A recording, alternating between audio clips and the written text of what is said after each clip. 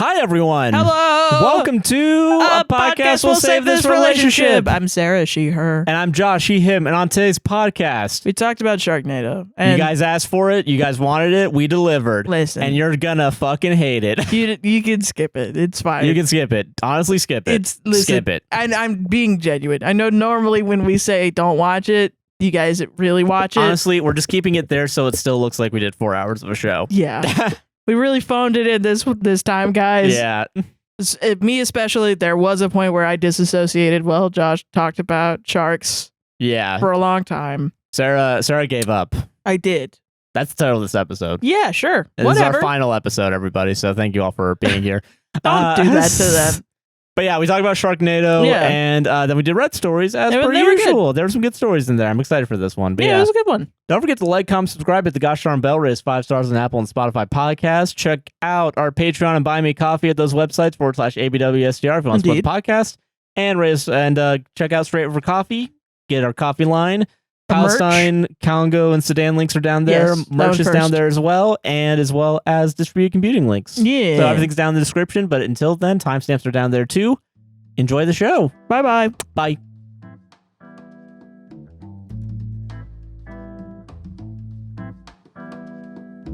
Party time. Fuck Party! Yeah. Party! Yeah. You excited? You excited for this? No, I don't want to do this one for some reason. Yeah, this one. Literally, I have no qualms with the podcast. It's been amazing the past couple of weeks. It's been awesome. Fucking just don't fucking want to. Yeah. My body's literally like, you can sleep right now. Play-Doh's right over there. Play-Doh's You can right just over see there. it. I mean, I do get it though, because I've been in my Disco Elysium phase. Yeah. And I finished my game like 2 days ago, my first game. Yeah. And I'm already like, I want to go back and be a centrist now. I want to go. I want to LARP as a centrist, Yeah, I want to see what please. happens. Yeah, and I think I've already fucked it up because I've already become a superstar and hobo cop. So I don't think it's gonna happen. Yeah. But I feel like, politically, I think I can still be a centrist while being a superstar hobo cop. You know, that's the most difficult run, right next to a pure pacifist run in Undertale. You know what I mean? Yeah, no. Yeah. God, how you doing, Sara? I'm doing good. I'm doing good too. I'm not actually. That's a lie because I have to talk about. You want me to vamp for a little bit so you don't have to talk about Sharknado? Yes, yeah, 100%. Okay. I'll leave my mic over here. Actually, Yeah, sure. Fuck it. Yeah. Is that what you meant by vamp? Okay, I didn't expect that to be. Woo! Pow. All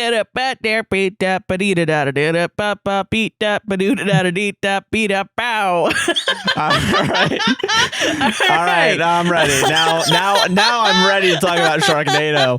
I thought it was gonna be like a discussion about something, but no, you decided to become fucking scat man for a second. I don't have anything in my brain, man. No, that's fair. I'm That's just fair. a fucking vessel for God to shine through. You know what I'm fucking saying? Nope. Nope. So I don't know Sharknado's what a the movie. fucking shit everyone else is on, but I'm on some crazy ass shit. I don't know how to tell you. That's fair. I'm sorry, no, It's y'all. okay. It's all right. I got us.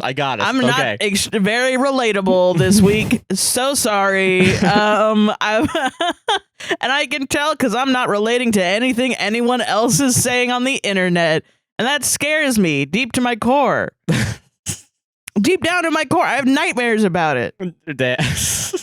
Have you actually had a nightmare about it or no? No, I don't remember. No, that's fair. Okay. I've had a couple of dreams that are weird. No, same. Yeah, one of them I do not want to talk about on the show. Okay, then don't do it. Yeah, but like I had one recently that I still remember, which is not a good sign. I don't know. I think with the Wellbutrin, honestly, the only like negative side effect is my dreams have been a little bit more anxious than normal.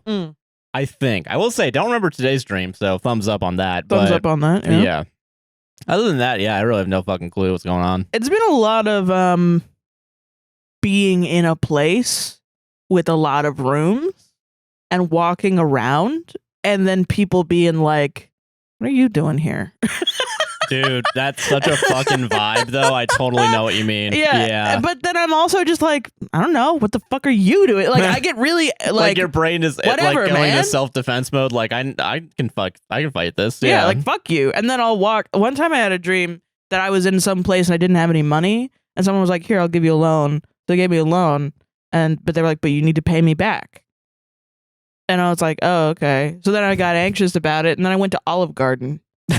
I straight up went to Olive Garden, and the waitress was like, what do you want to eat? And I was like, I'll just have soup and salad. Like, I'll just have the beginning part of it. And then I ate the breadstick soup and salad, and she was like, you sure you don't want like a fucking entree? And I was like, no. And it was $13. And I was like, that's a good deal. And then I woke up from that. Like, I went back and I was like, yeah, here's your money back. Dude, fuck yeah. But I was like on the run because I had decided to take a loan, and you went to Olive Garden. And I went to Olive Garden to eat. What a criminal. Breadstick soup and salad. Yeah, I was like, they can't see me anymore. They can't see, if they catch you, they ask for their money back, and I don't have it because I spent it on Olive Garden. I'm gonna fucking break my legs, yeah. Yeah, and it was like people were asking me for rent or something, and I was just like not paying rent. And I was just like, stay. And I was like, they can't kick me out if I'm sitting physically in my house. Yeah. So I was just sat in my house and chilled out. And then people would knock on the door, and I just wouldn't answer the door. Fucking same. And that was it. That was the entire thing. Weird, man. Yeah. Interesting. Dreams are fucking weird, man. Yeah. Damn. But yeah, it's a lot of that. Fair. A lot of me going into buildings that are empty. Yeah. And then sometimes just backrooms ass shit. Yeah, backrooms ass shit, or just like people showing up and being like, what are you doing here? You shouldn't be here. And then me being like, yes, I am. Oh, and then I just fucking leave. Fair. Okay. All right. I get that. All right. All right. That's really weird. It's a little weird. But then I wake up and then I have that attitude for the rest of the day. Like, I'm getting an attitude in my sleep, fighting myself. Yeah. So my shit is like really internal this week, and I don't have any opinions about anything going on. Okay, fair. I got no clue what the fuck is happening. Which honestly, good call. Because what opinions are you gonna have about fucking Sharknado? Like, how are you gonna? This is true. What Marxist theory do we get from Sharknado? That's how do we watch Sharknado in a post-Trump America? How do we? Putting a political lens on everything. Yeah, I am sure you fucking can. No, yeah. Oh, okay. They're actually. Oh God, I just remembered. Sorry. Yeah. Okay. Like, what you're saying that shitty art isn't political? All art is political. I know that, but I just forgot. Okay. All right. We gotta do some background first. Okay. Okay. Sharknado. I'm gonna mansplain it. Snado. Snado. Yeah. Yeah. That's what they should have called it. Yeah. Snado. Or it's a snail. Nado. I really. They're so fast.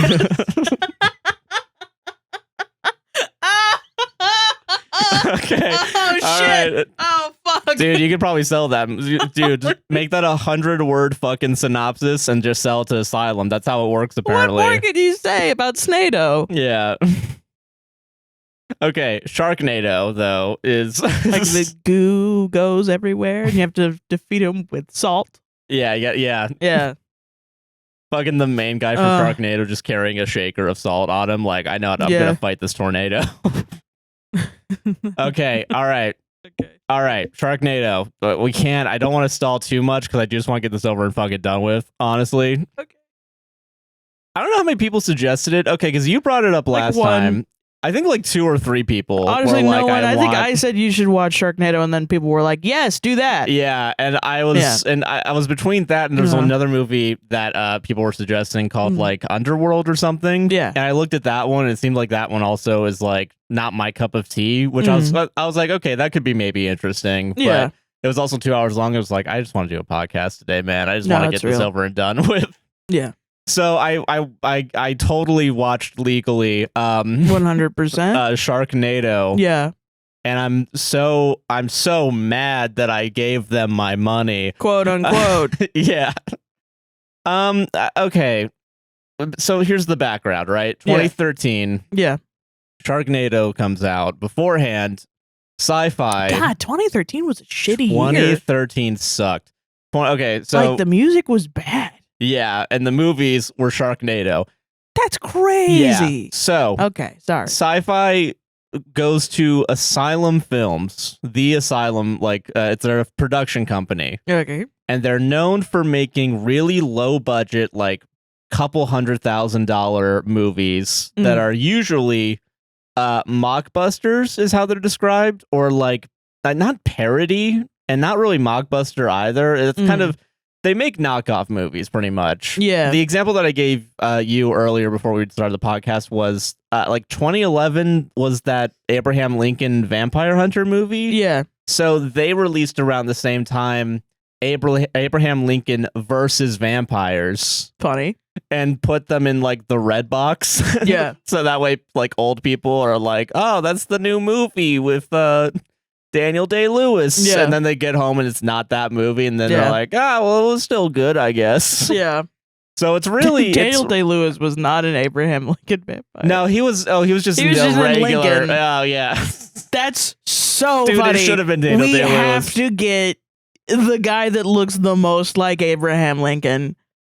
Yeah. And do CGI to his face to make him look exactly like Abraham Lincoln, because that's the most important part. Yeah, that is the most important part, yeah. It's not like you can slap a beard on any white guy and give him a fucking top hat, and he looks like Abraham Lincoln. The idea, yeah.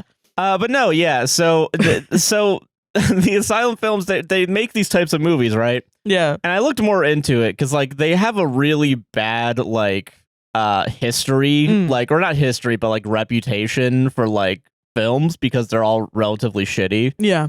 And not in a way that's like so bad it's good, which is I think people perceive Sharknado as being so bad it's good.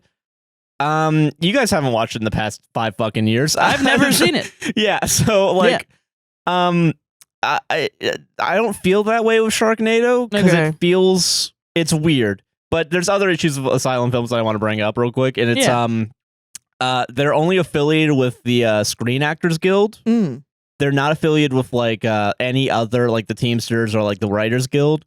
So like on set, like most crew members like were working upwards of like 22 hours a day. That's like around insane. 2009 too. Maybe it's changed by now. I don't fucking know. Yeah. But like that's part of the reason I think they're also able to get away with such low budgets is that they just keep overworking people that are not unionized, and like it's really bad. Also, I heard that like or reading the Wikipedia for it was they shoot 10 to 12 pages of script per day. That's wild. When most films do like maybe 1, which makes sense to me, because I've definitely been on sets where it's like either 1 or 2 pages tops that you can get through. Yeah. So and they also take about 6 months to make. Right. These 90-minute long shitty movies. Yeah. But that's how they're able to also make a profit. Right. Is that if you just spend $200,000 on a movie that sounds similar to a different movie? Yeah. I think they said like the guy who runs it's like, we're gonna make like $100,000 profit just from the facts. Yeah, that's why they're able to make like millions every year. Jesus Christ, it's crazy. Yeah. So, and also the way they make their movies, which is I found fascinating, is they go to distributors first and get the idea of like what types of movies they want. And I think the example was like if a Japanese DVD company wants a submarine and like a British company wants like a Godzilla, they'll do like submarine versus Godzilla. Yeah, like literally. And the way they do it is that they get writers that I think aren't unionized, like freelance script writers, to be like, give me a 100-word pitch for the movie. Cool, make this a movie. And then 6 months later, they have Godzilla versus submarine. Do you think they're doing AI now? Oh, for sure, actually. Yeah, there's no fucking way they're not, actually. They're behind it. They were like, I need to make this because I hate paying writers. Paying people, yeah. But so that's why, like, and I think it's important to have that context. Yeah. Because they went to Sci-Fi. Right. Or no, Sci-Fi went to them as like, we want a movie for like probably Shark Week or something. Because like it's all part of the same, like, and I know Sci-Fi isn't like Discovery. Discovery does the Shark Week, but all owned by the same company. There's only 7 companies that run everything, whatever. At some point, Shark Week became like a phenomenon where everyone was fucking talking about and Shark everyone Week. we had to, and I think this is height Shark Week phenomenon.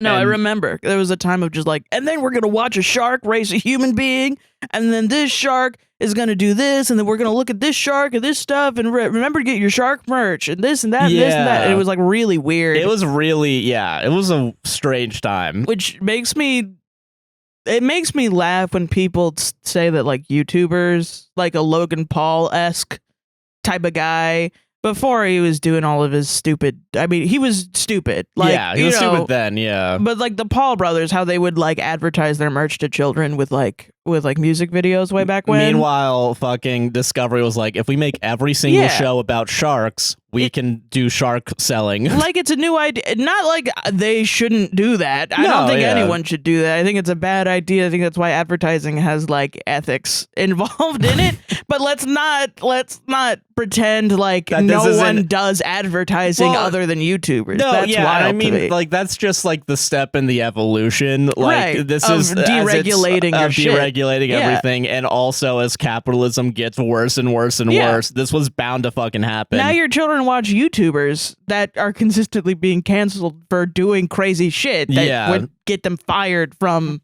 a children's network. Yeah, for sure. Know? So yeah, no, it's all bullshit. Yeah, it's all completely fucked. Yeah, but I think it's funny when people try to delineate entertainers from entertainers. Yeah, you know what I mean? No, I totally get that. Yeah.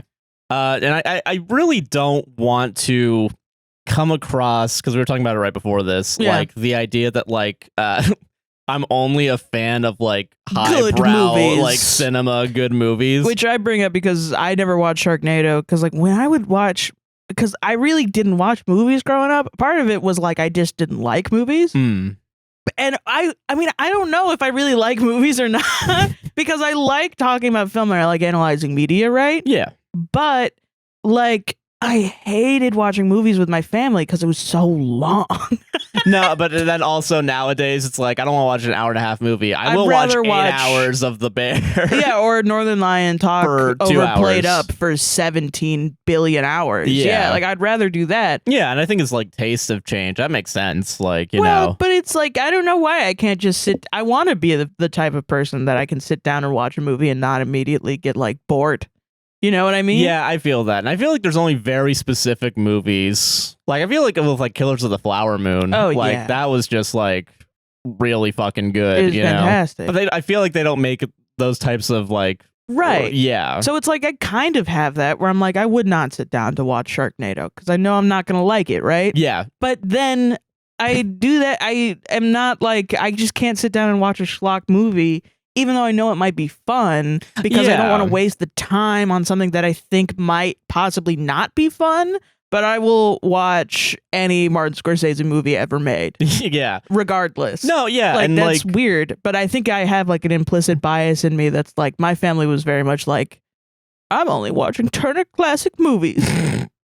Yeah, and no. we have to watch this gut-wrenching film. We have to watch all the Oscars. Wouldn't that be fun if you watched all the Oscars and you knew about the Oscars before you watched the Oscars? Yeah. And it's like, no, Grandma, it isn't fun. It's not fun for me, yeah. I don't like hanging out with you. No, I get that. Yeah. I feel like, and I want to stay for the record, not against schlock. For sure. I'm not either. Listen, last week, and I think we're going to be going back to talking about Twisters more than we're going to talk about Sharknado. This is going to be a good compare and contrast.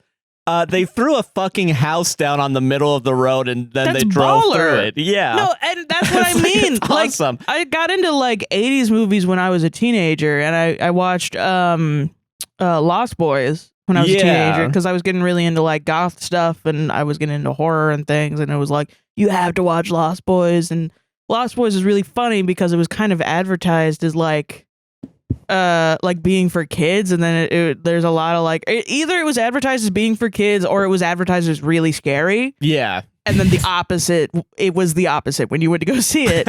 And I cannot tell anymore because now I watch it and I just think it's fucking hilarious. It is really funny. It's so I walk around and I do the part where Kiefer Sutherland and the kid named Michael, where I forgot the Kiefer Sutherland character's name, but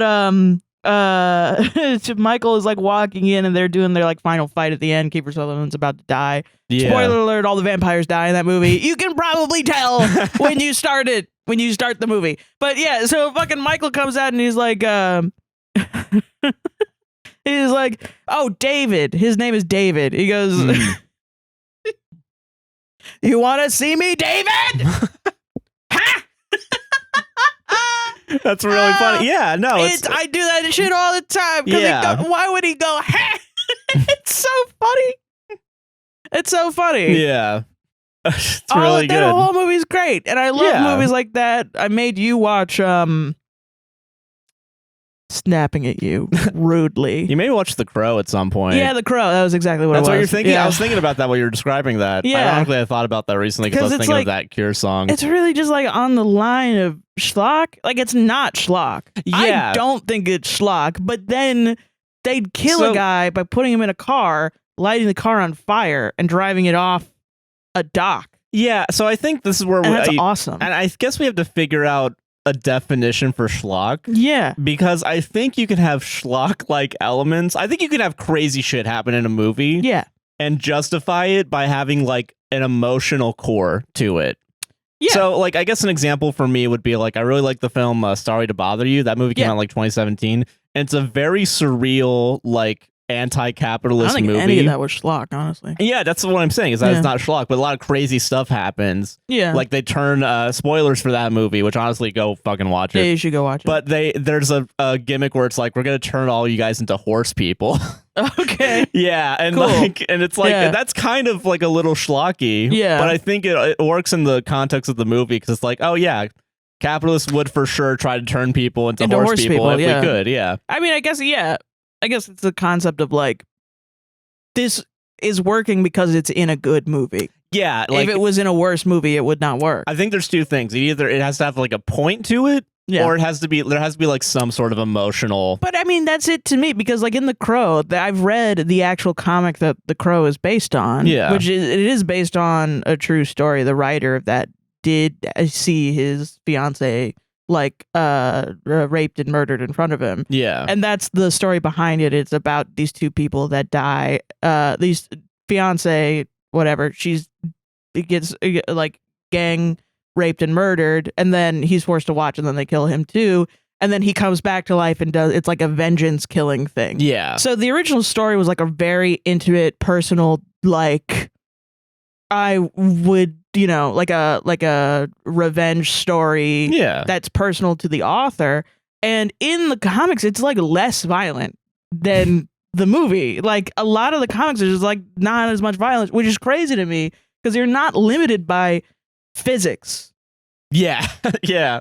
Like that's the whole point of comics is no one's limited by physics. You could and I think of anything, and this guy was just like, no, I want to do a very realistic murder. Yeah. Murders of all these people that have committed crimes, and it's just like the context of like how whether you're good or a bad person, or whether good and evil exists and stuff. And then in the movie, it's lighting cars on fire, throwing them off, and doing like a fencing scene on top of a roof, and this guy is like sitting down to dinner and just like a bowl of cocaine, and it's like it's crazy. Like they really didn't need to do all that stuff. No, yeah. And that's what's schlocky about it, but it's awesome. Yeah, no, I get that. Yeah. So it's not schlock, but it is schlock. Yeah. You know what I mean? That's and that's I think everyone has their own like where they're gonna draw the line of like, okay, I can't do it, or this is acceptable, this is fine, I can deal with it. Yeah. And I feel like this is really important to have when I'm gonna say Sharknado is so schlocky that it doesn't work for me. I see, yeah. And if it works for you, fine, I guess. But like, there's so many. I don't want to say problems, because it's kind of like saying, it's kind of like you go to a used car dealership and then you get mad that like the your car doesn't work. Yeah, that's it's like what is the Sharknado is bad. Sorry, we know. Yeah, we know it's bad. Yeah, it's like they're so unapologetically like, yeah, no shit, asshole. Yeah. Like, I think it's more like Emperor's New Clothes. Like everyone's pretending like this movie is so bad. This car is so terrible that it's actually a good the best car. Yeah, it's actually a Lamborghini. Yeah. And it's like, no, it's a shitty car. It's a shitty fucking car. It's just a shitty mid-ass car. And like, yeah, so like, okay, so like sci-fi is like, I guess, make a movie about sharks, right, or something. And I don't like, maybe another company was like, I want a movie about twisters or something. Yeah, who knows? So they make Sharknado, right? That's we're gonna call it that, and that's gonna be that's the selling point. Okay. That's how we get asses and seats. All right. To watch, right? Ew. Yeah. Well, it's all about money. All right, Sarah, listen. So, and this is okay. Again, Shark Tornado like all movie ideas, is stupid. I think you can make it work. I think it could be fun. But the way this movie handles it is so weird. Okay. That it's like annoying. It's an annoying movie. That's how I would describe this movie. Yeah, it's Sharknado. It's Sharknado, yeah. Again, what was I expecting, asshole? Right. Yeah. But it's okay. It feels okay. Here's my other problem is that it feels so obvious. Like we have to have certain check marks to hit. Like how does a regular movie work? Right. We have to still do the regular movie stuff. That's so funny. Because there's supposed to be an emotional core. There is supposed to be an emotional core. Yeah. Theoretically. Okay. But it really doesn't work. So it's okay. So it's supposed to be. So the main guy, his name's Finn. Finn, like a shark fin. Right. Finn. Yeah. Finn runs a bar called Finn's, and he's like estranged from his family. Basically, like he has an ex-wife. Tornado. I wish. Fucking that would be great. Yeah. No, but like he's just like he doesn't contact his kids. Like. He doesn't, like, his wife is dating some asshole, you know? And, like, that's, I guess, the emotional core, because, like, also, he has, like, an employee at the bar that's, like, hitting on him, but he's like, no, don't hit on me, you're an employee. Right. But, like, they still, like, flirt with each other, like, throughout the movie, including in front of his ex-wife and daughter. Like, it's weird. Ooh, okay. Yeah, it doesn't feel good. This movie does not feel good in a lot of ways. Yeah. And, like, and I guess it's supposed to be, like, him learning to like rejoin his family and like finally be a present father. Okay. But it's not really. But like it's like there's a checkbox that it has to be like we have to reunite with the family. He has to save his family. Yeah. But like his flaw is like it's he's not more earned. Yeah, and I guess his fatal flaw is he's so worried about saving other people that he won't care about his own family. Is how it comes across. Someone's calling me real quick. Yeah, put him on. Oh, a spam. Okay, good. Damn. Probably some credit card. Anyway. It would be so funny if you put a spam call on your podcast and the spam call's like, we're trying to validate your account number. Yeah. Oh, shit. Here's your routing and your social security. And this is broadcasting live. Yeah, we're actually yeah. That's so funny. But no, so yeah, it has to have like all these tropes and all these different types of things, and it just feels like a puzzle that you're forcing all the pieces into without even thinking about the final image. Right. And that's why it doesn't work for me. Like even so bad it's good. Like The Room, right? Yeah. That movie is so that movie was not made to be funny. No, it was serious. It was serious. But I mean, the thing about it that is funny that I didn't realize was why it was funny. Like for the long time, I thought it was just like, oh, he says stuff weird. And it's like just a bunch of weird stuff in this movie. Yeah. And it's kind of weird how this guy thinks of people and stuff. That's what I thought it was about. It's funny because it's essentially a porno. Yes. Yeah. I did not know it was a porno until I watched the whole thing because I've only seen all the parts of the movie that are not the sex scenes. Yeah. And 90% of that movie is sex. So you've only seen 10 minutes of it before you watched it. Yeah. Yeah, and I got the plot of the story because it had all the sex parts out of it. Yeah. You know? And that's why that's so weird that it's like baffling and there's an enjoyment factor to like watching it. Okay, but I think, Okay. This is my hot take about The Room. It is funny. Yeah. And it is a so bad it's good movie. Yeah. I think the reason that it got off the ground in comedy because it was a bunch of dudes watching porn together. You're not wrong. And then they memed the parts that are memeable. Yeah. Because the reason why The Room got popular is like two film students, like on the last day that the movie was being shown, walked in, thought it was super funny, and they slowly started disseminating the idea of like watching The Room. Yeah. So yeah, it is basically, you're right. Yeah. Yes. So that doesn't happen in Sharknado. Right. So like, yeah, it's not like it's an actual good movie. No, yeah, it's not a good movie. or that it has any sort of emotional core. Like, let's not pretend like The Room has any sort of emotional core to it at all either. Yeah, I agree with that. Yeah, it's just weird. And I think also there's a level of people wanted to bully The Room. Yes, for sure. Like everyone they were like, oh, finally there's someone that we can pick on. There's someone that's so weird that we can pick on him without worrying about the consequences. He's neurodivergent or something. Like he's so weird, he just doesn't show up on any test results. So I can bully the shit out of him. Yeah. And if I give him money, he'll eat it up, you know? Yeah. They made a lol cow. Yeah, pretty much, honestly. Yeah. Yeah. But a guiltless lol cow. Yeah. No, I agree with that. Pre-internet. Yeah. Yeah. Yeah. And then it got worse because of the internet. Yeah. Yes. So I agree with that. Yeah. Sorry to rain on everybody's room parade. How fucking dare you? Sorry. No, it's all good. I get it. Yeah. And I guess that because that kind of that's like kind of the start of like modern day, like how we discuss quote unquote bad movies. You know what I mean? Well, yeah, there's a lot of other ones. Yeah. There are ones before that too. Like Mystery Science Theater has been around since like the 80s, 90s. There's so many. Yeah. I mean, Best of the Worst. You know, Best of the Worst. That's been going on back into decades of just like old terrible VHS tapes that they just find. Yeah. And they put that shit in there. For sure. Yeah.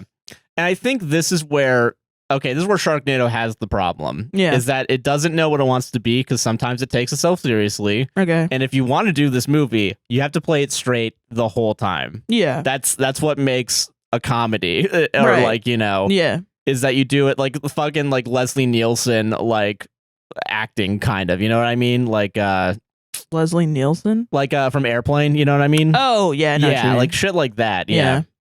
Or what is it? Not Top Gun, Naked Gun. Yeah. Naked Gun, yeah. Yeah, shit like that. Police Squad. But the movie and the script is like, well, we still got to put the fucking shark puns in there, right? Right. We still got to reference Jaws. We still got to reference any movie that's had a shark in it. Right. Yeah. So it's like you do realize it's kind of stupid, and you're trying to wink to the audience that you know it's stupid, but that's not fun for me. It's not really fun for anyone. Yeah. Okay. Let's do some plot real quick. Let's do. So hold on. Are you a pun guy? I think there's a good pun here and there. I think that's fine. Because there are pun people, and I'm worried about angering the pun people. Listen, I'm not really a pun person. Well, okay, the way that the puns are done in this movie, because like, okay, you know how in like fucking action movies, like it's like the like Arnold Schwarzenegger has the one-liner. Yeah. They try to do that here. That's what I mean. I don't think it's like. So it's like trying to be serious, but it gives you like a little goof. Yes, like a little wink problem. Goof. They're trying to be like an action movie. Yeah, yeah, yeah. It's supposed to be an action movie. Okay, that's what this movie's supposed to be. Okay, with sharks and tornadoes. Yeah, yeah. Okay, yeah. So I guess the read from the start of the movie is that this is sharks' revenge. This is a revenge plot by sharks. It's really weird because like it starts off, and I don't think people they remember all got together and they with their little notepads and pencils and. Well, here's how it starts. Okay, these are all shark characters. Meeting yeah. Okay. At 3 p.m. on Saturday, we're gonna plan our revolt against the landlubbers. Here's what happens in the beginning. Here's what happens. This right is the after first the scene. D&D set. I have to buy the new player's handbook because I want to play the new souped-up bard version. Okay. Henry the Hammerhead Shark said that he wanted to play a ranger orc, and I thought that was a cool idea. So here's how the movie starts. Here's how the movie starts. All right, it does its title crawl where it's like it's Sharknado, and it already starts with like a tornado going through, and there's already sharks in it. So we're already like we're jumping right into it, right? But here's how it starts. Here's how it genuinely starts. And this is why I think the read is supposed to be this is revenge on humanity. Because it starts off on like a fishing boat and they're capturing sharks and they're collecting them for their fins, right? Right. And there's two evil guys in the hull of the ship. One's the captain, the other's like a businessman. And they're like, oh, hey, I want listen, I don't want to pay you $1 million for these shark fins. And the captain's like, I'm going to kill like 20,000 sharks. So like $1 million is a steal. And then they like shake on it. And then the rain starts pouring outside. And it's like, Captain, you got to come quick. And then a shark just flies in, grabs the guy and fucking leaves. You would think, like, listen, yeah, okay. You would think that it would be good. And I think there are, like, saying it out loud, it seems like it would be done well. It's not done well. No, it doesn't seem like it would be done well. Yeah. What do you mean? It's saying it out loud. It seems like it would be. What the fuck are you talking about? Is this like, okay, real deep, real hot take? Is this Jaws' fault? No. Okay. I don't think it's Jaws' fault. I'm just putting it out there. I think this...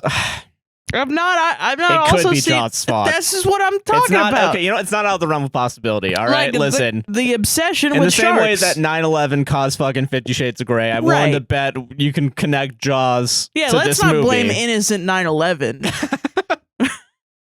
for the crime of 50 Shades of Grey. Who the fuck are we? I don't know. Yeah. Okay. So because so I don't want to harp on this point, but we're gonna have to because like the shark comes in and takes the guy and leaves, right? Human beings are just a disease on this planet. Yes, yeah, we are. But okay, 50 Shades of Grey is so bad because women like it that we have to blame 9/11. Yeah. Hey guys, listen, it's not 9/11's fault. That's crazy. Okay, go ahead. All right. So another thing, and I'm not going to harp on this throughout the entire thing. Okay. Because it's not worth it. Okay. The CGI is bad, obviously. And like I think that's part of the reason why I think people think they like it is because they can be like, that's not how sharks look like. But it's like, it's just annoying how bad it is. Also, it's ugly. This movie's fucking ugly.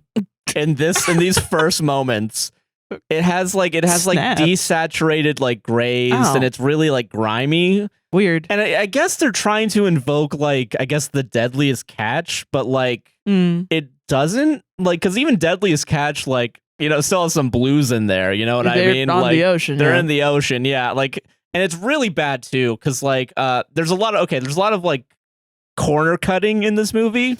And there's a lot of rapid cuts to B-roll, and it's really annoying at some point because it's not done in like in a funny way because it's trying to take itself seriously and it's trying to be a real movie for some reason. And if you shouted water every time you saw water, do you think you would be saying it all the time? It's like one long drawn out water. Yeah. You would be, your vocal cords would fucking explode. Yeah.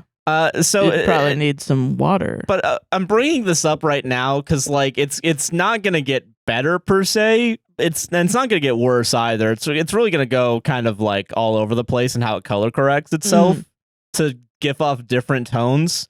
Also, I think like halfway through the movie, they just kind of give up on color correction. Like, it's really funny. It's kind of funny. It is kind of funny that like now that I'm thinking about it out loud, like, yeah, they just got fucking lazy. Cool. Or do you think the guy that was his job to do it, he was like, oh fuck, I forgot. I gave him the file that had. Well, I looked it up too. Apparently, like with most of their CGI, they just don't do like another round of it. Like they just go with like the first one and just render it, and it looks like shit like that. That's the reason why it looks like garbage.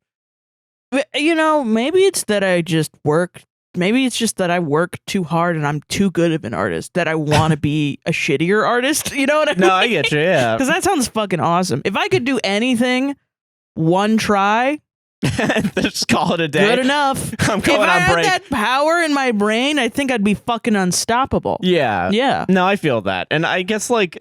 I just respect it really hard. Yeah. Weirdly, you shouldn't. No, yeah, because I wanted to bring up, I guess, like the idea that they make like 10 movies a year, because I guess this is like the content mill, like content farm of movies. That's how it feels like. But okay, also like going off the ugliness real quick in this like first scene they keep doing like, all these desaturated grays. I think there's also like a vignette like overlay on it, like very specifically like on like it's darker around the edges. Okay. And I don't think this movie was shot on film. Right. But at some point, and I don't know if this is like just I had a corrupted file. Maybe. but like it seemed like there was like a film grain error like put into the movie. Like one of the frames had like something in the middle of the frame that like would fuck it up, you know? Weird. And I don't know if that like if I'm just imagining shit because I just didn't want to watch this fucking movie. Like if I'm just having like a weird like disassociative episode. Yeah. But like I was watching, it's like, but this isn't. They wouldn't spend money on the film for this. They want SD cards and like DSLRs, you know? Like this is not gonna be, you know, whatever. Okay. That's weird. Yeah, so like, and then there's like so like the crewmate, like a shark comes in, chops him up and leaves, right? And we don't see him ever again. And then like they go the shark run up. Chops the man up? Well, I guess like he has to chomp him and then leaves. Him. Yeah. I thought you like the shark had a knife. Look out. No. Look out, this shark has a knife as well. They might as well have knives. Fuck it. Whatever. Like just sharks in a tornado with knives. Yeah. Shark knife nade. Shark nade. Shark knifo, yeah. Shark knifo. Yeah. So like the captain like runs up to the hole and is like, oh, all my crewmates are getting eaten by sharks because they're all like, for some reason they're all like flying and entering, getting on top of the ship. And then the businessman, like, because they're doing like a deal with money, he just like takes his own money and he starts like shooting at the captain. Is like, I'm changing the deal. I'm gonna take your ship, asshole. And then there's like a standoff, and then like the captain just shoots him in the fucking like leg, so a shark attracted to blood just eats him and leaves. That's kind of cool. Yeah, that's a cool idea. See, and that's okay. Never brought up again the idea of using blood to like get sharks, because from this point on, sharks are just gonna attack for no reason, right? Because of this one revenge. fin. Yeah, for revenge. Yeah. You know, and it's weird because like when you think of like man versus nature, like I don't know, when I was taught like the different themes or whatever, like the different man story archetypes, man versus nature, society, or man versus whatever, self, man versus self, like that old whatever, I don't know, I don't remember them, but man versus nature was always like, it's kind of like stories about, usually they take on like a climate change aspect or something like that. Yes, or like how we destroy our environment, what if our environment comes back to destroy us, get us, you know? Which I feel like Twister kind of has a similar vibe. It's like, so yeah, and that's the thing too. Like, okay, because I need to. Throughout the movie, there's like, they are demons from hell. Yeah, they are demons from the hell. Yeah. So like throughout the movie, there's like a reoccurring, like they keep watching the news as this storm starts approaching California. Right. The whole movie takes place in LA, pretty much, just so we can get that out of the way. Yeah. Okay. Before that too, the captain gets sucked up by a water spurt, whatever it's called, spout, whatever the fuck it is. Okay. And like it's just like a still shot of him like in front of a green screen, like rapid cut looking like left to right as he's getting eaten, and then just like a bunch of red comes on the screen. Okay. And this is where I gotta talk about the editing too, because this is gonna happen a lot where like I think they don't have a good shot of like the principal actors. So they'll like just cut to like a overhead shot moving over like the Santa Monica Pier. Right. And they'll also reuse the same exact shot of the like helicopter over Santa Monica Pier. There was one time that happened like within like 2-3 cuts. Hilarious. Yeah, and it's really like, and like I feel like it would be a good editing joke if it was meant to be a comedy, but they say that this is supposed to be serious. So it just comes off as lazy to me. Yeah, I mean, yeah, it is lazy, but isn't that funny, right? Because like, are we bullying Sharknado or are we laughing along with Sharknado? Is the question, I think. Yeah, I don't know. I guess yeah. That's we'll find out by the end of this. Because we're bullying the room. Yeah. Like, Tommy Wiseau does not want us to laugh at his movie. No, for sure. He's okay with it because he just wants to be famous. Yeah. But he wanted it to be taken seriously and emotionally, and he would be like a good actor. You know? Yeah, and I don't know because if the movie wants us to laugh along with it, it does kind of fail on that level. Because it's not like, funny. It's not funny bad. If it's getting you to laugh at it, then I guess it wins, I guess. I mean, because people have. Yeah. So, yeah. And it made 5 other fucking movies, which I'm not watching, by the way. I thought there were 9. Yeah, because there's the spinoffs as well. But I'm just thinking of the main 6 that they made of this fucking thing. Yeah. Okay. So Do they ever get guns or anything? Yeah, they're gonna have guns and chainsaws. They do? Yeah. Yay. But it's not... They finally get armed. Oh, the sharks? No, the sharks don't get armed. Oh. It's the people that get armed. Sorry. Yeah, right. Yeah, Damn. like it's fucking lame. Okay. So on the climate change thing, because you're right about that. Yeah. Because there is, and I'm gonna say a throwaway line, because there's a lot of those in this movie, I think. Because no one gives a shit about continuity of like plot, right? Yeah. So there's like a reoccurring like newscaster that we only hear throughout the entire movie up until like the end. We see her like get eaten finally, and that's the only time we see her face is when she dies, which is interesting to me. Yeah. I'm starting to love this movie as I start talking about it because well, like I'm coming around to it. Is that valuable? You know, like you watch a movie and you fucking hate it, and then you talk about it and you're like, wait, I love it actually now from recapping it. Yeah. Is that what makes it? That's where its value lies, is in its own memory. Yeah, like that's weird. That's weird. Yeah. Did they do this on purpose?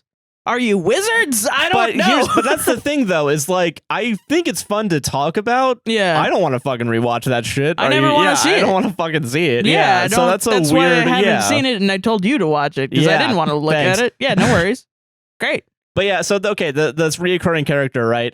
Like they keep going and like watching the news and like all the different places they go to. Like they're at the bar, they have the news channel on. Okay. And it's like, there's a hurricane coming to California, and experts say it's because of global warming. That's the reason why it's happening, right? Right. Yeah. But then I don't remember if there's another character that does this, but at some point they go to a different like person, like I think like a store clerk or something, and he's like, well, it's not global warming, it's not aliens, it's the government, you know, with a capital G, you know. So I think everyone's just kind of coming up with their own reasons for it. So it's just like not explained. It's not really explained why there's a Sharknado, but I guess, do you want an explanation of the Sharknado? Really. Probably fucking not. I would want it to laugh at it. Yeah. But, you know. Yeah, I guess not. Yeah. You got me there, Sharknado. Yeah. Okay, so going back to it being ugly, because now we're at the beach. Right. And now it's like oversaturated. I'm trying to remember this like visually in my head and how I can describe it. Okay. So it's now like oversaturated, but only on the oranges, if that makes sense. Ew. And it doesn't really appeal because like it's a bunch of like people on a beach, so it like kind of makes them all a little bit more orangey than they're supposed to be. That's gross. And like, and this is where also like, listen guys, I don't want to talk about Sharknado being a sexist movie, but I mean, it's from 2013. It's from 2013. Probably is sexist. Yeah, so it's okay. So it's Finn, and I don't know what the other guy's name is. I don't fucking remember right now. That's fine. How fucking dare you? You're supposed to be the Sharknado name that movie matters expert. is Finn. Yeah, because it's a fucking shark fin. Yeah, all right. Who cares? So it's Finn. Fine. And I think Australian is the guy's, like, because he has an accent, and I think it's either you like think it's Australian. I believe it's Australian because I think he also mentions that it's like he's like from down under. I think he makes a reference to where he's from, but also I don't think the movie remembers where he's from because I think they kind of change it like at different points, or like they joke about it. Like I think at some point I thought he was British because of what they were saying. But then later it was like Australian. I was like, I don't fucking, okay, whatever. Does he sound more like Taika Waititi or Thor? Waititi, yeah. That's New Zealand. So New Zealand, yeah. But they say Australian. He's probably Australian. I don't New Zealand and Australian, I don't think anymore are that similar, but if you haven't seen too many New Zealanders, it can seem similar to you. Yeah, but like they're having a conversation. They're walking on the beach. They're both like surfers, I guess. And like they walk past lady number one is what we're gonna call her. And like they said there was a line. I wrote it down because there's so many lines in this movie that like I don't know how I feel about it. Okay. So. Hold on, because I think they refer to her as like merchandise. I think that's the phrase they use, but I want to be clear on my Sharknado sexism. Don't cancel me for being claiming Sharknado is sexist when it's not. Yeah. Oh, also, I guess I'm going to bring this up too, because the captain was like, we shouldn't be afraid of sharks. They should be afraid of us. They say that in the boat, and then he dies. So, it's actually not true. Crazy. Okay. Poignant Sharknado. Yeah. Oh, okay. Here it was. So, like, they walk past this woman that's like only in a bikini. She's like doing stretches or whatever. And I think Finn is the one that says like lots of scenery. I'm gonna focus on the waves. So like I guess like because he just wants to focus on like surfing, but he's also like, damn, a lot of hot bitches out here today. I guess is how it feels. That's how it comes across. Okay. And also, okay, because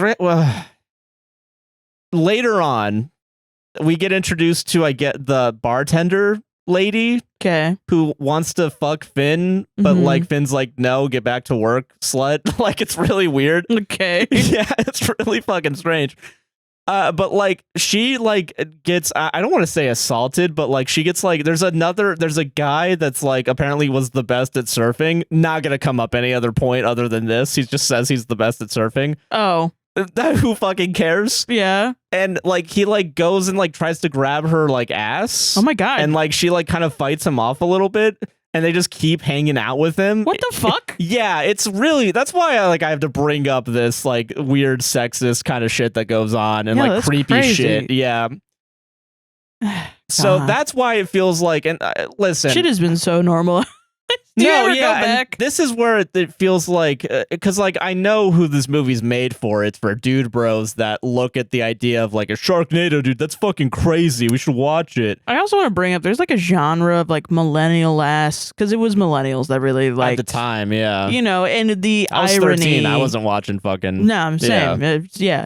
The millennials, Gen Xers, they were the culture makers at that time. Yeah, 2013, and like.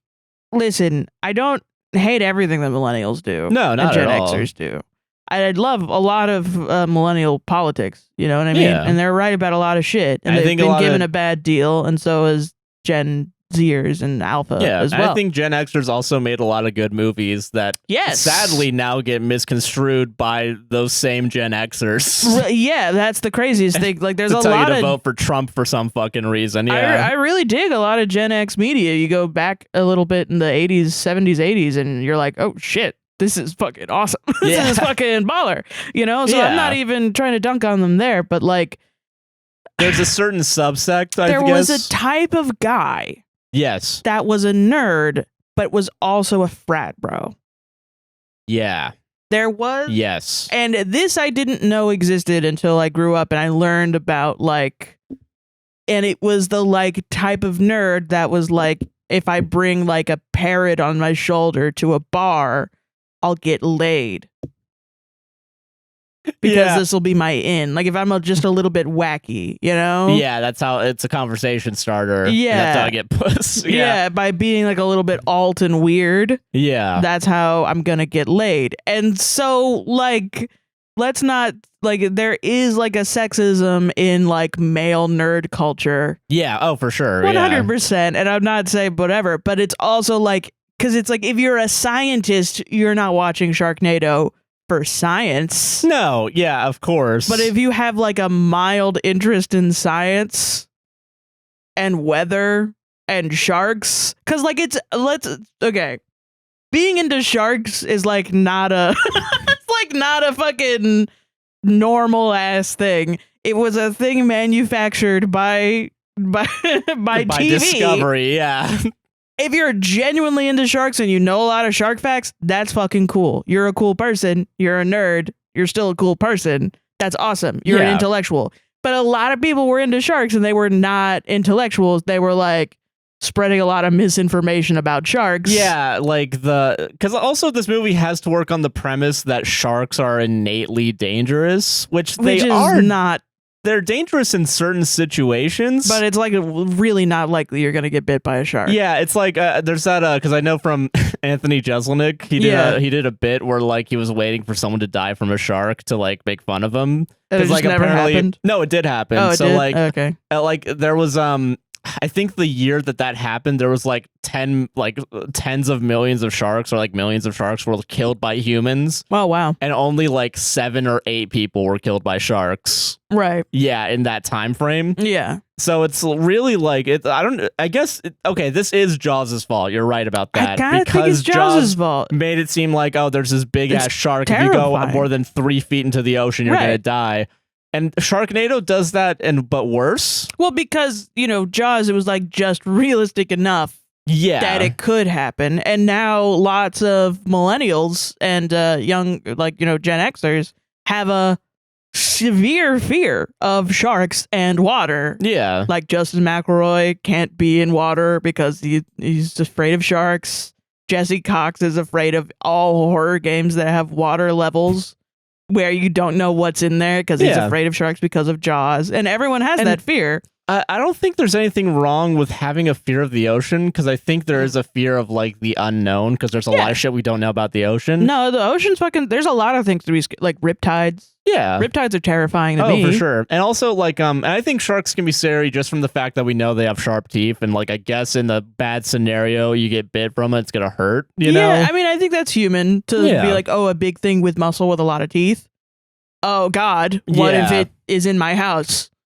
Oh, no, what if a shark is in my house? I think that's a human thing. But then to play on that kind of fear to spread misinformation about an actual animal that exists on Earth that we've been abusing for a long time is crazy. And then not being an intellectual enough to research it further. That's the type of person that I'm talking about. Someone that's like, bruh, Sharknado is so fucking crazy, dude. And that's why I think it's good to bring up that this isn't technically part of Shark Week, but it's owned by the same, because it was on Sci-Fi, very specifically on Sci-Fi, which I think is owned by the same parent company that has like Discovery. And I think that's also true now, because like Warner Bros. Now owns all of it, because we love mergers, folks. We got the best mergers in fucking media. I thought you said murders. I was like, huh? No, mergers. Sorry. Okay.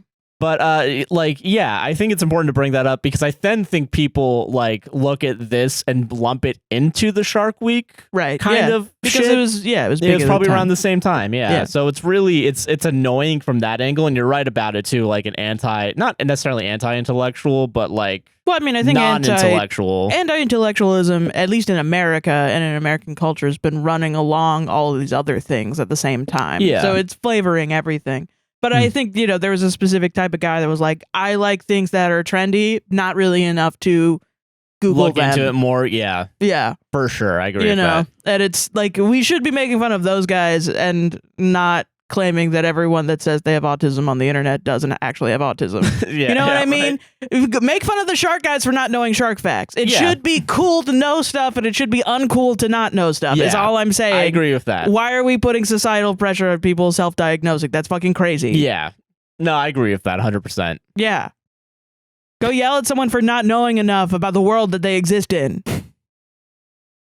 Go yell at someone for not being curious. Yeah, I agree with that. Yeah. Yes. Also, I just looked. We've been recording for an hour, and we're only like 4 minutes into this movie. Well, I mean, okay, sorry. No, it's not your fault. It's the fact that it is my fault. I've been interrupting a lot. No, it's not. It's the fact that I had there's so much background shit to fucking talk about. Can we do a part 1? I do half of Sharknado. Yeah, let's see if let's get to 2? Let's get to the 2 hour mark, and let's see where we are. Yeah. Okay, that sounds good to me. I'll keep a tab on that. Yeah. It's so fucking Unless funny. You want to drop a 6-hour podcast about sharks. Dude, yeah, let's fucking let's do that. Yeah. Okay, all right. I'll try it, because there's a lot of shit that happens, but not really, if that makes sense. Right. It's a very dense movie. So points, I guess, but like fucking It's okay. All right. So we're gonna so all right, surf footage. Okay. There's a lot of like, just at this point, they're gonna keep going to B-roll and stock footage of like people surfing, like, and it's gonna be a theme throughout the rest of the movie. Like, it's just gonna go to B-roll, stock footage. That's funny. Like, for sure, from like Shutterstock, Yeah. Because they also, during like the parts where like they show the destruction, it looks like news footage almost, and like not even news footage. That's too much. Like someone recording like a street where like flooding's happening, and I was genuinely like, this kind of looks like Katrina almost. Like it looks like because it looks like actual disaster footage. Yeah, like for sure. Like they put that in, and then CGI'd sharks into the water of like real footage of like cars being underwater and homes being destroyed. That's really fucked up and not funny at all. It's so it's fucked really up. fucked up. It's fucked up, man. It's like it's not good. But that's not funny. That's not funny. I'm not laughing inside. Oh my god. No. Yeah, it's fucking crazy. I think because it's absurd. It's fucking crazy. Why would you do that? Oh my god. Why would you fucking do that? People lost their lives. People lost their fucking lives. I don't know. Wow. I don't know if it was Katrina, but it was like real disaster footage. Like real, like that's like, fucked up. They didn't like do a Twisters where we're gonna get a jet engine and actually It'd be like if Twisters like went to where the real tornadoes were and then was like, Bill Paxton, talk about how they didn't have a warning. Fuck it, whatever. Yeah, like what the fuck? That'd be crazy. That like would be crazy. And I don't like. That's fucked up. It is genuinely fucked up. Yeah. It's I think there's the dark humor of it is like, I guess as someone who's worked on film sets, like it's kind of like it's the same mindset now where it's like, let's just make fucking AI do everything. You know what I mean? Where it's like, because again, how do we cut corners to make this budget under $400,000? Yeah. Go to Shutterstock, spend the $15 to get like a one screen like street view with a car underwater, and it'd probably take like a day just to make a shark swim through it. Like, yeah, well, I don't know. Yeah. It's crazy. It's a fucking crazy thing to do. But okay, so I wanted to bring that up because they're also going to keep reusing a lot of the same stock footage, and like it's really. At some point, it gets annoying, I think, and I don't remember exactly when, because I don't think I wrote it down because that wasn't important to me at the time. But like, yeah, so they're surfing, whatever. The not main guy makes fun of the main guy for having funny accents, and then they have like obvious stunt doubles on a jet ski for both of them, because at one point, one of the stunt doubles almost looks directly into the camera. Hell yeah. And it's like, get your bag, honey. Yeah, like. Fuck everything up. Do it. Because that's the thing too with these movies. I think they get it all in one take, and as long as you don't flub a line, who fucking cares? God, that's so awesome. It's wild. It's I wish. Yeah. Okay. So then we go to the bar. It's not the scenes inside the bar aren't ugly. They're like the best in the movie. Yeah. But it's like NCIS, if that makes sense, like a procedural television show. That's how it's shot, almost. Yeah, and it's like, and that's the best in this movie. Everything else it's like dog shit, and grimy and gross, and not in a fun way. Is it specifically NCIS when they go to commercial and they do the? No, you know what I mean? I don't know why I thought NCIS. I guess I was thinking like they desaturate their shit when they do that. No, it's not like that at all. It's just like a regular TV show. Yeah. Oh, okay. Like, I don't even know what would be a good analog. I guess like Bones, like even like that, if that makes sense. Yeah, okay, I see what you mean, yeah. So yeah, okay, so we're introduced to Nova. That's the bartender that works for Finn at Finn's bar. And she has the most obvious shark bite scar that you've ever seen in your life. Okay, we have to talk. Okay, because we have to talk about this too, because they have prosthetics for it, right? Later on, we're gonna get introduced to. There's so much shit that fucking is crazy. So later on, like we're introduced to the son, and the son at some point pulls up his shirt and has like a really obvious like skin outside of the fucking body like scar that looks like gray chewing gum. And the explanation for this huge scar across his body that's still coming out and doing it is that when he was 2 years old, he fell on a slide. And like in a normal movie, I think this would be funny. I do, and I think saying it out loud, you guys are probably thinking, I think that's really funny because it's stupid.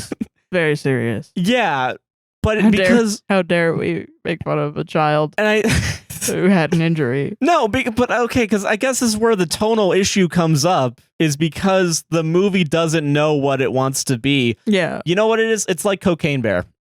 That's the vibe. Yeah, you know what I mean? Yeah. Where it's kind of like, I think the actors know it's a joke. It could have been funny, but it could have been funnier. Funny. Yeah, that's exactly. It took me an hour to come up with that analogy, but that's exactly how I feel right now in this moment. That makes sense. Yeah, but that happens later. But yeah, she has an obvious scar bite, and like she doesn't want to talk to anyone about it because it's a scar bite, it's a shark bite, whatever. That's so funny. It's That's so, I don't want to talk about it. Yeah, I think I know what happened. I know what fucking happened. You got bit by a fucking shark, lady. Well, she explains later what happened before the shark bite, but it is a shark bite, obviously.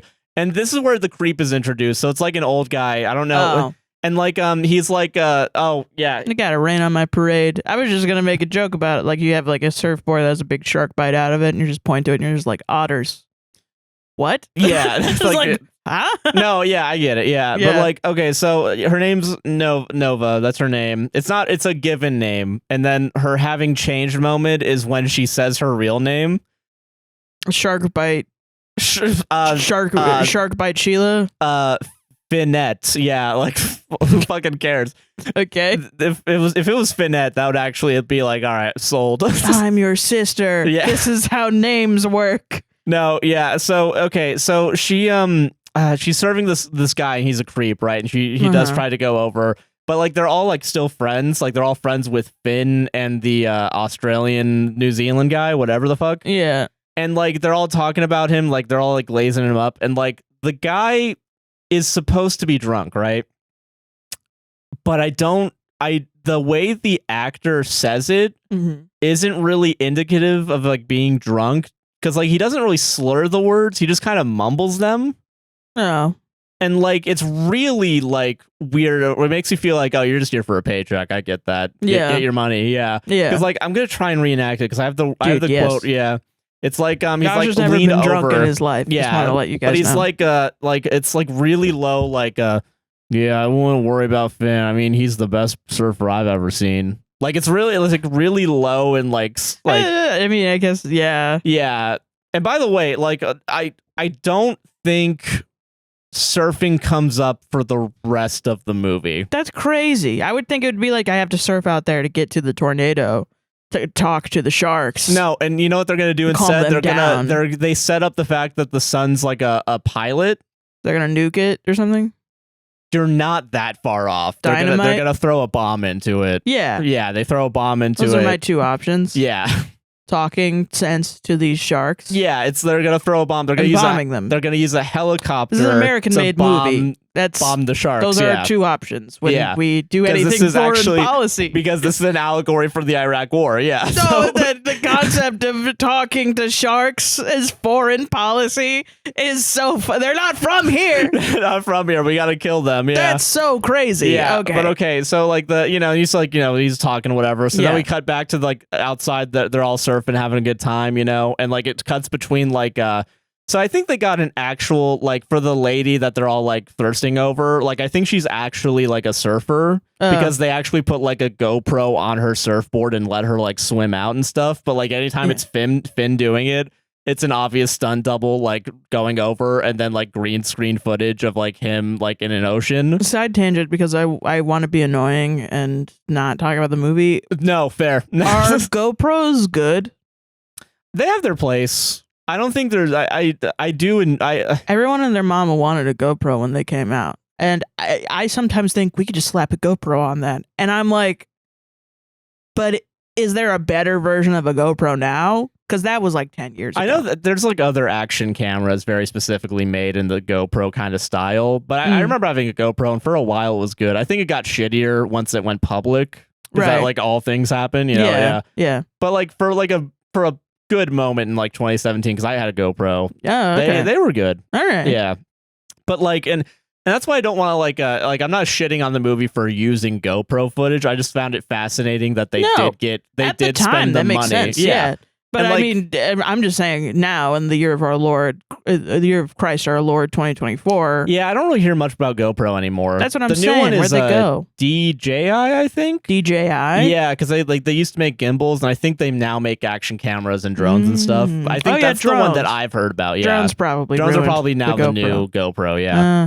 But yeah, so all right, sorry. No, it's all good. Yeah. So there's so many more fascinating things than Sharknado. I don't fucking blame you. Yeah. There's such a beauty out in the world, and we're wasting it here on the fucking well, you know, it's the internet. Yeah. What else are we gonna do? Go outside?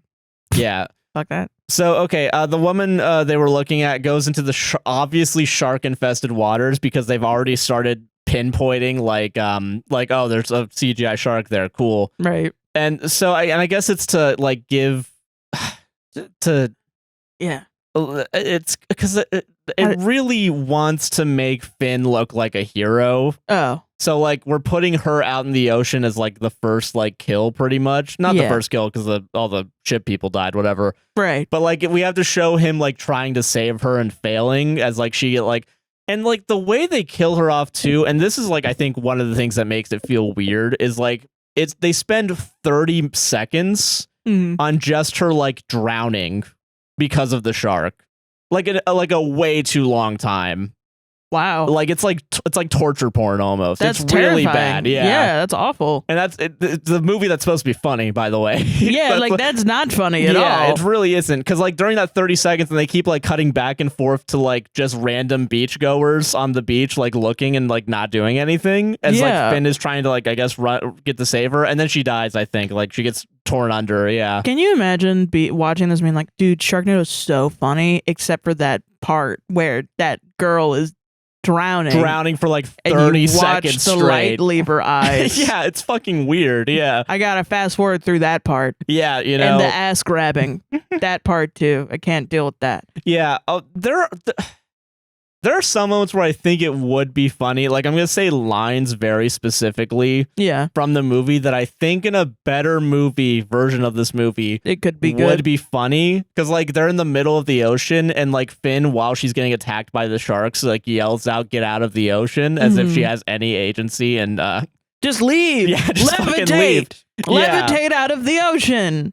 Yeah, that's hilarious. I did write it down. Yeah, 30 seconds of like flailing footage. Oh God. Finn tries to warn everyone about the sharks, and a guy like loses his leg and dies like immediately afterwards. So then we have the panic scene where like, so okay, we have to talk about the fact that Sharknado, the movie about a shark tornado, only really gets into a shark tornado about like 20 minutes before the movie ends. That sucks. Everything else is just like flooding. That's like most of why I would want to watch the movie. Yeah. Because I want to say that too, because also the disaster in this movie isn't technically just a bunch of tornadoes. It's a hurricane. But I guess Shurricane doesn't really ring off the tongue. But I mean, I don't know. When I was a child and I was in science class and they were like, this is what a hurricane is. This is what a tornado is. They were like, a hurricane is essentially like a tornado on the ocean. Yeah. And I know contextually now that being taught in Atlanta, Georgia, not to say Atlanta, Georgia did have really high school test scores when I was a child. However, they were cheating. There was a big cheating scandal. Yeah. But in Atlanta, Georgia, my knowledge gained from my animal facts gained when I was, I don't know, 7. Damn. So 19 years ago, my 19 years old information is probably false. No, yeah, and like the thing is too is like technically like hurricanes can lead to situations where tornadoes form. Like there's a fucking tornado warning just today. Yeah, we had a hurricane today. Yeah, technically, yeah. Yeah. So like like technically yes, like you can have a tornado and a hurricane, but they really focus on like the hurricane for the most part. A hurricane also that no one really cares about. Are they in Florida? Because that's real. No, it's in California. Oh, they would really give a shit. They would really give a shit. Okay, that's another thing too, because like there's twice in the movie where like two asshole characters are. They should have been in Florida. Yeah, because like it should have been. I would actually believe like people not giving shit about a hurricane. Yeah, it's constantly like, do we give a shit about this hurricane or not? But yeah, in the movie, there's two asshole characters like at two different points in the movie that very specifically say the line like, oh, it rains a little bit in California and everyone freaks out, which is a thing I've heard. Like when what is it? My sister and brother-in-law, they were in California. Like everyone they fucking were talking freaks about, out. Yeah, they freak the fuck out. Yeah, well, everywhere else other than fucking Florida freaks the fuck out for sure. Which it makes sense because I mean, Florida, like our houses are built to withstand hurricanes. Yeah, but like nowhere else. Nowhere else like, it does. No one thinks so. Yeah, like there's also like I think this hurricane's gonna be really bad for like more northern states to us, you know, where it's going. So yeah. But like, so like they so that happens twice, right? Yeah. And the reward for being correct about that fact is being eaten by a shark 5 seconds later. Which I guess is the setup punchline is like, oh, it's just a little bit of rain, and then the comeuppance of you got eaten by a shark because you thought. Yeah, so the next time it rains, look out. Yeah, because there's gonna be a shark. Might eat you. Which also, at this point, too, it's not a little bit of rain. It is a hurricane. Like, it's a Category 5 hurricane. And they say, Yeah, the entire nation would be scared as fuck. No, yeah, because, like, also, like... people I haven't talked to in 20 years would be texting me, like, are you okay? And I'm like, I don't even know who you are anymore. And this movie only takes place in, like, a day, right? Yeah. So, like, and it's also, like, the hurricane's going to come on shore, but everyone's still at the beach, like, not prepared, like, preparing for anything. Like, I think the creep at the bar is, like, I think Finn goes back to the bar and they're like talking about like, oh, it's just a storm. And then the creep is like, is it a storm or is it a hurricane? When we already were told by the news announcer it was a hurricane. And this is where the real problem is that the screenwriters like just stopped giving a shit about like their own pathos, like their own like myth, right? Like they don't give a shit. That's funny as fuck. Which that's how you make you okay. This is how happens in Florida. Be like the Waffle House is closed. Yeah, stop calling it a storm. Yeah, people's lives are going to be lost. Yeah, and that's like the thing. It's like this Category 5 hurricane that would destroy most of the fucking like it like really doesn't do much. It just rains a little bit. Yeah, that's crazy. Yeah, it's it would do a lot more, dude. Yeah, like I went outside last night to like take out the trash, and it was more windy than it was perceived as in the fucking Sharknado movie. Yeah, and was it a Cat 1 when you went out? Probably, yeah. I think it was. Yeah. Yeah. And it was like the one few time that it wasn't like like raining, so like we were just about to get hit by a band, I think. Which is crazy because we've lost our power for like a little bit. Like 2 years ago. No, just like in the past couple of months, like our power's gone out for like 2 seconds. And then come back, but nothing happened today. It was during just like rain, just like regular rain. Yeah, regular ass rain. And this tropical storm didn't do jack shit. Yeah. Yeah. So yeah, I guess I want to bring that up because this movie at a lot of times feels contradictory to what it like wants to like be, and that's what makes it annoying is like I think in a movie where you want to take it seriously, like you want to have a serious Sharknado movie, which I think is possible. I think there's some good ideas in here that are fucking fall flat on their fucking face. It's funny because it seems like you want Sharknado to win. I want it to win. I do. I listen, I don't want to watch a shitty movie. I don't want to watch a bad fucking film. That's what I'm talking about. You genuinely like film. Yeah, I do. I think the people that like Sharknado don't like film. Yeah. Like they go into it thinking this is stupid. And they come out saying, yes, I was correct. This was stupid. Curious, yeah. Now that's one of my favorite joke movies. Yeah. And it's like, no, you want a joke movie to be good. That's what frustrates people that genuinely like film. Yeah, because like, and because the way that you make this work is you need to have a set of rules and you have to stick to them. And like you have to also scene to scene have the characters like actually remember things that happened 5 minutes ago. Right. And that doesn't happen at all in this movie. Like they might as well just like be stuck stagnant in like a fucking frozen in time, unchanging, you know? Yeah. Because like, you know, like the having changed moment literally being like, I told you my real name is so like fucking dumb. Like, and also like the having changed moment. Well, what is the point of her saying her real name? I know there's not a reason. There's not? There's not a fucking reason. I don't remember there being a reason. But what if Sharknado is a trans allegory? Like, this is not the Matrix, Sarah. This is not... I mean, what if that's... We don't know. Neither of us are trans. What if, the world is against trans people? That is true. What if it feels like a tornado with sharks? Blahage? From IKEA? Yeah, the shark that all the trans people have. There you go. You're really... Ma'am, you just said... I'm trying to have a queer analysis of Sharknado,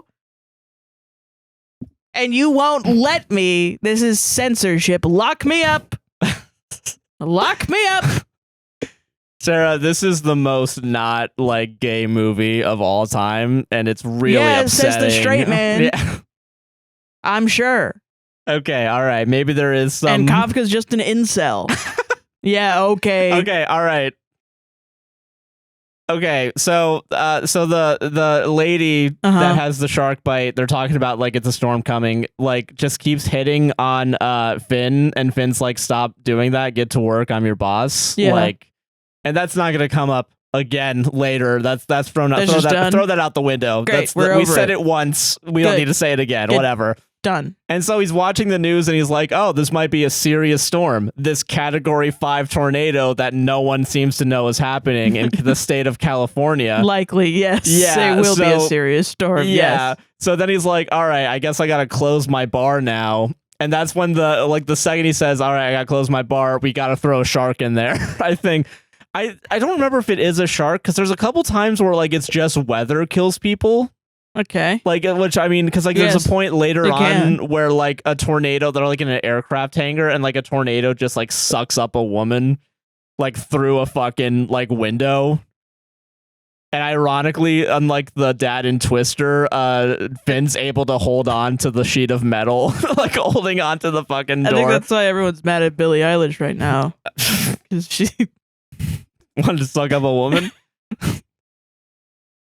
Yeah, and that's the that's the clear of that Charlie XCX song. Guess, fellas, is it predatory to suck up a woman? You're right. This movie is straight as fuck. It really is. Yeah. Okay, yeah. So, all right. Oh yeah. Okay. Let's talk about music real quick, because this movie doesn't know what it wants to do tonally, so it uses literally every genre of music available to it. That's awesome. That's so good. So, like, when and this is like a thing, like, I think it would be funny. Reggae. No, okay, well, sorry. Well, this then movie's, you didn't mean what you said. This movie's for straight white people. Sorry, let me fucking change that. Sorry. So, reggae. Yeah, what are you talking about? It's what is it? So when the lady's dying, like they do like really somber like music, but then the second Finn's back in the bar, it's like just rock and roll music, like back to yeah, it's just like we're gonna put a bomb in the Sharknado. It is like, you're not wrong though. Yeah. It is like that, but like because it happens like within 3 minutes of each other, like it goes on too long for it to not be a joke. Right. Like if I feel like okay, so like in like fucking Baby Driver, like there's one point there's like, because like the whole gimmick of that movie is that everything goes to music or whatever. Yeah. Like there's at one point they do a joke with the music where it's like, oh, I gotta rewind the music, so they go out of their way to rewind the music. Like it's so like it makes sense in that movie, but in this movie, this like it just like kind of happens. Like I want a funnier, queerer Sharknado about gay people causing hurricanes. Yeah, that's what I want. That is fair. Yeah, that's acceptable. I understand that. Yeah, like that's a good want. Yeah, but okay, so like it really it's whiplash is what it feels like to me at least. Okay, like J.K. Simmons throwing shit like at J.K. you? Simmons. Haha. I'm Sorry, so pissed I have to talk. Be funny on our comedy podcast. I'm so pissed I have to talk about this fucking movie. Okay. So yeah, they all just keep glazing Finn up, and like it doesn't matter. And like, okay, so Nova wants to fuck Finn, but he's like, I'm your boss, get back to work. And the creep mentions daddy issues, which is so ahead of its time for 2013. Before it became an even more of a phrase on the internet to use against women whose dads are dead. Yeah, exactly. Yeah. God. Okay, so yeah, biggest hurricane, global warming's the reason for this event. Finn goes like he calls his ex-wife who's like on land, like more deeper inland, to like, are you guys safe? Are you guys good? They're in like Kansas. Or like, yes. What? Only if, man, that would be better. That would be like, why are you fucking worried about me? What's going on? But like, she's like in the hills or something, like in Hollywood. But like, he's the one on the pier looking at the tornadoes, like starting to form, and being like, is she gonna be okay? Right. Because he cares so much. He cares so much. Yeah. Like, he just cares about everyone other than, I mean, his family and himself. Yeah. Yeah. Fuck. There's so much shit. I wrote so much for this fucking movie. Okay, yeah. He wants to protect her and their kid, and finally closes the restaurant for like 15 minutes. Oh yeah, so this is okay. Another editing issue is that they do so many flash cuts. Like, I think there's one point where like literally a single frame, like a Premiere Pro error, where like it flashes, like it cuts to like a different shot, but then it goes back to the previous shot, like as if it was like over the original footage in the timeline. And then it's like for one frame it's that original shot and then goes to a different shot. There's a couple times like that where like it keeps going so fast that it's almost like an error. Yeah. Which is, again, so funny. It's really a movie for editors. Yeah, straight white editors and musicians. Yeah. But yeah, okay. So sharks start flying in, and they get stabbed with a pole cue. Like that's how they kill him the first time. And like they evacuate, and they stab a shark with a pool cue. Yes. And I want to bring this because the way that they're gonna kill these sharks, there's one point later. Yeah, we have to jump around a bunch because there's I'm not laughing at that. It's just being tasked with killing a lot of sharks at once is really how do we funny. do it? Yeah, how do we make that happen? Yeah, I'd love to be a fly on the wall in that writers' room meeting. Yeah. There's a point where like they're in a car and like a shark chomps up the top of the roof. But it's all CGI, so obviously the roof is still there, and they're all holding baseball bats. So they're all very like gingerly like tapping the top of this car because they don't actually want to ruin this car, because I'm willing to bet it's a rental of some sort. Like, and it should be funny. It should be funny. But it's like, it's just like because then it cuts back up to like this shitty CGI shark and like chomped through the roof, where it's like, this just doesn't seem like fun. It just doesn't like, it doesn't like, it's so easily could be so cute. Yeah, it could be, shark. But it's not. It's really, it's sad. Get a baseball bat. I love movies. Fuck. And they're like, it's I love movies too much. I love movies, and like this movie like hates you if you love movies. Yeah, this movie like wants you dead if you like movies. Which I feel like that's Asylum's MO, honestly, is to make critics like just hate movies more than anything else. Yeah, just I'm gonna pickle people. Yeah, so yeah, at some point the I'm a pickle people maker. Yeah. So we need like destruction scenes because it is a disaster movie. So like the Ferris wheel on the pier like gets unhinged and starts rolling off the thing. I don't know. It probably does kill people. I don't remember, if I'm being honest. Cool. I don't fucking. Who cares, man? It doesn't about change people anything. Dying? Yeah.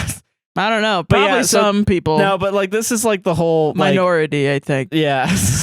A small amount of people probably care about others dying. Yeah, but okay, so like, but like the movie doesn't care. Let's be real. Right. Apt. So yeah, honestly, what an apt message. So yeah, and like so this is like the first, I guess, storm sequence. Yeah, and it's over. It's gone. And the movie's gonna flip flop between like there being a Category 5 hurricane coming and it being a bright sunny day. It's really, that is pretty funny. It would be funny if it wasn't like in the fucking middle of serious and funny. That's I don't think most people know. There's a lot of people that haven't been in hurricanes probably don't understand the weather patterns around hurricanes, so they probably think it's fine. Yeah, no. Yeah. God, I hate this fucking film. Okay. Okay, I'm going back and forth, man. Okay, so like, yeah, I will give the movie credit. There is one laugh I had, and it happens here where like it's like like 30 frames. Like is this sequence where like a shark's flying down and it cuts so quick to Finn with just a pistol shooting it. That was a genuinely like kind of funny, like, all right, you got me there. You got me. That's I love that. Dude, not Wonder Woman, Black Widow in the first Avengers movie. Yeah, Hawkeye just fucking like it's these two bitches and all they got are bullets and bows. Bows. We're gonna take these bitches down. Yeah, and like I feel like that's the only, because they do it again later, but it's not as funny. Yeah, because they already did it. Where like Finn is like shooting at sharks in the tornado, like 500 feet that way. Like he's super far away, but he still gets every single shot because he's the best at shark shooting. Right. He's the shark shooting the shark master. Man. He's Finn. Yeah. He's a shark shooter. Yeah, exactly.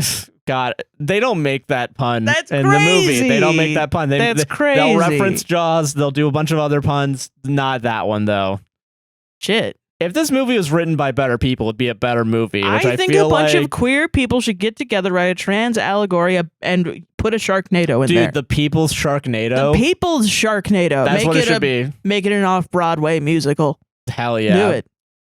Yeah, okay, so it went from the rock and roll. Now it's somber music as we realize a bunch of people are dead, and more importantly, Finn's bar is destroyed. That's when like Finn starts looking real sad, despite the fact that he saw a bunch of sharks eat people. Yeah, he's like, not my bar. Yeah. Very American. Very American, I don't care about people dying, I care about property damage. Yeah. Yeah. And like the way they show it too is like the pier is still standing somehow, but like it's, and so the bar doesn't really look destroyed though. That's so okay, like hear me out. Yeah. It's like the top of the building is like collapsed, but like Finn's bar's sign is still up. Oh. But he's like looking like real sad. So you know it's Finn's bar? Yeah, so you know it's Finn's bar, right. Yeah. And it's really, it's like but it's taking itself seriously in this moment, and you're supposed to feel bad that his bar is destroyed, but it's not. Well, I mean, the roof destroyed. That's expensive. The roof is destroyed. Yeah, but like it's like a 3-story building, so like only the first two, like the first floor is fine, and like the second and third floor are the ones that are fucked up. And like the Australian guy's trying to console him, like, don't worry, we can start fresh. It's all good, man. And it's never brought up again that they're from a bar. That's gone. It's over. Oh. And he doesn't like it would be like, I'm gonna fucking kill these sharks for taking away my bar. No. That sucks. They just kill the sharks because they're sharks. And they're biting them. Which is why the sharks want to kill humans. Yeah, because self-fulfilling prophecy. It should be like a sharks want to get revenge like a movie on humans. Like even in fucking like Twister, it's about how Twisters want to kill Helen Hunt. Like it's because they're demons from hell. They're demons from hell, and they're finishing the job. Yeah, like that makes more sense than anything in this fucking movie. It's just things happening. Yeah, it's just like shit happens and deal with it, asshole. Like it's that's what makes it annoying. That's what makes it annoying, genuinely. It's like not a story, it's just real. Yeah, but also it's severely not real. Not real, yeah. Because they try to do the thing where like they are taking the threat of a shark tornado seriously, but they'll also keep referencing like people being like, sharks, that's not happening, and then they just killed off that character because they're hubris, I guess. Like it doesn't fucking matter. Hubris for being normal. Yeah, yes. Like, yeah.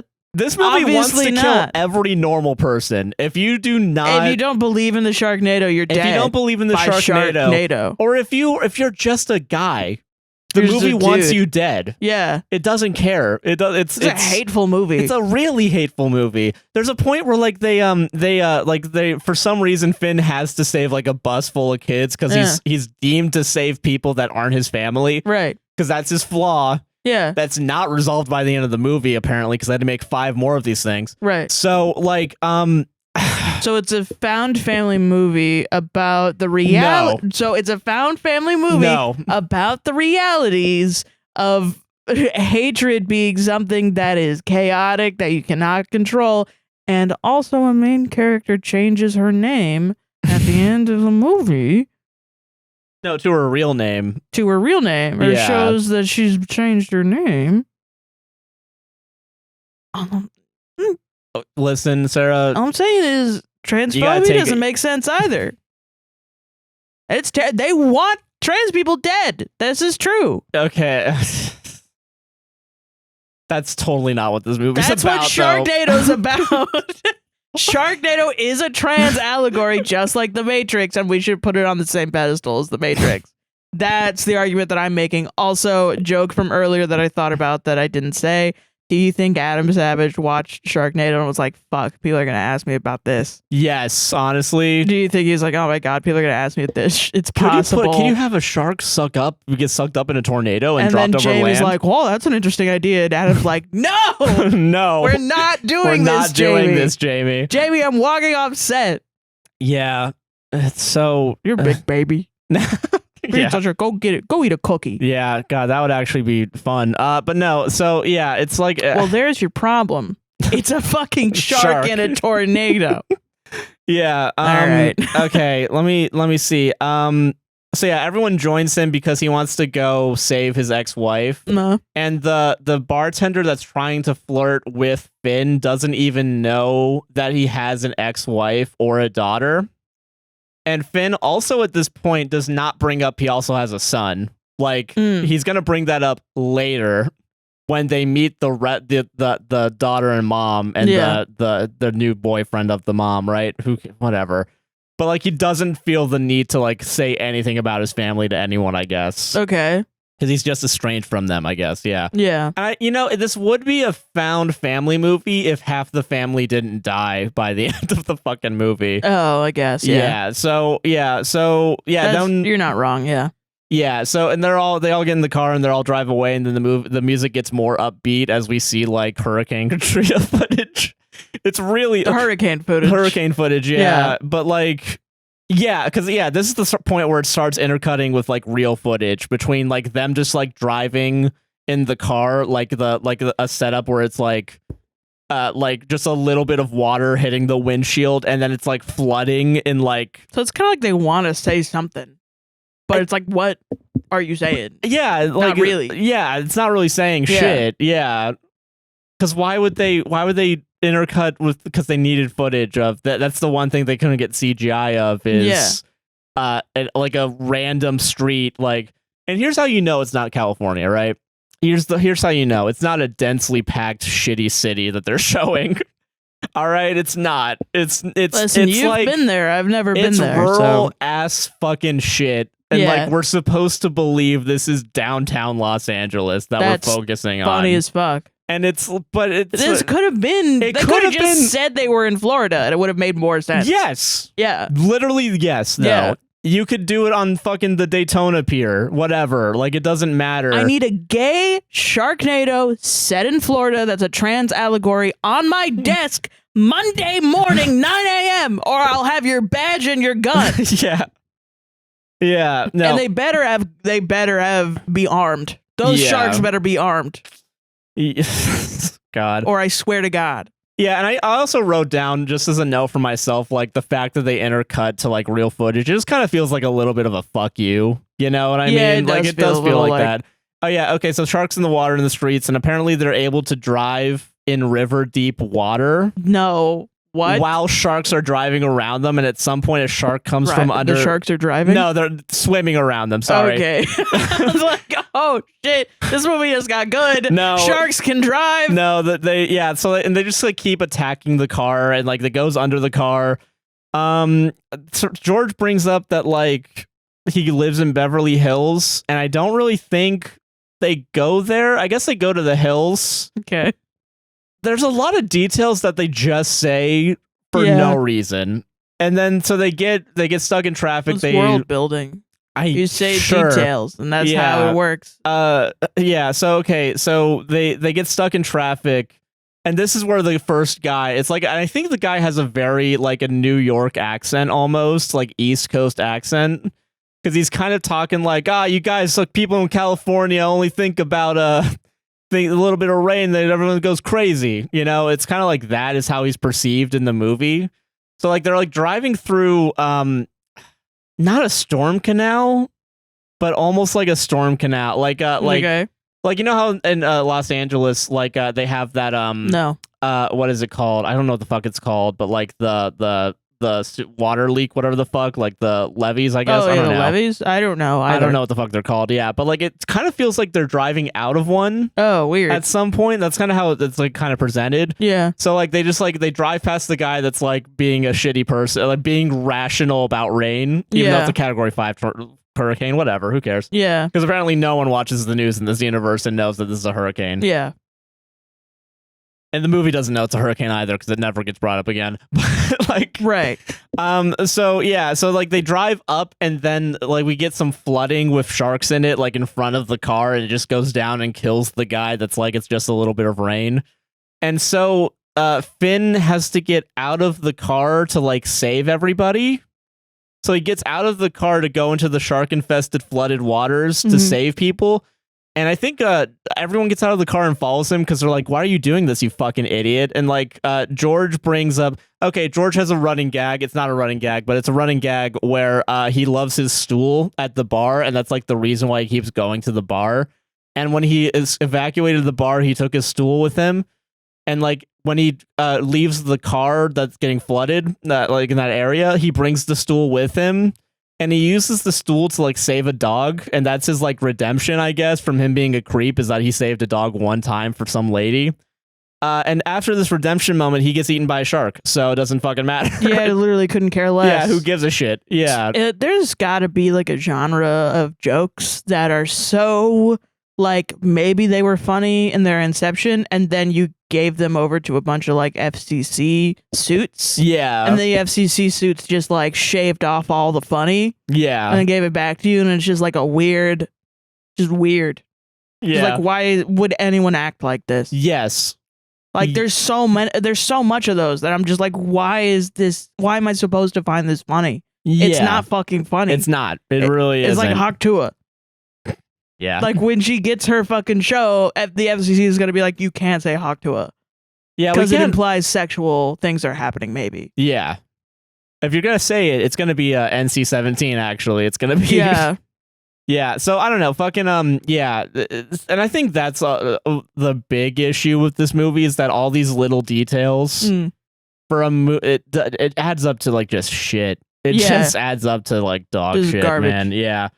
So he dies, whatever, who cares? All right, yeah. Yeah. Oh, there is some good practical effects in this one scene where like I think someone gets eaten alive and like a bunch of blood like in viscera gets onto a windshield, and it's like actually like there, like it's actually they've made blood. Fun. And like cuz like other than that, like they've done the thing where like I think the Australian got bit by a shark and got saved by Finn earlier, and like it's just like fucking a little bit of fake blood on his leg to show that he got bit. Okay. And like then they just put like a little band-aid over it so you don't have to think about it anymore. Whatever. It doesn't who cares? And that was just like they put blood on his fucking like leg.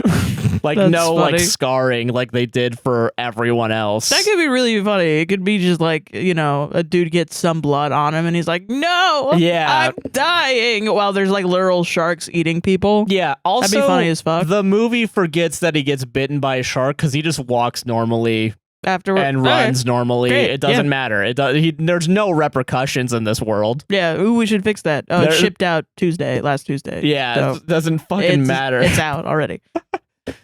Okay, so yeah, he dies immediately afterwards. My Fitbit is running low on energy. Cool, thanks. Me thanks too, for warnifying. Finn realizes that a hurricane with sharks doesn't just end at the coast, and it's gonna go inland to California. So that's what makes him be like, I gotta go see my ex-wife. Because he just realized that a hurricane doesn't stop at the end of the fucking coast. And is gonna go inland, and also the hurricane doesn't go inland.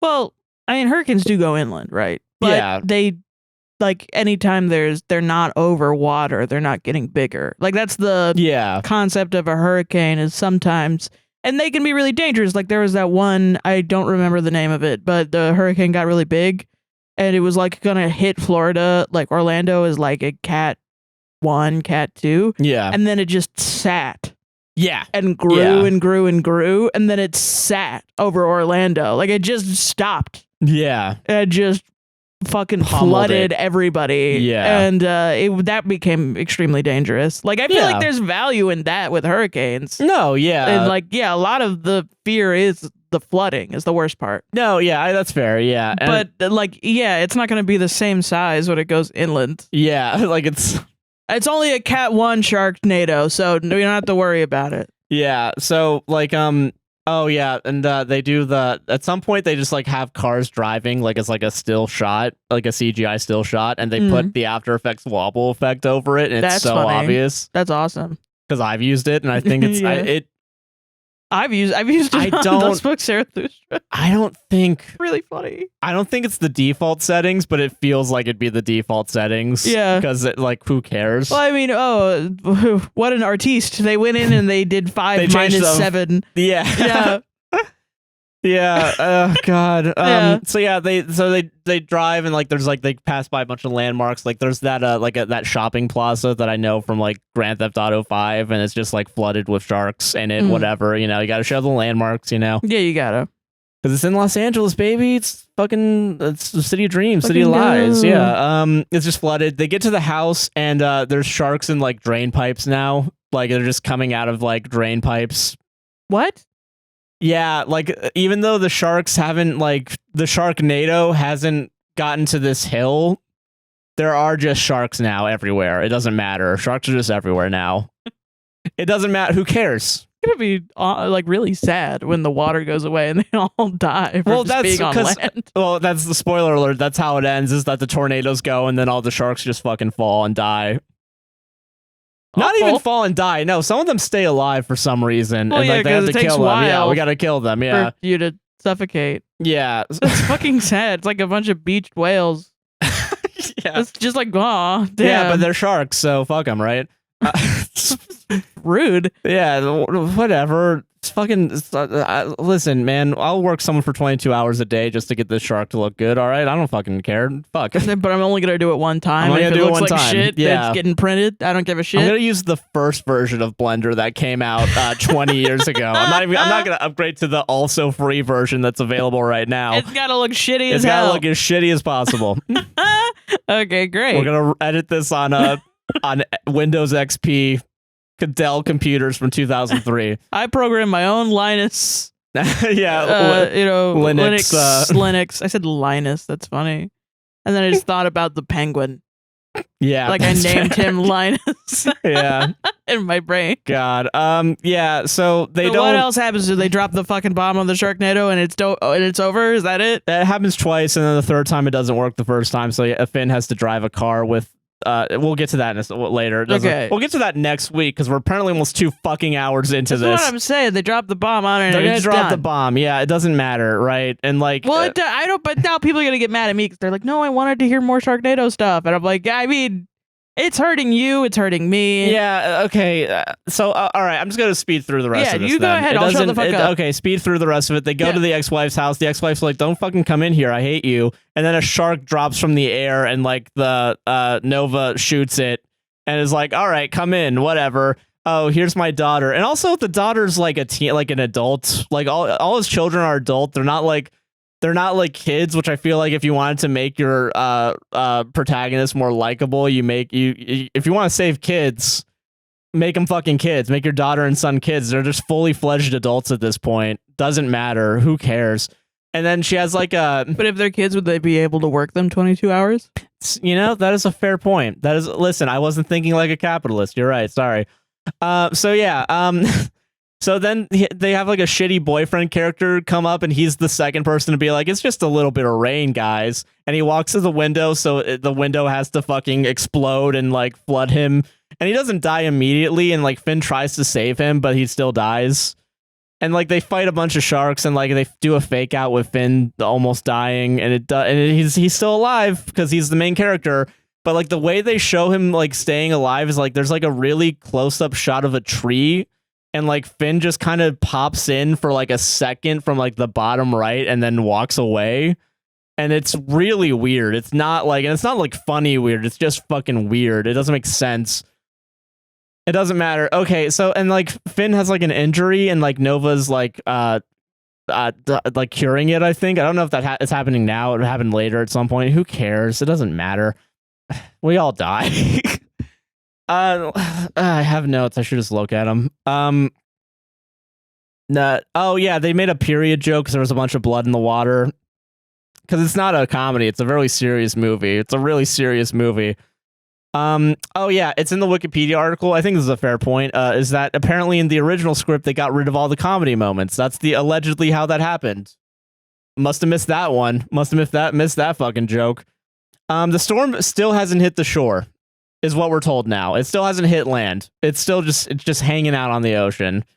There's a brother that's in flight school and the Finn didn't really know about it, so whatever. They faked out his dead and the house is just destroyed afterwards. Doesn't matter. Now the eye of the storm is in Los Angeles, like 3 minutes after they said it's not on shore. Yeah. This movie only takes place in a day. I feel like that's important. It's an important detail. This only happens in like a 12-hour period and all this shit's happening. Because God's a cruel fucking mistress in this movie, apparently, to throw in a bunch of shit. God's a cruel mistress. Yeah. God, don't you... Okay. Finn has a lot of ammo in his car because he's got to be prepped, and he's always thought an earthquake would do it, but no, it's going to be a Sharknado. Finn starts hitting on Nova in front of his ex-wife and daughter. And then they get a tornado warning, and this is like the B-roll, and I said in this moment for sure like New Orleans, because I think it was actually like, because it was very specifically like swampland, like I don't know, it could still be Florida or Georgia or whatever, but like for some reason it caught to me like this might be actually Katrina footage.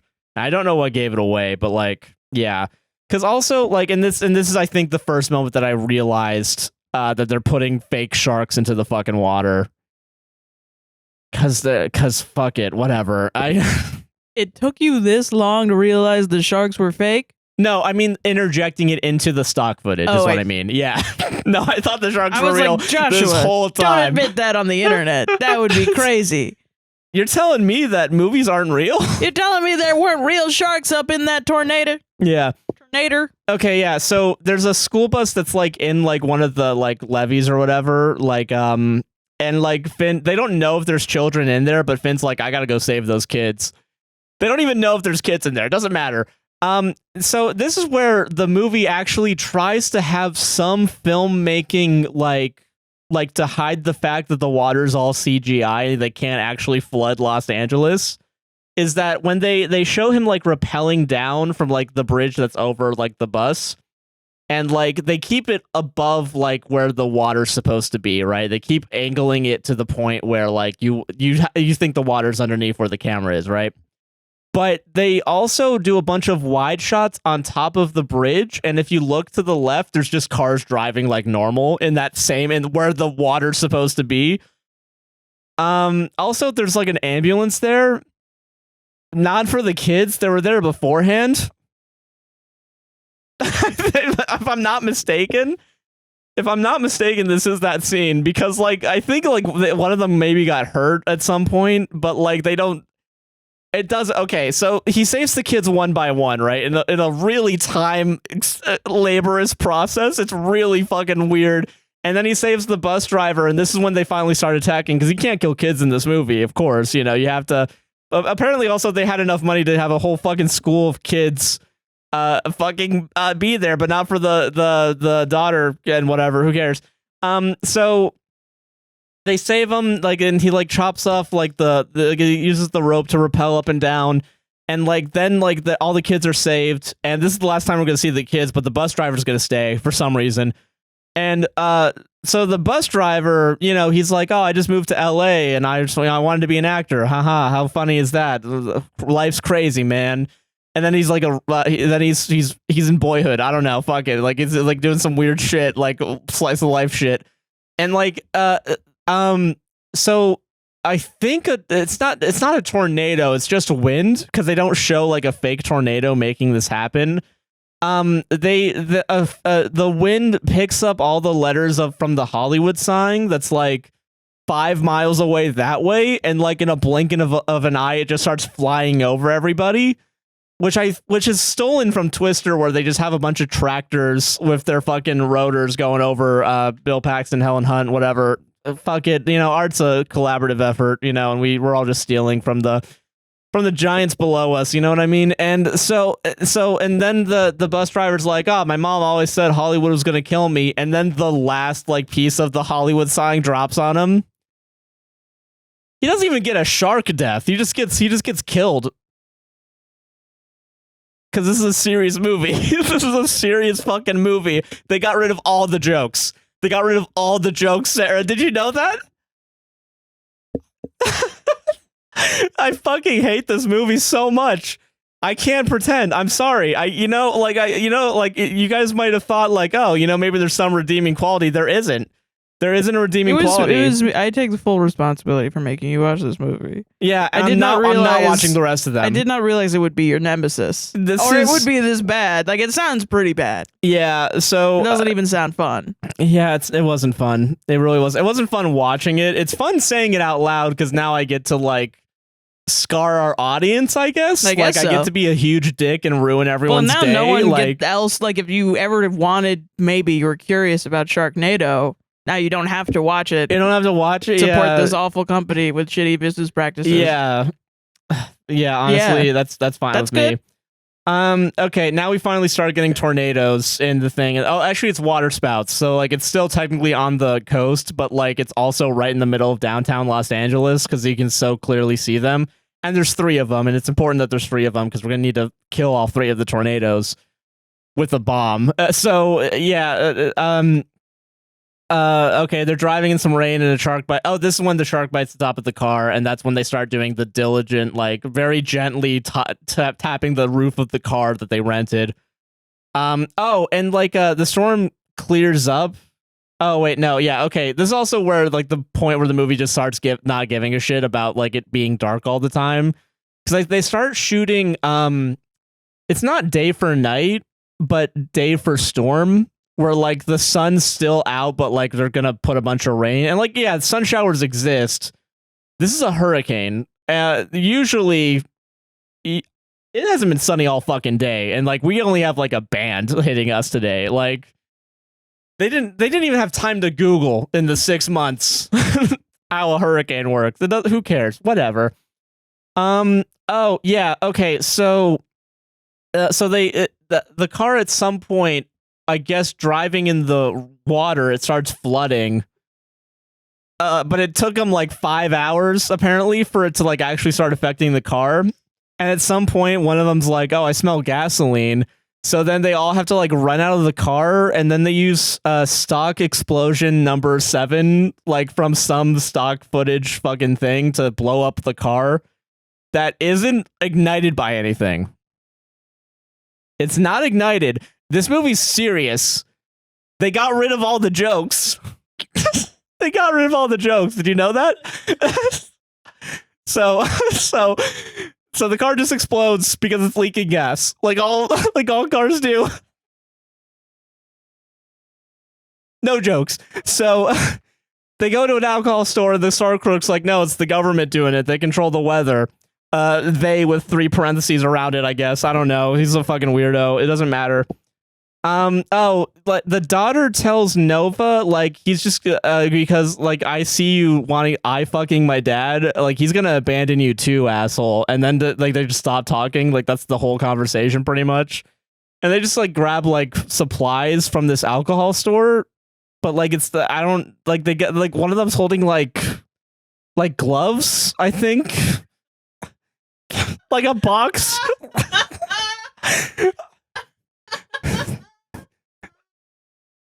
It's a serious movie, Sarah. I don't know why you're laughing right now.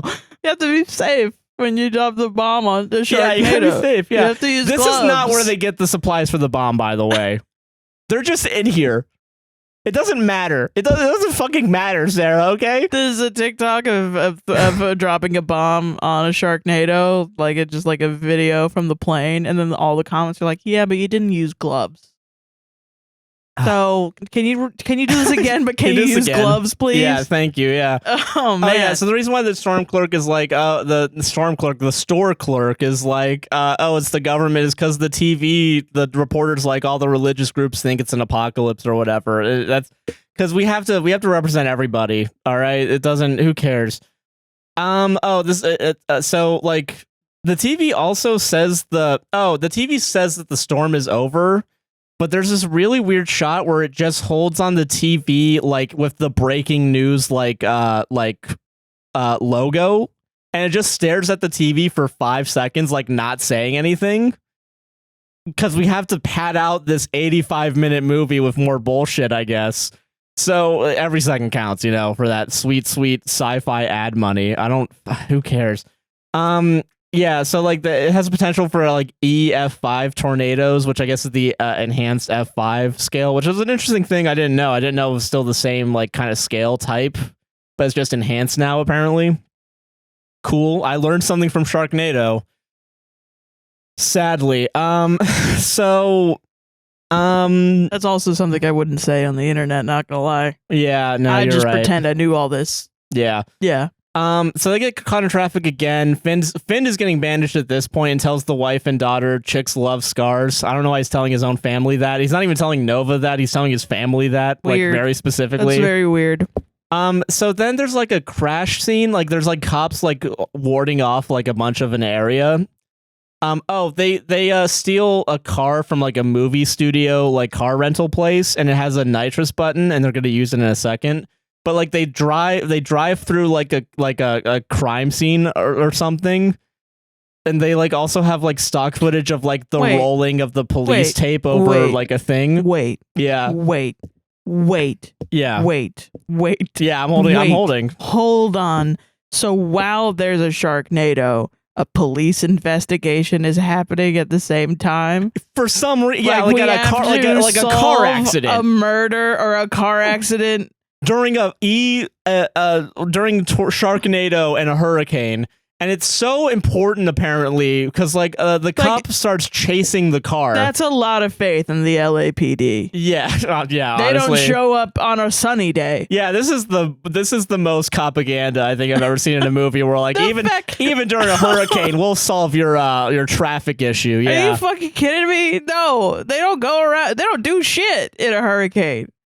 People get away, and once again, I'm sorry to go back to Katrina again, but there was legitimately a serial killer that went around killing black and brown people. Oh yeah, that got away with it because the police were just like not giving a shit. Yeah, but no, the LAPD is like, we'll still be there. While the no, I know. Hurricane is happening. Yeah, we're gonna continue to do our jobs. Yeah, and like they're the fucking band on the Titanic. Yeah, that's crazy. Yeah, and here's how far they'll go. Like they drive through the crash site, which is also not the same crash site that they showed earlier.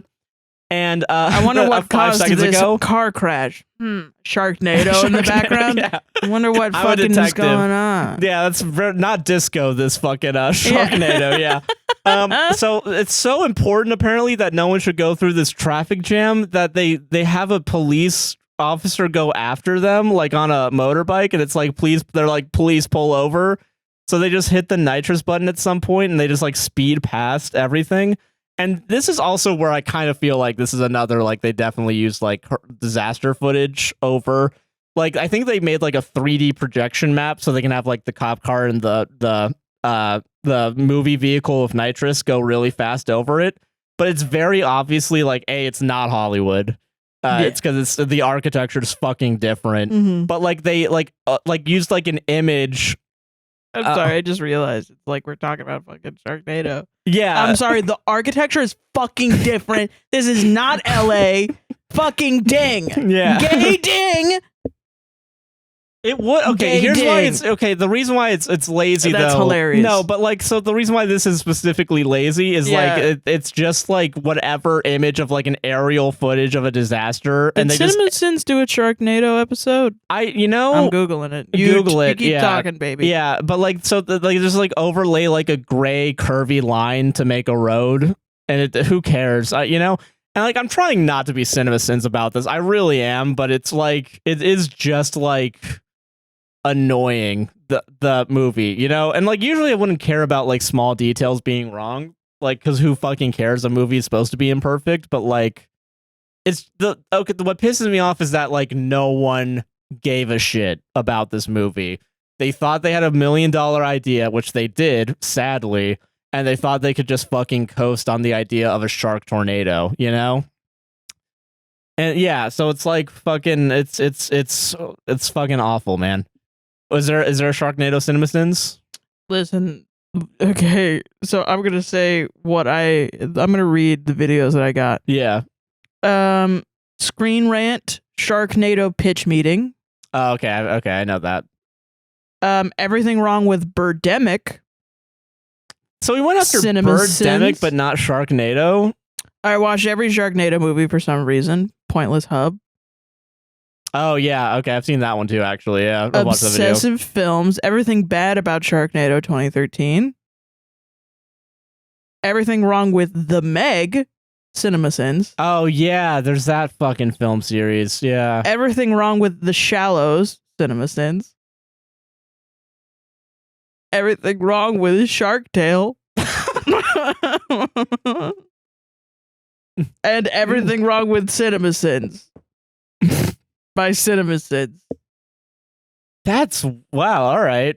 And then thank Christ they didn't, because like I really, dude, I do not want to be compared to CinemaSins during this. Yeah. Because also CinemaSins isn't film critique. They're just dicks. Yeah. I don't think you're being dicks. You're critiquing a movie. Oh, relatively. But it's like, is it worth being even critiqued? You know what I mean? That is, that's my point. That's fair, yeah. Yeah.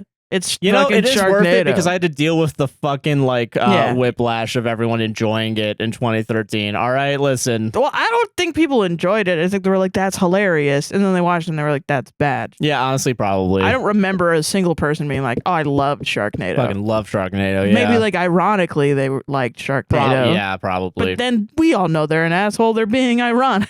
Yes. Yeah. Okay. Yeah. So they escaped the cops. The Sharknadoes landed. They hit the tower, and it's and like it's the second like, shark has hit the second NATO. Yeah, exactly. Right. It's destroying downtown Los Angeles as they get to the flight school, which is where his son is, and like no one's there. Like they're all hiding in like a little thing, and they find him. And like also this whole time, Nova's just like holding a shotgun and like moves the like metal thing that's hiding behind him and just fucking aims it at them. Like, who the fuck are you people?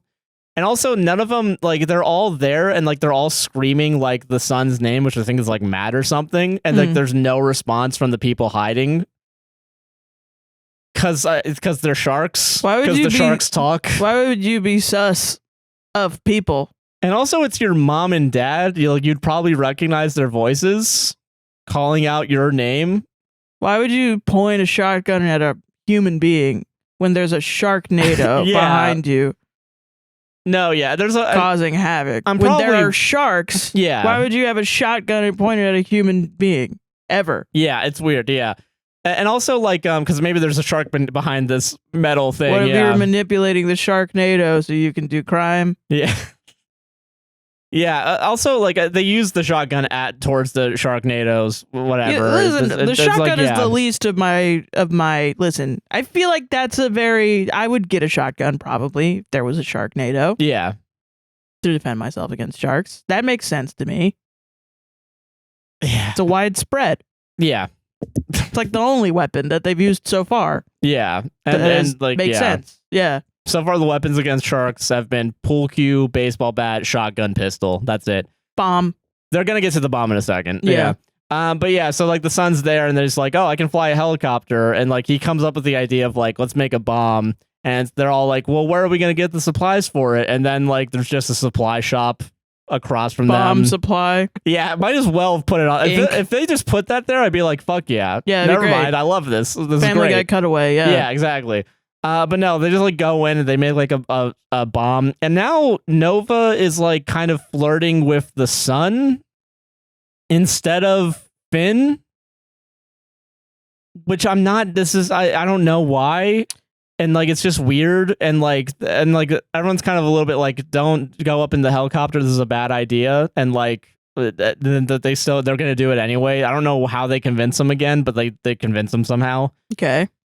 Doesn't matter. So like he yeah, so they set up a helicopter, right? And it's like she's gonna go with him, Nova's gonna go with the son and like throw the bombs out the helicopter. And also the movie goes out of its way to be like, oh yeah, an explosion totally could fucking blow up a tornado and stop it because it would stop the circulation of the air around it. So like, and this is one of those things where it's like, okay, so you are taking yourself seriously. You have to explain this away. Yeah. This is the first time you've done this in the fucking movie where like you've established a rule and a way to solve a problem. And it's almost about to end. And it's about to end because you're going to blow up the tornadoes. Oh, they make a detail that apparently next to this flight school is a retirement home, and it is important detail because they're going to go to the retirement home. And yeah, so they just fly up in the helicopter. They're able to get like 2 of the tornadoes done, and which causes all the sharks to start fucking falling. And also, while they're in the helicopter, this is when Finn like tries to use a shotgun from like half a mile away to shoot the sharks, and the shotgun's out of bullets, so we don't even get to see the result of it. But he gets the pistol and just starts shooting at the sharks, and it works. Which, fine, whatever. That's pretty funny. I don't. Who cares, right? Yeah. I'm not going to critique. Obviously, physics doesn't have to be real in a movie. It's supposed to be magical, all right? Movies are supposed to be fun. Yeah. It's supposed to have fun. You're supposed to have fun, theoretically, allegedly. Yeah. In a movie. And like the third one, like they throw the bomb and it's not in the right one. And I think the third tornado is like the biggest tornado. Oh, and because like one of the tornadoes, like it causes like the Australian who has his own bomb ready, and he's like a plan B, is like he's gonna go into the tornado himself with the bomb. Oh, like kill himself? I think so, kind of. Yeah. Okay. And like so they set that up, right? Because they're gonna use that nitrous truck to do it. Yeah. But like because of the tornadoes that they've already gotten rid of, the sharks start falling, and like they start attacking him and kill him pretty much. Oh. And they also kill like the 2 people from the flight school that were working with him. Because senseless violence is fun, you know. And yes, it is. Yeah. Yes. And Chad face, yes. Yeah. Yeah. And then Finn's like, all right, I'll drive the bomb into the tornado. I'll totally do that. And at this point, he tells everyone to go to the what's it called, the retirement home and like stay there. Yeah. And in the retirement home, no one has a fucking clue what's going on, apparently. Like, even though people inside are, like, watching the news and, like, the reporter gets eaten and they see it, there's still just people just hanging out by the pool. Just vibing, you know? It doesn't matter. Who cares? Great. Fucking hurricane. Yeah. And, like, one lady's, like, finally being like, you guys should get out of the water, and, like, no one's listening. Okay, so Finn You can't drives... get me away from my pool. I'm an LA native. Yeah, exactly. Yeah. So yeah, the retirement home, they get there and they try to save people, but they can't because they're not Finn, and Finn's the only person that can save anyone else other than himself. So like Finn drives the car into the tornado, uses the nitrous, he jumps out of the car, so he doesn't kill himself like the Australian was probably gonna do. So he's a coward. Yeah, he's a fucking pussy. Sorry. So, Sorry. Yeah. Joking. So he drives. He drives into the tornado, and it blows up and it works. And now the sharks are falling. So he runs up to the retirement home, and he saves the people that are still in the pool and gets them out of there. And then sharks just start falling into the pool, and that's like the stakes now. So he just pours gasoline into the pool, and he lights a matchbook. He throws it in the pool. The pool's on fire, and it just explodes. Yeah, the pool just explodes. What? And I think they use either an identical or the same explosion they used for the car. Awesome. I didn't bring this up during Twister because I didn't give a shit about this. Yeah. There was one time, I think it was Jonah's car, like when it falls, it has like a very obvious stock explosion effect. Yeah. I didn't give a shit though. No, because it was it's fucking up in awesome. a good movie. It's a good movie. Yeah. I don't give a shit. That was like a little, that's kind of funny, but because I know that. That's because I know that. Yeah, you know that. Like, yeah, this is like if you're a regular person watching this who doesn't know about like stock footage or whatever, like the idea of it, you'd fucking notice it probably. I think the average person has experienced enough stock footage in their life. Yeah. You know? Yeah, and I'm skipping through a lot of the reusing of stock footage. It doesn't matter. It's nothing fucking matters. But yeah, and I don't remember what. Oh, okay. So in the helicopters, because they weren't able to do it, at some point, Nova just like flies out of the helicopter, like a shark attacks the helicopter and is hitting it, and it causes Nova to fall out and get eaten by a shark. Important detail. So and then like for some, okay. because the bomb works, right? And he runs up and he saves everyone else. The bomb works and the tornado is gone. The sharks are still flying. And Finn is like telling his own family that have seen all these sharks. Also, the helicopter lands fine. The son doesn't die, whatever. Great. But like they're reunited, right? Mm-hmm. And like the daughter runs towards Finn, even though Finn is yelling at them to get inside the retirement home. And there's a shark coming, and the shark's gonna eat the daughter, right?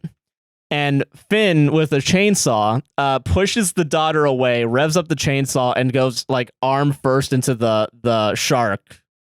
And this is the moment where I feel like you should have just the chainsaw work immediately and just go right through him. We can't do that because we have to have the scene of him like in that what is it? Fucking Empire? Which Star Wars movie is it where they have to like come out, they have to like sleep in the wool hide or whatever. In the whatever. And the animal, yeah.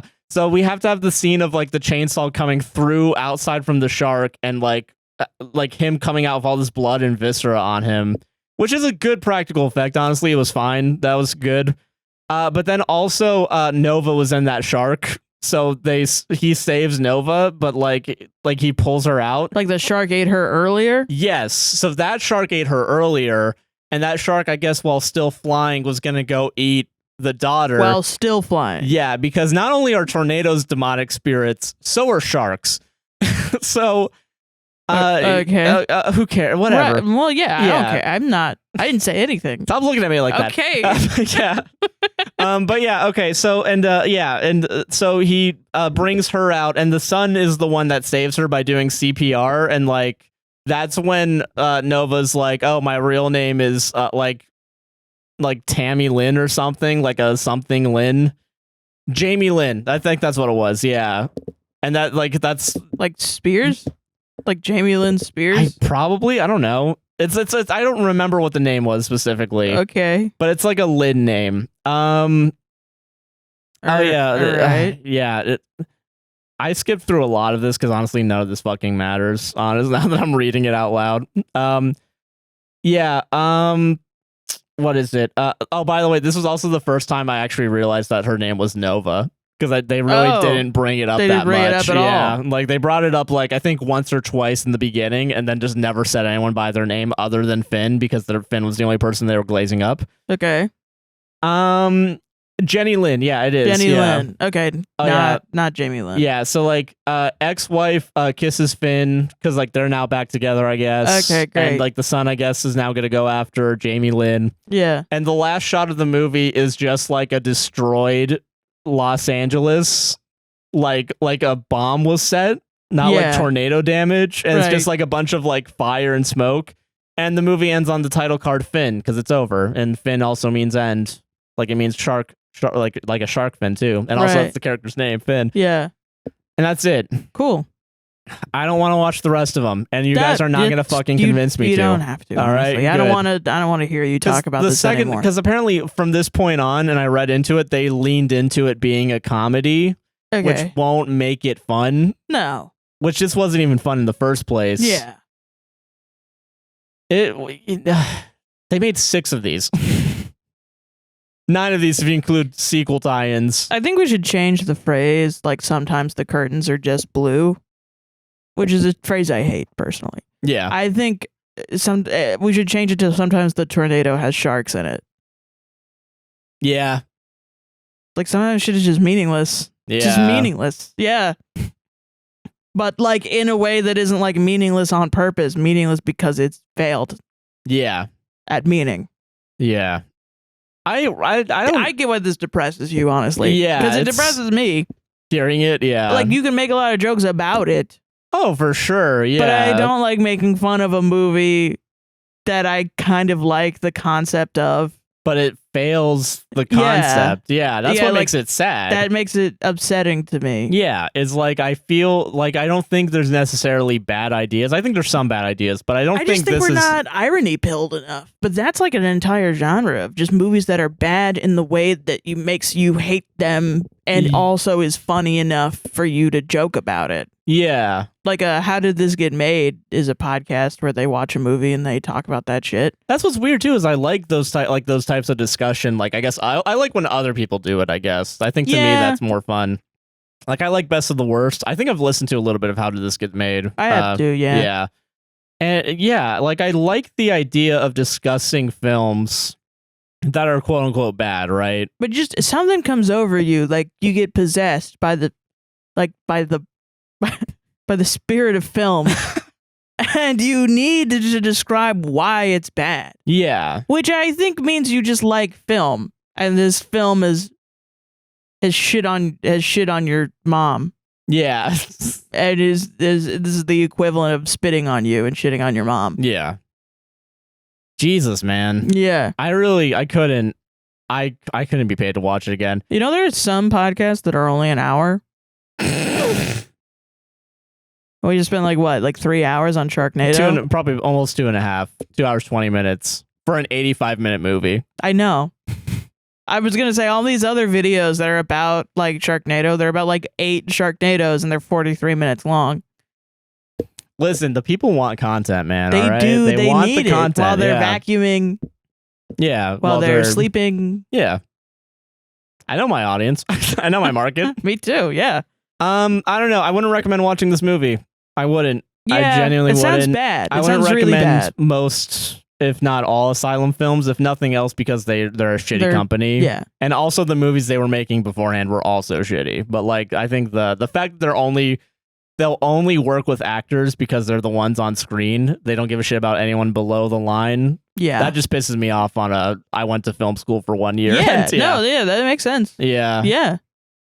I don't know, man. I just make make your shitty movie, like your low budget shitty movie, but do it in a way that is funny. I mean, even bad, like even if you want to make like a shitty movie, just make sure that everybody's above board, you know? Yeah, you know, and like also like I don't and make it shitty. Shitty movies are awesome. Yeah. I love shitty movies, but not shitty ones that, you know, are fucking exploitative. Yeah. No, I agree with that. And I will say, too, this does definitely make me rethink, like, you know, Lifetime movies got a little bit too much hate. Because this movie... No, they're bad. They are bad. I mean, yeah, I know they're bad, but... They're bad. I think, yeah, you know what? It sucks that a lot of made-for-TV movies sucked. And I don't know if it's changing now, because, like, TV as itself is getting better. Yeah. Like, but I guess also I think that's why there's not as many TV movies, because we can now do, like, just streaming 1 hour long movies. Yeah. Yeah. I don't know. Fuck, man. Like, shit. It's just content mill. I think it's I think content mill as a phrase is being watered down to mean anybody that consistently makes quote unquote content. You could say that every podcast is a content mill. You know what I mean? Or that the second half of our podcast is a content mill for TikToks. Yeah.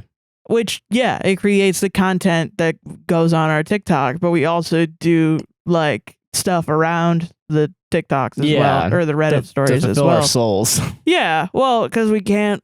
That's why our podcast is so fucking long. We can't stop ourselves from analyzing everything around us. Yeah. Yeah. So, but it sucks to be someone that has that disease. Yeah. You know, like, and also exist in the job market of a content creator right now, where the only way you're going to have eyeballs on you is if you're making content 24/7. Yeah. Consistently. And that's because of like shit like this, where like they make 10 movies a year, and that the evolution of that is the 5-minute crafts, where you you film a bunch of shit, or you steal other people's content and you put the 5-minute crafts next to it. Yeah. That's the content mill. That's what I mean. Content mill, yeah. I would never call another podcast a content mill. No, that's what even like Our TV shows content mills, I guess, if you want to go that far. But like I don't know, we've watered down the word content, and now we're watering down the phrase content mill. I'm like, I think we should be very specific in who we're talking about when we say that shit. No, I agree with that. Yeah. Yeah. Just disappointing. Yeah. Just disappointing, man. I think, like, I mean, I think at some level I should be the type of person to sit down and watch a movie all the way through. Yeah. You know what I mean?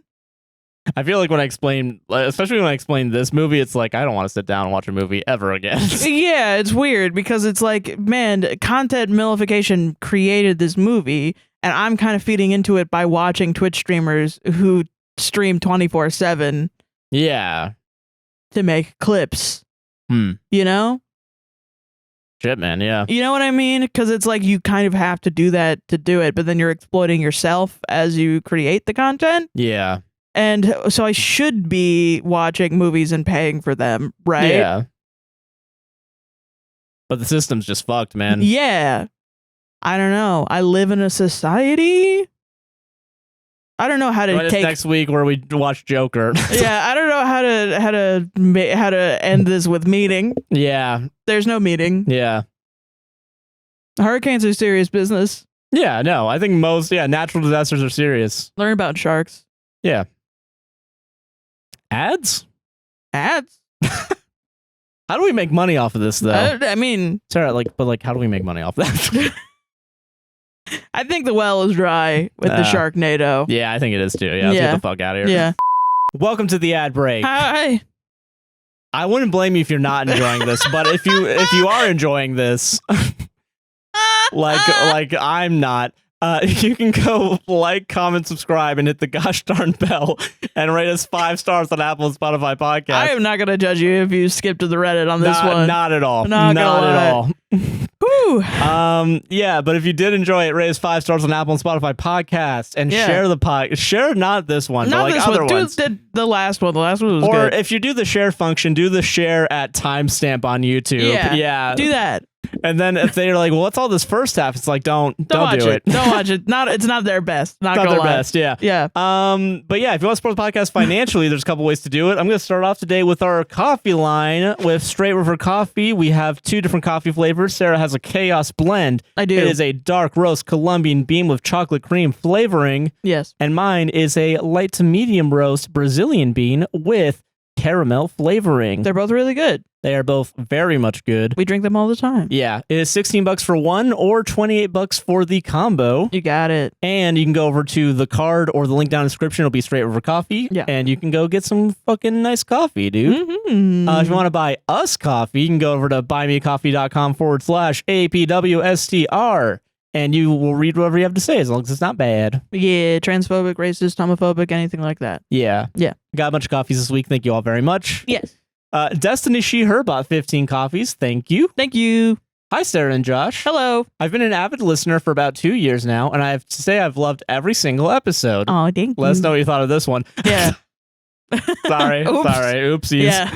That's going to change. Especially those 4-hour ones, because then I know at least half my workday is going to be very entertaining. Well, this one is going to be 4 hours. Yeah, so. you're going to love this one then, actually. Yeah. Oops. My birthday is August 6th, and I can't think of a better way to celebrate than to give back to 2 people who have kept me sane while working. Happy birthday. Sorry this is coming out a day late, but happy belated birthday. Happy belated birthday. I hope for nothing but the best for you both, and look forward to listening to many more future episodes. Thank you very much. Yeah, thank you.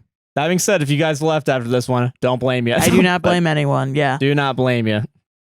Someone bought 3 coffees. Thank you. Thank you, someone. I was getting ready for work and heard a commercial on my podcast. Not yours, thank God. But that commercial, it was a commercial for a movie with Matt Damon in it. What? I instantly shouted, Sarah hates him. Don't worry, Sarah. I won't let him keep getting away with this. Thank you. Thank you. Honestly, you're a real one for that. Yeah. How dare he? How dare he? Be in another movie. Yeah, that we're means gonna I have to watch do eventually. More podcast. Yeah. The podcast is gonna go until he retires. So until he's dead. Then you'll be free. There's always a possibility that he might do a movie. Yeah, and we would have to go back to it. Yeah. Yeah. Yeah. All right. Thank you very much for those coffees. Thank you so much. Yeah. Yeah. Let's go to Patreon. We'll talk about that in a second. Don't worry. Oh, whoa. Brie bought 5 coffees. Thank you, Brie. She, her. Thank you for your pronouns. Thank you, Brie. Disclaimer. Sorry this is so long. No worries. It's okay. You don't have to read it all on the shows. I'm a bit of a yapper, but thanks for all of the great content. I really enjoy your show. Thank you. I'm a fairly new listener, a couple of months, and I've been pretty busy with work recently, so having your commentary in the background has made it more bearable. Thank you. Or has really made it bearable. Yeah. Yeah. On episode 205, I have some comments I felt like I needed to say. Okay. Usually I don't feel like I need to contribute to the conversation, especially after it's done, but I just have 3 things I really want to mention, lol. All right. 1, To Josh about MGM and Prime Video, I happen to work at a certain streaming service. I'm not even going to say they implied which one it is. I'm not going to say which one it is, just to be safe. Yeah.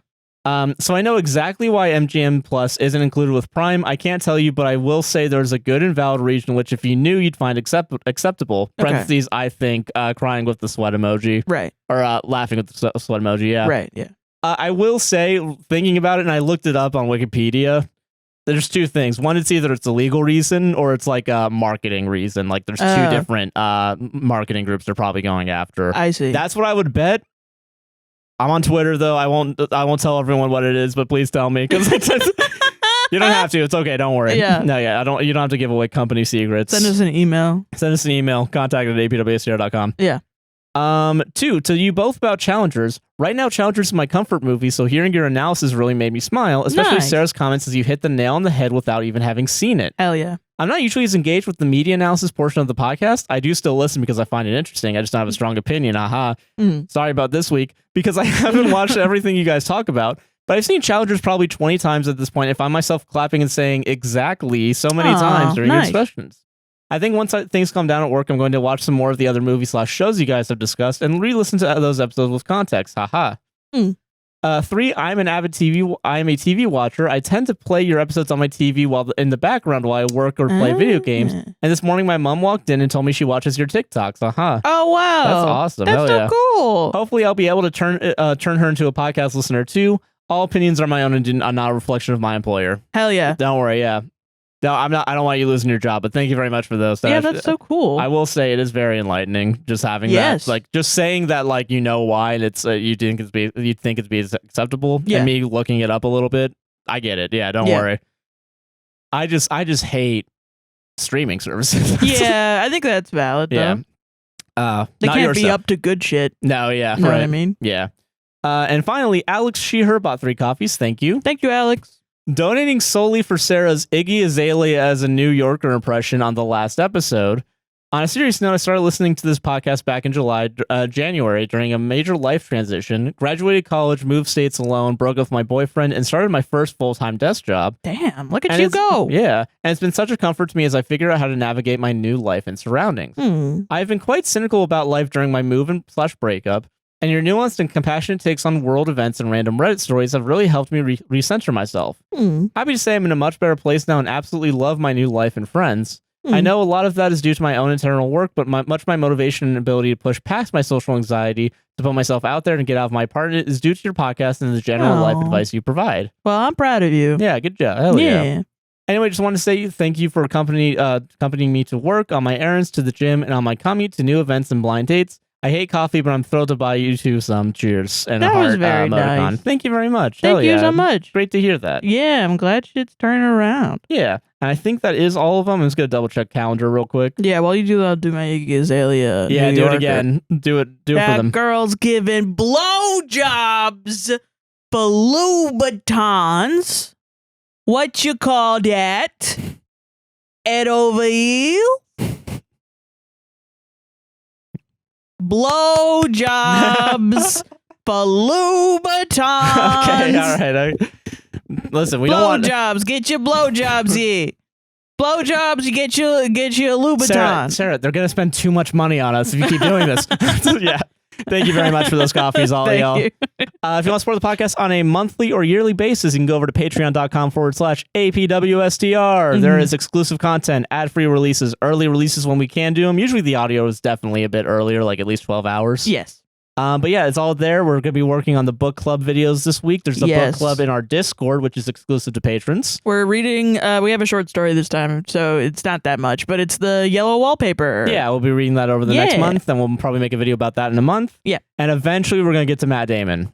Eventually, I do want to watch the next two movies, too. Like, they're supposed to be good movies. Yeah, no, I want to stop at the good ones. Yeah. I'm scared of liking him, I think, is what it is. That's fair, yeah.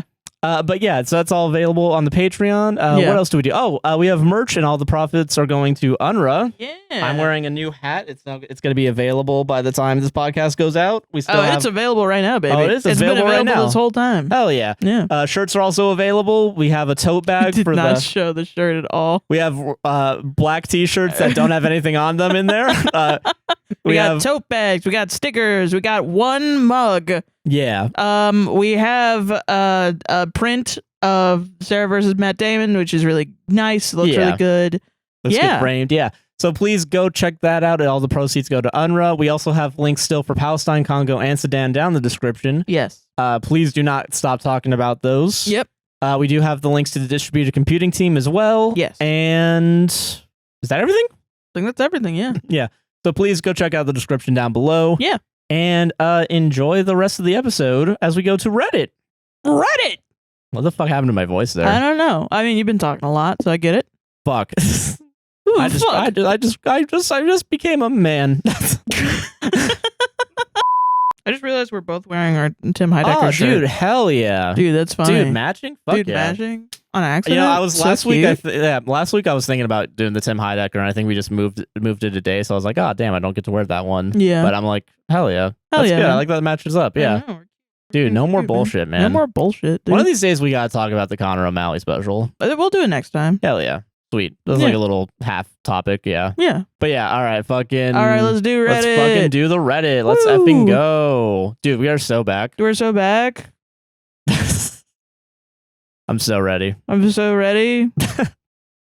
Not enthused after the Sharknado discussion. I'm gonna do that thing where your eyes blink, like, okay, whatever. All right, fair enough. Yeah, all right. Am I the asshole telling girlfriend that she gave me the ick at a family dinner? He said that to me at a dinner. I'm sorry. Classic. I don't know why there's so many dinner ones lately. No, I feel that. Yeah, a lot of like weird not homages, but like themes that are being repeated. I thought like for a second, oh yeah, I did one that was about the ick. So I was like, oh yeah, I was like, oh damn, weird. Yeah, it's weird. All right, let's see. I'm 32 male dating my girlfriend, Jenny, 27 female, for almost a year now, and we've met each other's families. Jenny is an only child of an Asian family, while I'm half-half with one younger sister, Anna, 21 female.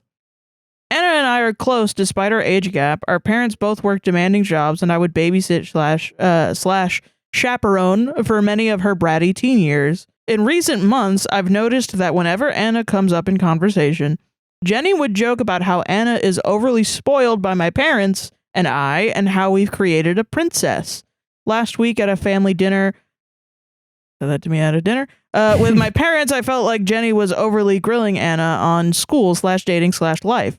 At one point, Anna was telling a story about how a first date gave her, quote unquote, the ick by not pulling out his wallet after their meal and let her foot the full meal.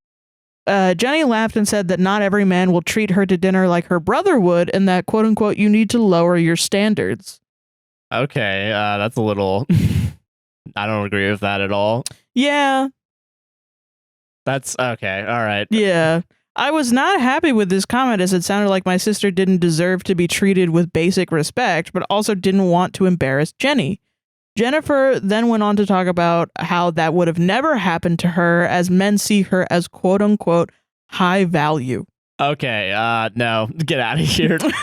if anyone describes you as high value or low value, anyone else is yeah. high, low value. Yeah. Yeah. I don't know what about this comment that just pissed me off, but I said that she was giving me the ick and to stop talking to my sister like that. The argument we had when we got home was massive, and Jenny told me that I was overreacting to an innocuous comment and would make a terrible father because I would always favor my sister over everyone else. I'm shocked at being called a terrible father and honestly still don't think I was wrong, but I need another opinion.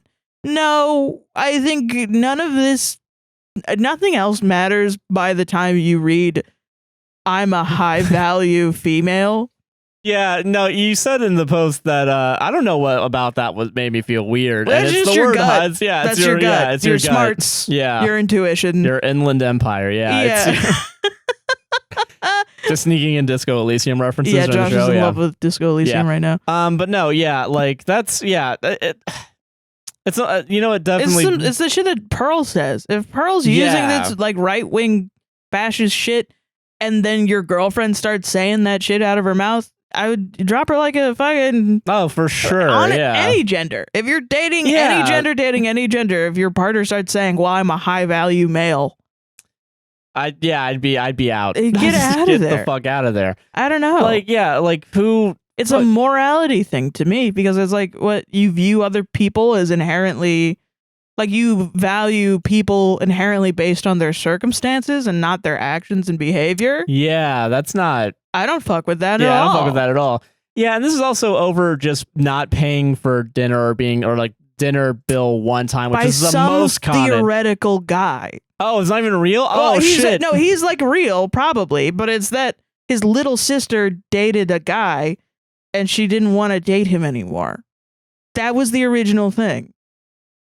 That happens. People can make decisions. That's why you go on a first date. Yeah. To see if you want to date them more. Sometimes you don't. Yeah. And if you decide not to, it's not because you're low value, it's because you don't want to date them. Yeah. Where's your agency in this scenario? Yeah. Well, that's the thing. That's what I don't understand about women that are about women. No, I'm joking. About like are you women sick and like tired of women? Is that what you're saying, Sara? Sick and tired of women? No. Is women like Pearl, where they're just like no, yeah. It's like, why are you advocating against your own rights? No, yeah. That's crazy. It's insane. And then like, because it reminds me of that story from last week where it's the mom, like, you don't have a say in how, like, you're going to give birth to your baby.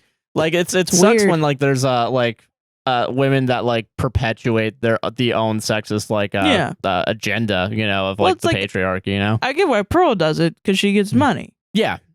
I get that. That's fine. Yeah, I understand the capitalist version of this. What's I don't the get gain the here? people that follow Pearl and like Pearl. I assumed it was all men, unless there are women genuinely out there that are like, no, I'm high value. There honestly might be, yeah. Well, I know there's some like in your divine feminine, or in your divine, you have to find a man in his divine masculine that brings out your divine feminine, and it's like, fucking shut up, dude. Fucking, oh my God. No, I feel that, yeah. I literally, like, it's just, when you put labels on things too much, that's when I clock out. No, yeah. And maybe that's a failing. Maybe I'm just never going to interact with shit like that. You know? Well, I get what you mean. There's some, like, and I'm not, like, necessarily against, like, quote unquote, like, new age shit or, like, new age thinking, but I do get, when you say there's a slippery slope. Yeah, because, like, it reminds me of, like, and I think I've talked about this before. For a little while, my mom had a Gaia subscription, which is a streaming service that's like very much like new age, but like supposed to be philosophical. We watched one where the guy said that if you were happy, you could cure cancer and you didn't need chemo anymore. Yeah. And then your mom was like, no, this is like a legit thing. And I was like, what? And at some point I brought up, like, this feels like fascist. This feels like... And then you Googled the guy and you found out that he had operated a cult previously. Yeah, and I was like, oh, fuck. My brain knew something was up, too. Like... Yeah. Yeah. What's that Plinkett quote? Like, you didn't notice it, but your brain did? Like, yeah. It's like, right. Yeah. So, yeah. And I feel like, in that scenario, I definitely understand, like, being like, yeah, no, that's fucking weird. I feel like you're using that as a way. Because there's a lot of, like, weird conservatism. Yes. And, like, shit that you wouldn't think would have it, but totally, like, has it. You know what I mean? Wasn't there like, that yoga guy that has turned into, like, a Trumper that was, like, a guy, like, I forgot who we watched. It might have been Big Joel or something. Yeah, no, there was the guy that, like, I don't know what his name is, but, like, he does conservative comedy now, quote unquote, where it's like he used to be like, yeah, you're right about it being yoga. Like, he used to be like a new age spiritual kind of guy, and he like, and like he said he got out of like the cult of it, but then made the turn to right wing grifting. Yeah, like he got into more conspiracy theories and stuff and everything, and it kind of the spirituality side of it.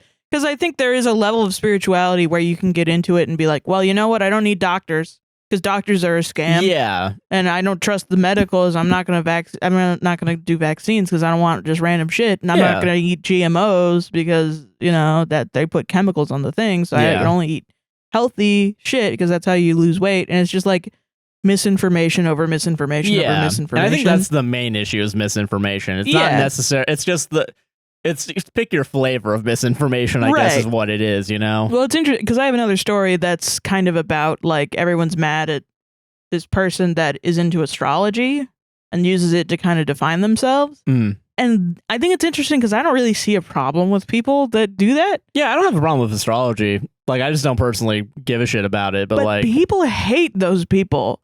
and they don't care about spirituality motherfuckers that are going down this alt-right pipeline. Like, people hate just women that are like, I'm quirky because I'm a Virgo. Because they're just having fun, and then you're mad at them for that. Meanwhile, you're just like your mom is watching a guy that like led a cult that's like on his resume. Yeah, that's like his ruined people's lives for his achievements list. Yeah, like it's crazy. Yeah, that's fucked up. That's wild. Yeah. Fuck, man. I don't know. And I was thinking about that too, because I remember Reddit was so anti-astrology, and I guess they still are, because they called her an asshole along with everybody else in that story. Oh yeah. But Reddit. I just remember Reddit being so upset at people that were astrology that was like, you're just making up, like, you're just like a new flavor of racism. And like I remember them saying like, oh, astrology is just space racism, and I was like, that's really funny. Because that's all you think racism is? It's like a couple of stereotypical traits. I want to live in whatever world you're living in, because that seems way simpler than this one. Yeah, it's so racist to say that Capricorns are good with money. Or money-minded. Yeah. Career-minded, something like that. Yeah, something like that, yeah. Or that Virgos are organized. No, I feel that. I don't know, yeah, but like to go back on like, and like, the conservativization of like our language and how we define like masculinity, femininity, it's like, it's shitty. And like, I don't think women are immune from their own, like, from getting wrapped into like alt-right shit, I'm sure there are some, Yeah, for sure. Well, I mean, we've seen a couple that, I mean, I'd be interested to know if people have friends that are into this that aren't trying to become a content creator about it. Yeah, they just aren't believe it. Yeah, they just genuinely believe it. I want to know. Yeah, and I wonder if it's a level of pick-meism too. Like a genuine like, I'm acting this way because I think I want to get a man that thinks this. This is how I think I need to act. Yeah, because like, to get the attention of men. Yeah, because if you think men think that way, right, and you want to have a relationship, that's shit. Yeah, fuck. Dude. That makes sense, yeah. But that's not the fault on the women. That's the fault on the men for sure on that one. Like, fucking... Well, yeah. I mean, I think it's a little nuanced, Yeah. Like, I don't know if you could say, but yeah, fuck women that do that. But I think I could probably be like, I don't know, I'm a little irritated at them for selling out their own gender. No, I get it, yeah. For conservative values, No, I feel that, yeah. But it's a little bit of a nuanced discussion, I think. That's fair. Because, like, I wouldn't say that about women that... Like, I know there are women that are like, she's such a pick-me because she dresses slutty. And it's like, no, she's just feminine and she likes dressing that way. Yeah. At this point, you calling her a pick-me is more misogynist than her wearing quote-unquote slutty clothes. Yeah. So, no. Yeah. But then she's a pick-me because she's going to vote for Donald Trump. And she's loud about it. Yeah. Yeah. Maybe. Yeah, maybe. Yeah. Yeah, that's fair. I can't imagine why she would fucking do that on her own.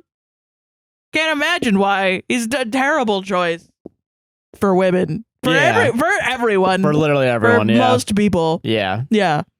God. But yeah, not the asshole, Not the asshole. Yeah. All right, do I start with the crazy one I got? I'm going to start with the crazy one I got. Okay. I need to get it out of my system now. All right. I'm jittery for this. You're good. Am I overreacting? I met a girl who is pretty hot, but it turns out she has a boyfriend. She tells me she doesn't care, and it got deeper. I would have thought this was fake, but it says where it's located, and I 100% believe it. Okay, yeah. About a week ago, I was out in Tampa, and I met a girl. Yeah. We hit it off, and I ended up securing her number and made out with her. Okay. Now, she has invited me over, but told me she has a long-term boyfriend she no longer gets satisfaction from. Long story short, she wants to have a relationship, parentheses sexual only, with me when she is free and isn't spending time with her boyfriend. She says she hasn't done this before, and even more, she wants to film herself doing it. If she wasn't extremely hot, I wouldn't even consider it, but she is. Has anyone run into a girl like this before? Should I reach out to her man for guy code or live my life? That's the original post. I don't know why she wants footage of it. That would be, I mean, unless she's like gonna make like an OnlyFans or something or whatever. That's in the update, yeah. If she wants an Only, I thought it was like to extort you for money or something crazy. Because it's crazy. Yeah.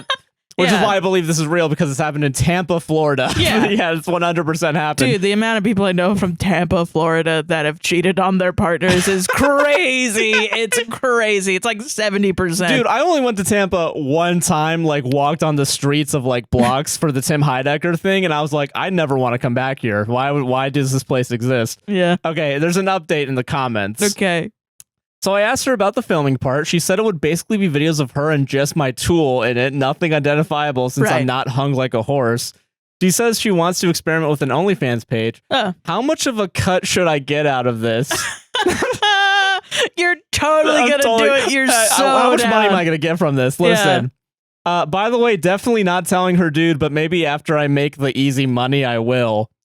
I think someone said, wow, you're a garbage individual. Yeah. Knowingly sleeping with someone in a relationship is just as bad as the person cheating. Dude, just do porn. Yeah. OP, I don't have any obligation to that dude thinking about it. That's all on her. Thinking about it. Thinking emoji, yeah. Yeah. So you're the only a decent person if you're obliged to the person. Gross. Yeah, it's gross. For sure a Florida person, what they're about to say. Uh-huh. Dog eat dog. She was never his and she'll never be mine, but it's my turn. But it is my turn. Ew. I hate that. That's gross. That's disgusting. Florida's a shitty state. Why the fuck do people keep coming down here? I don't know. People, honestly, if America was like, you know what? Get rid of Florida. We're getting our big comical saw. We're sawing Florida off. Yeah. I would be like, yeah, see. I get it. I totally get it. Where do my taxes go now? I don't know. Yeah. Jesus Christ, man. Get all of my check. Are the tolls still a thing? Yeah. I don't know. Okay, couple things. Yeah. What's the overreacting part? This is an am I overreacting? I think you're underreacting. Yeah, I feel like you're posting an am I underreacting? Yeah. Because the answer to that is yes. Yeah. Yeah. You seem way too chill for this scenario. Has anyone ever heard of a girl like this? I just want to know before I do that. Species exist? Yeah, women cheat sometimes. It sucks. Yeah. Like, come on. Yeah. Okay. Dude. Also, you should get a percentage on the OnlyFans, which is the amount of percentage that your dick is in frame. Which, if you say that you're not hung like a horse, quote unquote, I'm assuming it's 0.01%. Yeah, that's what you should get. Also, yeah, everyone made a really good point, and that's like, you think OnlyFans is easy money? You think fucking is... Are you gonna do customer service for her too?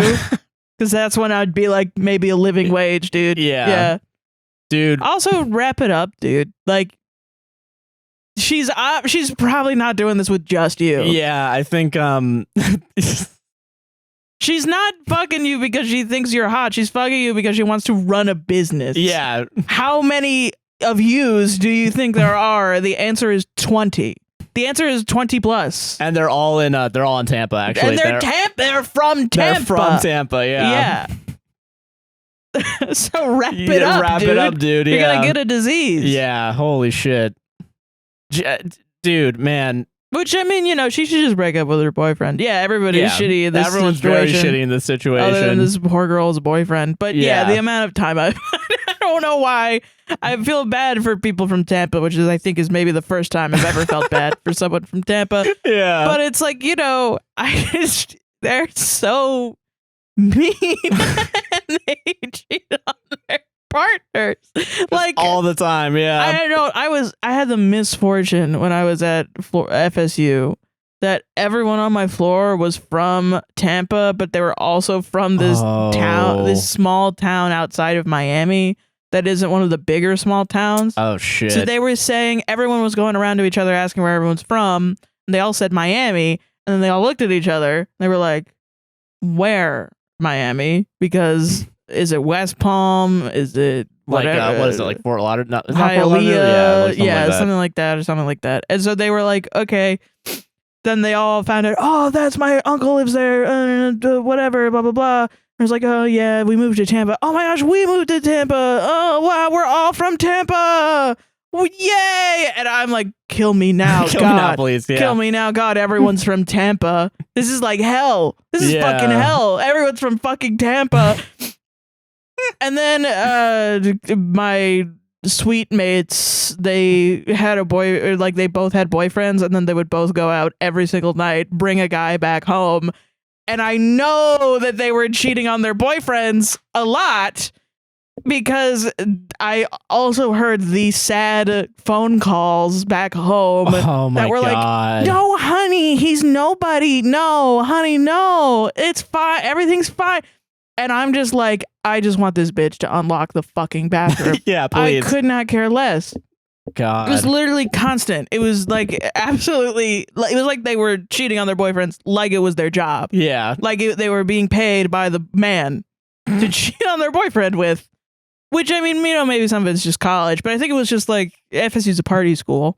So they were like, I'm going to go here. I'm going to go party. I'm going to be quote unquote pre-med and be pre-biology because I'm going to fail out of pre-med, get a cocaine addiction, bring a lot of men home and cheat on my boyfriend. Yeah. And no one else that wasn't from Tampa was like that. I'm sorry to tell you.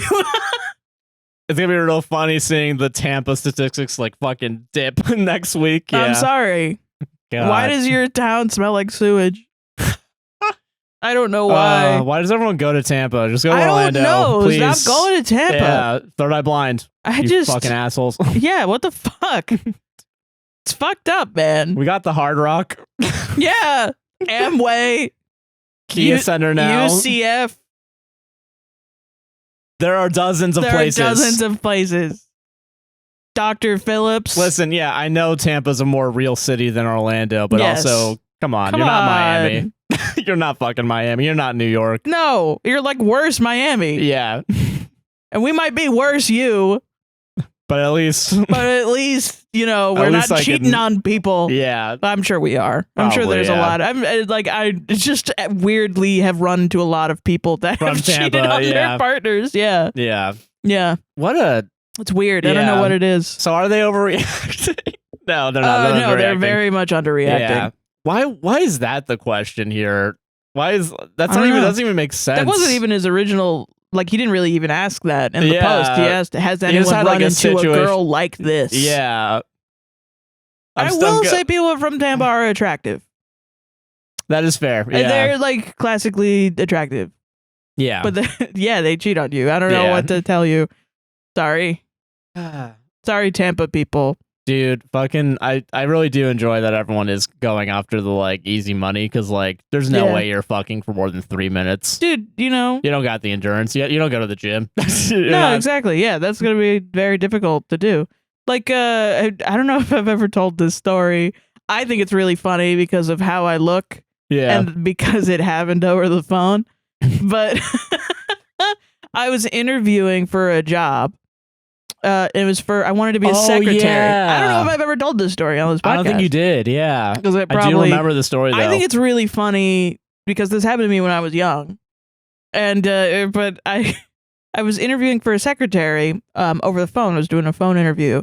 And because I wanted to do like office work and stuff. Yeah. And the guy was like, so you would be a secretary, but are you okay with like risque topics? Because it's a company that deals with risque things. I thought he meant like, I don't even really know what he meant, but I was like, I mean, it depends what it is, but like mostly. And he was like sex. And I was like, whoa. He goes, no, like you're not going to be having sex. Like it's for like a porn. It's like corporate for like a porn company, like a porn hub. And I was like, oh yeah, I don't care. Like, yeah. It was like, really? And I was like, yeah. Well, yeah. He goes, but are you really? And I was like, yeah. He goes, okay, well, that's cool. That works out. I have another job that I'm looking at that I have other positions for. Are you interested? And I was like, what's the other job? And then he interviewed me to be a fluffer for porn. Which, if you don't know what that is, when you are... I didn't know what it was. He had to tell me over the phone because I was so naive. I didn't know what it was. I was like, I'm going to be fluffing... Like, pillows? I mean, you guys do fuck on beds, yeah. No, I mean, like I thought it was like pubes or something. Like I would be doing like hair or something. Oh, yeah. That's what I thought it was. Okay. But no, it was like, when a man and a woman love each other very much. No, I'm joking. When That'd be so funny, though. When a male porn star is having sex, they have to be hard for like hours because they're on a film set. Yeah. So sometimes they lose their boner. So then they have to go off into another room and have what are called like a series of fluffers or people that will give oral to dudes to keep their dicks hard. And I was like, you want me? I think we were dating at this time. I think we were, yeah. Because like, you told me about it like after it happened. Because I thought it was hilarious. And I was like, what the fuck? This is over the phone, by the way. This man can't see me. And he's reiterating that my attractiveness is important. And he's like, how would you rate yourself from 1 to 10? And I was like, I want a job. And like, you know, like when you're interviewing, you kind of want to do good. Yeah. Someone was like, you like, can still say no after you get the offer. Yeah. I was like, I don't want to lowball myself because that's fucking shitty. Right? So I was like, I don't know, like a 7. And he was like, really? You're a 7? And I was like, wow. What? Okay. I don't know. Why are you asking me over the phone? I feel like this is a face-to-face conversation. Listen, we have Skype. Yeah. Zoom existed at this point. Zoom existed at this point. And he was like, well, send me like a photo of your face to my personal phone number. And then I got ghosted, which I think is really funny. Yeah. I was too ugly, I think, to do this. That's so weird. I told everybody. I told my mom immediately after this happened. I was like, Mom, that was crazy. Yeah, what the fuck just happened here? That's wild. But I think the only thing that made me even consider it was that it was $75 an hour. That's not bad. With a guaranteed 8 hours. Listen, also, there's a possibility because they hire multiple at the same time that you don't do anything. Yeah. You just sit there for 8 hours and watch people fuck. And then you go home. God. But I said, like, I have a boyfriend. I don't think he would like that. And he was like, are you sure you could talk to him? We could send you the payment and make it like, as people like do this discreetly. Oh, that makes sense. Yeah. Like we'll say it's from like Walmart or something. So you just tell them that you're going to work stocking shelves at Walmart. Because I know they have like different billing companies that are like named like corporate Money America. Yeah, like it's not going to show up on your bank account. Like if he goes over, I didn't say any that he goes over my bank account or that he would know. But he was like, if he goes over your bank account information, we can make it look like you have a different job. And I was like, okay, no. Like I kept, and there was at some point where I was like, no, I don't want to suck dick for money. I don't want to suck dick for money. No. Which maybe is the Orlando version of Tampa where everybody cheats on each other is, hey, I need money. Do you want to suck dick? No. No. The fastest way to make money in Orlando either suck dick or work for the mouse. That's it. Those are the only two options you get. Either the mouse or it's sucking dick for money. Dude, I think that shit's so funny now that I am free to express myself in my body and I've become essentially Godzilla. Queer Godzilla. Yeah. Would not have passed on set, I think. That's really funny, man. But it was also like not really, he was like, it's not really about your attractiveness. It is a little bit, but like most of it is how good are you at sucking dick? You have to be really good at sucking. Like you could be ugly and just really good at sucking dick yeah. And I was like, I think I'm okay at sucking dick, I guess. I did not expect this to be the interview. I wanted to be a secretary. Yeah, I wanted this job, which I mean, all of this is like sexist. Yeah. Whatever. You want to be serious about it. I think it's funny. God. And it happened to me. So I think it's funny. Solved it. Fuck Florida. Yeah. Then I told that story to a friend of mine at a separate job later. Yeah. A job I actually got after that. And then she tried to give me the nickname Fluffer. Like she would walk around and be like, hey, Fluffer. And I was like, you can't say that. Yeah. This is harassment now. Hey, I told you this outside of work. Yeah. And now you're bringing it into work and you're calling me a sex term. Yeah. This is bad, actually. Yeah, it's actually not fun. Now she's a manager. Sounds about right. Yeah. That sounds, Middle management. You did it. Did it. By being a piece of shit. Yeah. Remember, guys, if you just want to get middle management, hate everyone. Yeah, be a piece of garbage. Yeah. Yeah, I'm sure there are some middle managers that are good. They're fine. Yeah, I feel you. Yeah. Yeah, that's my first story, dude. Yeah. I've already chugged a LaCroix. We've already 2 stories in. Whatever. This one's short. Let's fucking go. It's funny to say this after telling that story. All right. Am I the bad apple for bringing... Okay, we're doing this again. All right. Okay, no, that's awesome. Awesome. Yeah. Hell yeah. Am I the bad apple for bringing my daughter her own cupcake to a birthday party? What do you think? Probably not. Who cares? Just one cupcake. I don't give a shit. Posting for my friend. My daughter Bryn is 3 years old and she was invited to a classmate's birthday party. She is in preschool. I was glad to bring her for water slides and cake to celebrate her classmate's birthday. However, my daughter has an egg allergy, and I thought instead of putting that burden on another parent, I would just get her an egg-free cupcake myself. Oh, okay. I still wanted her to take part in the festivities and celebrate her friend's birthday. I thought this was a good idea, but then while at the party, another parent pulled me aside and asked why I brought Bryn her own cupcake. Was it the parent hosting? We're going to get to that. Okay. I explained my daughter's allergies, and she said she understood, but it might make the other kids feel bad since hers is different and quote-unquote special. Okay. Because she has an egg allergy. Yeah, real special you are, Yeah. So we have to make it so that she can eat. I think you could tell a kid, she can't eat those cupcakes because they have eggs in them, so she gets this one cupcake because this is, Yeah, I think a kid could understand it. Yeah. She added it might make the birthday girl feel bad because it's supposed to be her special day. Now I'm not sure. I was trying to do right by my daughter, but I wasn't trying to make the other kids feel bad. Am I the bad apple? I don't... Edit. Okay. I should probably specify the parent complaining isn't the parent of the birthday girl, but another parent at the party. Sorry for the confusion. They're just a nosy bitch. Yeah. Like, what? Why would you do that? Yeah, they have guys. Teacher, is there homework? She brought a special cupcake for her daughter so she doesn't die. Yeah, because she ate a cupcake with eggs in it. What the fuck? Yeah, calm down, lady. Yeah, I think it's fine. Like, chill out. It takes less shit. It will put less on your body to not worry. Like less stress on you. Yeah. To just not give a shit. No, for sure. Yeah. Like that's also, so crazy. It's because for an allergy. So yeah, okay. Also, like I'm gonna be real with you. If you have an allergy, I would not trust anyone else to be mindful of it. No. Because I worked in food and service, right? Food and bev, right? Yeah. Whenever we had nuts, we had almonds in our stand. Yeah. So if anyone came by with a nut allergy, they couldn't eat anything unless we made it special. Yeah. Like, and I don't know how bad the allergy is for this person, right? Mm-hmm. But like the amount of effort that you do have to put in to make sure your shit's decontaminated. Yeah.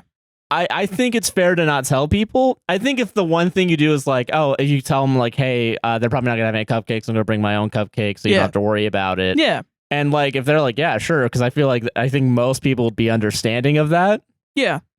Like that's fine. I mean, and I get her fear of not wanting to like put the burden on somebody else. I would just call up and be like, hey, because like if I know specific types of people. Yeah. That like they're stressed out planning a party, right? If I called your mother and I said, actually, our son has an egg allergy, I'm going to bring my own cupcakes. Yeah, I get exactly what you mean. She would be like, no, you don't.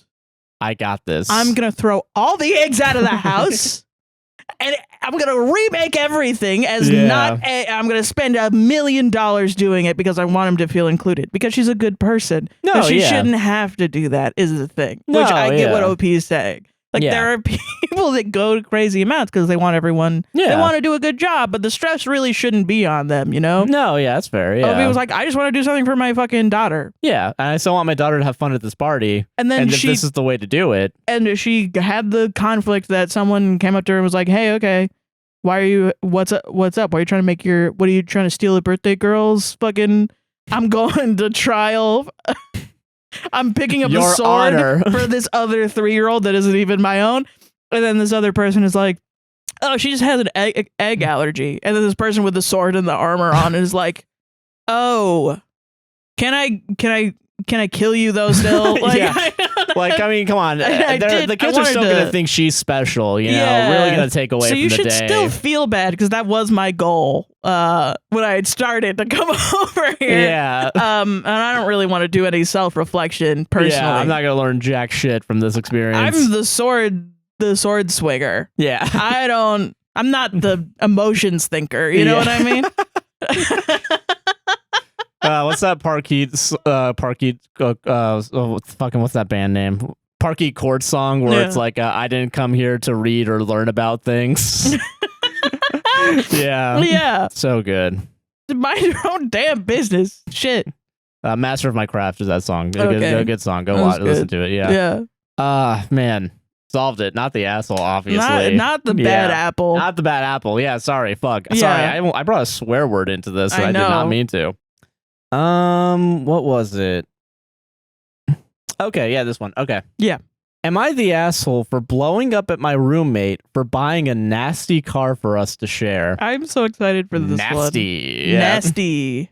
Every time our cat Misty walks around, we do the I've been a Misty girl, Misty. I'm gonna Misty girl, Misty. And we say, is somebody gonna give me treats? Yeah. Is somebody gonna give me treats? Yeah, that's a lot of fun. Yeah. I've been trying to work out the rhyme after it, but I can't do it. Yeah, I feel you. Yeah. We're a regular Weird Al, yeah. Yeah. Okay. Just white people making up songs for their cats. Yeah. You know how it is. Yeah. All right. Mm-hmm. I, 21 female, live with my roommate, 20 female. Mm-hmm. My roommate has no sense of smell. This is important. Okay. We're both pretty broke and have mostly been relying on biking and walking, but we saved up $2,000 to spend on a used car for us to share. Mm-hmm. I'm out of town for a month visiting family, and she's better at shopping/bargaining than me, or so I thought. Okay. So she said she would get us something before I came back. She called me last night and she said she found us a, quote, great deal and had bought it. A used car with low mileage, everything running great, perfectly clean looking, and good features for only $1,800. Okay. The catch? The car's been used for the past several years by this retiring ferret breeder who's been using it to haul hundreds, if not thousands, of ferrets back and forth for years. Oh my God. Which is why it was listed at such a low price. Holy shit. The guy even told her no one else had been willing to buy it. When she said she went through with the sale, I got angry and asked her how she could do that. She was surprised and said that she got us a great deal and that the car was perfectly clean and runs well. Her excuse is, there's no actual mess inside, no ferret urine stains, nothing. They always kept them in cages during transport. They say it's only the smell of the animals themselves, not the urine or waste or anything unclean. But from what I've heard of ferrets, that's somehow even worse. Oh. She's heard that I'm getting mad over her, quote, great deal, but I'm not looking forward to driving this thing around. Am I the asshole? TLDR, roommate thinks you got us a great deal on the car. I think it's gross. This reminds me of the Mythbusters where they put a dead pig in a trunk. Yeah, but but that also, so I looked it up just because I was curious, like. Ferrets smell really bad. Yeah, I bet. I bet so too. Apparently, there are some smells that are easy to get rid of. Like, you can go to like a detailing place and they can actually get the smell out. Yeah. And if I'm not mistaken, I think ferret smell is available to get cleaned out. I think. Okay, because the only thing I've ever heard of ferrets from people that have ferrets is that they smell so bad. Okay. Like, they smell really bad. Because they're rodents. Oh, okay. And rodents smell awful. Yeah. Yeah. So I really don't know how easy it would be to get rid of the smell. I want to say you might be able to. Well, I mean, I think it's valid. Get upset. But I do think $2,000 for a used car is like not a lot anymore. Yeah. Because like when I've looked into getting a car for me, it's like $10,000 is the fucking down payment that you need. And you only saved up $2,000. Yeah. So it's either, okay, here's my thing, right? Yeah, what were the parameters, you know? Yeah, like what was the deal made here other than like you thought she was a good bargainer, so you were like, okay, you handle this. Mm-hmm. And like I think my thing too is like, okay. I don't really think there's an asshole here, honestly. Okay. I think that's fair. I think a little bit. YTA? Yeah, just because like I think there is a solution somehow to get rid of the smell. Because also like $2,000 for a used car is a great deal. Well, how much is detailing too? That so I don't know how much that would be. Yeah, but I don't think it's gonna be $8,000. Yeah, like for like a regular used car. You know what I mean? Yeah. No, I get what you mean, but I mean like it's still like would be a lot more than if they found a crazy good car. You know? No, that's fair. You know what I mean? Yeah, I get being upset. What did Reddit say? I think most people went. I think people were split. Oh, really? I mean, I get, like, if it's, like, okay. My thing is, if you're going to drive it around all the time, you should have gone to check out the car. Yeah. Like, you should have been there. What? Okay, so apparently, what is it? First comment is unpopular apparently, but you're the asshole. If you trusted her to buy a car with no input from you, then you have to live with the car she bought. You still have $200 to take it to a detailer or perhaps one of those companies that's cleaned crime scenes and ask them for the ferret treatment. That's a much better situation than only having $200 left to make major mechanical repairs. Plus, I can hardly think of a better name for a car jointly owned by the two young roommates than the Weaselmobile. Yeah, and apparently someone says that there's this ozone machine apparently, and they dissolve nasty organic spells in a small time frame. So yeah, well, I mean, like I don't think they're an asshole for being mad. I think that's a valid thing, but I think it's just more of like a communication issue. Yeah, which is like, well, especially with roommates, like sometimes you're going to do things that piss off other people, just in general, especially if you're not romantically involved with them and you're not really entwined in that way. Like living with your spouse is a little different than living with roommates because there's a level of like respect that you just kind of know when you talk with your partner versus, okay, well now like we've had this friendship and we know each other's boundaries, but now our living situation boundaries are going to be totally different. And I'm going to see them in a new light. They're going to see me in a new light. And so like, it's natural to be pissed. Yeah. And to have quote unquote fights. What matters is like how you resolve it and how you move forward with it. I think, a little bit like this person should have gone to pick out the car if she's going to be driving it majority of it. But also they're young. So I'm like, that's a mistake that I would understand a young person would make. Yeah. If you've never done that before. That's fair. You know what? It just seems like a regular young person mistake. Yeah.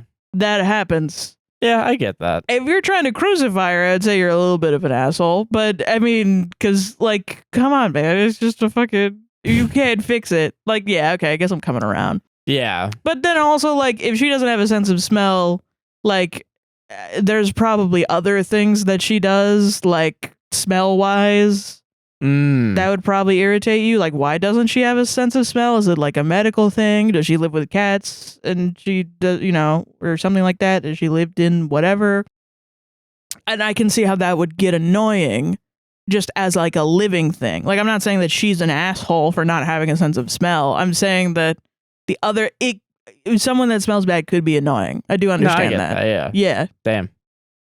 Yeah, I feel that. I can understand that. Yeah. It's like not really any kind of, in that way, it would be no asshole here. Yeah. That's fair. Yeah. I think that's a nuanced take. Yeah. Yeah, like I don't think you should be mad. Like you're not an asshole for being upset. Yeah. You can't control your feelings. But just be like, okay, well now let's figure out this other thing and we're going to fix it and make do. Or can we return the car and get a different car? Yeah. This is life. Nah, I feel that. Yeah. Solved it. It's a fun one though. That was a fun one. Yeah. Yeah. Ferrets. Okay. Am I the asshole for ruining dinner by calling my wife's friend's Virgo moment a tantrum? Okay. This is the astrology one I mentioned earlier. Yeah. As I mentioned earlier. Okay. My wife's oldest friend's birthday was yesterday, and so their friendship grew through her birthday dinner at a restaurant. I was invited as a +1. So full transparency, I've never liked this friend. She's always seemed too dramatic and over the top for me. Always attributed everything to her star sign. Insufferable comes to mind if I were to use one word. Okay. All right, gang. Let's pump the brakes a little bit. Okay. Damn. That said, I usually just ignore her and let her be whenever we're in the same room because why not? Yesterday, though, she was making a big deal because they got her dessert order wrong. To be frank, we did wait I think that means to be fair, we did wait 45 minutes for it to arrive. So I get that but she just kept complaining to the group and then stopped herself and said she was going to have a Virgo moment, whatever the fuck that means. And I said under my breath, but clearly too audibly, you mean a tantrum. So she hadn't done it yet. Yeah, so, okay. She was upset that they had to wait 45 minutes for dessert that ended up being wrong. What's... Okay. On her birthday dinner. Yeah, also, the fact that you said it audibly, it's like, come on, dude, really? Yeah. That's a little... You don't have to like everybody, but to do it out loud, there's a part of you that's you want people to fucking hear you. I feel like she's having a very valid response and then tried to calm herself down by being like, oh, I'm being a Virgo right now. Yeah. Yeah. Yeah. Yeah. How long was she complaining? 10 seconds? And then you were like, fucking what a bitch. You're gonna have a tantrum, baby. Yeah. Jesus. She asked me to repeat myself, and the cat was clearly already out of the bag. Yeah, so I did. You said it out loud, you fucking idiot. What are you expecting? So I did. She asked what I meant by that, and I explained there's no such thing as a Virgo moment. Checkmate, Christians. God isn't real. Okay. Then I did a slam dunk and got my skateboard everyone and clapped left. because I'm so likable. I was so smart when I said that astrology isn't a useful thing. I gain friends by being intelligent, and everyone likes me. Dude, you make the rest of us like astrology not enjoyers look bad. That's what I'm saying, yeah. God damn it. Ha ha. God damn it. Ha ha. I don't think this way, so I don't think any of these ways. Where's the centrist version of this? Fence sitter. Fence sitter asshole. She asked what I meant. You're such a Gemini. She asked what I meant by that, and I explained there's no such thing as a Virgo moment, just a grown person throwing a tantrum which devolved into a young back and forth, ruined mood, and us leaving early. I don't think calling it a tantrum was wrong, because it is one. Okay. That's what makes you the asshole here, for sure. So why ask? Yeah, so why? What do you mean? I don't think what I did that people are calling me the asshole is wrong because it is what I think it is. No reflection at all. Yeah, no, yeah. I don't think Gotta go to Reddit. Gotta go to Reddit and tell them about it. Gotta go to Reddit. I don't think calling it a tantrum was wrong because it is one, but choosing to speak up at her birthday dinner is probably where I dropped the ball and fucked up. I was calm throughout and didn't escalate things, but even then it didn't have to be said because there really was no outcome where things would have worked out well. Word salad, am I the asshole? Yeah. ETA saw this come up a couple of times, so I thought I'd explain. I went because my wife asked me. All partners were there. The dinner was paid for by the friend group. She wasn't screaming and throwing plates, but she was really hammering down on complaining about this and had to keep getting stopped going to the kitchen despite them apologizing throughout for the delay and the mix-up. And so everyone's saying everybody's shitty here? And I'm like... And when I read the everybody's shitty here, they're just like, yeah, because she believes in astrology. And I'm like, how are you not doing the same thing? Yeah, you're like, you don't have to like people that are doing astrology, but like fucking this is why if they're not bothering you, then who cares? Like literally who cares? You guys are more losers for caring this much about people that care about astrology. Yeah, you're just the people that care about astrology. This is the horseshoe theory of annoying people for me. Yeah. When in reality, the true center is the correct one, which is agnosticism. Being agnostic. Yeah. That's the real. That's lazy the real man's atheist. Shut the fuck up. But yeah, I don't know. Fucking who? It's fun. Yeah, they're cute people little believe rocks, whatever they want to man. believe in. Yeah, who cares? Chill out. Why? Okay, why'd you say it out loud? Why'd you? Okay, because if you have a thought of like it's a tantrum, I mean, you're still kind of a shitty person for like being such a judgmental asshole. But you said it out loud. Like even under your breath, there's not a time like under your breath where you can ever trust someone to not like hear you. You know what I mean? You're just up your own ass, man. Yeah. Like I personally, my definition of insufferable is someone that goes to their wife's oldest friend's birthday dinner, sits there pretending like they're being jabbed at the entire time by her talking because you're not. You're not adult enough to use your words and say, honey, I don't like your friend very much. Yeah. I find her annoying. Can I not go? Yeah. Please? And instead of doing that, you just sit there and stew, and then you throw a tantrum. Yeah. And then you pretend like you've been provoked the entire time. Talk about projection, man. Jesus. Yeah, that's crazy. That's absolutely wild. Like, there are people that do shit so bad in Am I the Assholes? And everyone on Reddit is like, no, she's an asshole for believing in astrology. That's like so crazy. She didn't do shit. She was kind of annoying about not getting her dinner, which was 45 minutes late. I would also be understand, pissed. Yeah, for dessert. Yeah. Yeah. It was wrong. Yeah. Yes. Depending on, and like the only thing I can think of is like depending on how many times she like got the waiter, like, maybe like, it could waitress. be annoying. Is she an asshole? No. Yeah.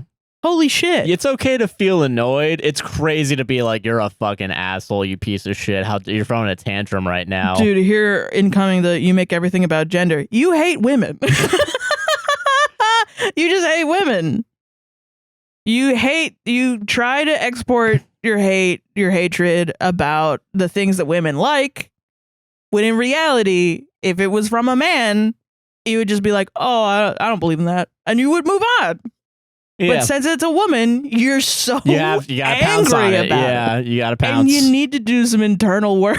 Yeah. Like, I'm so sorry. Let women do whatever the fuck they want. Like, chill out, man. I don't believe in anything. Anyway, Bitcoin for sure is going to keep rising, and also this Pokemon card is going to be worth $1 billion. But no, astrology is space racism.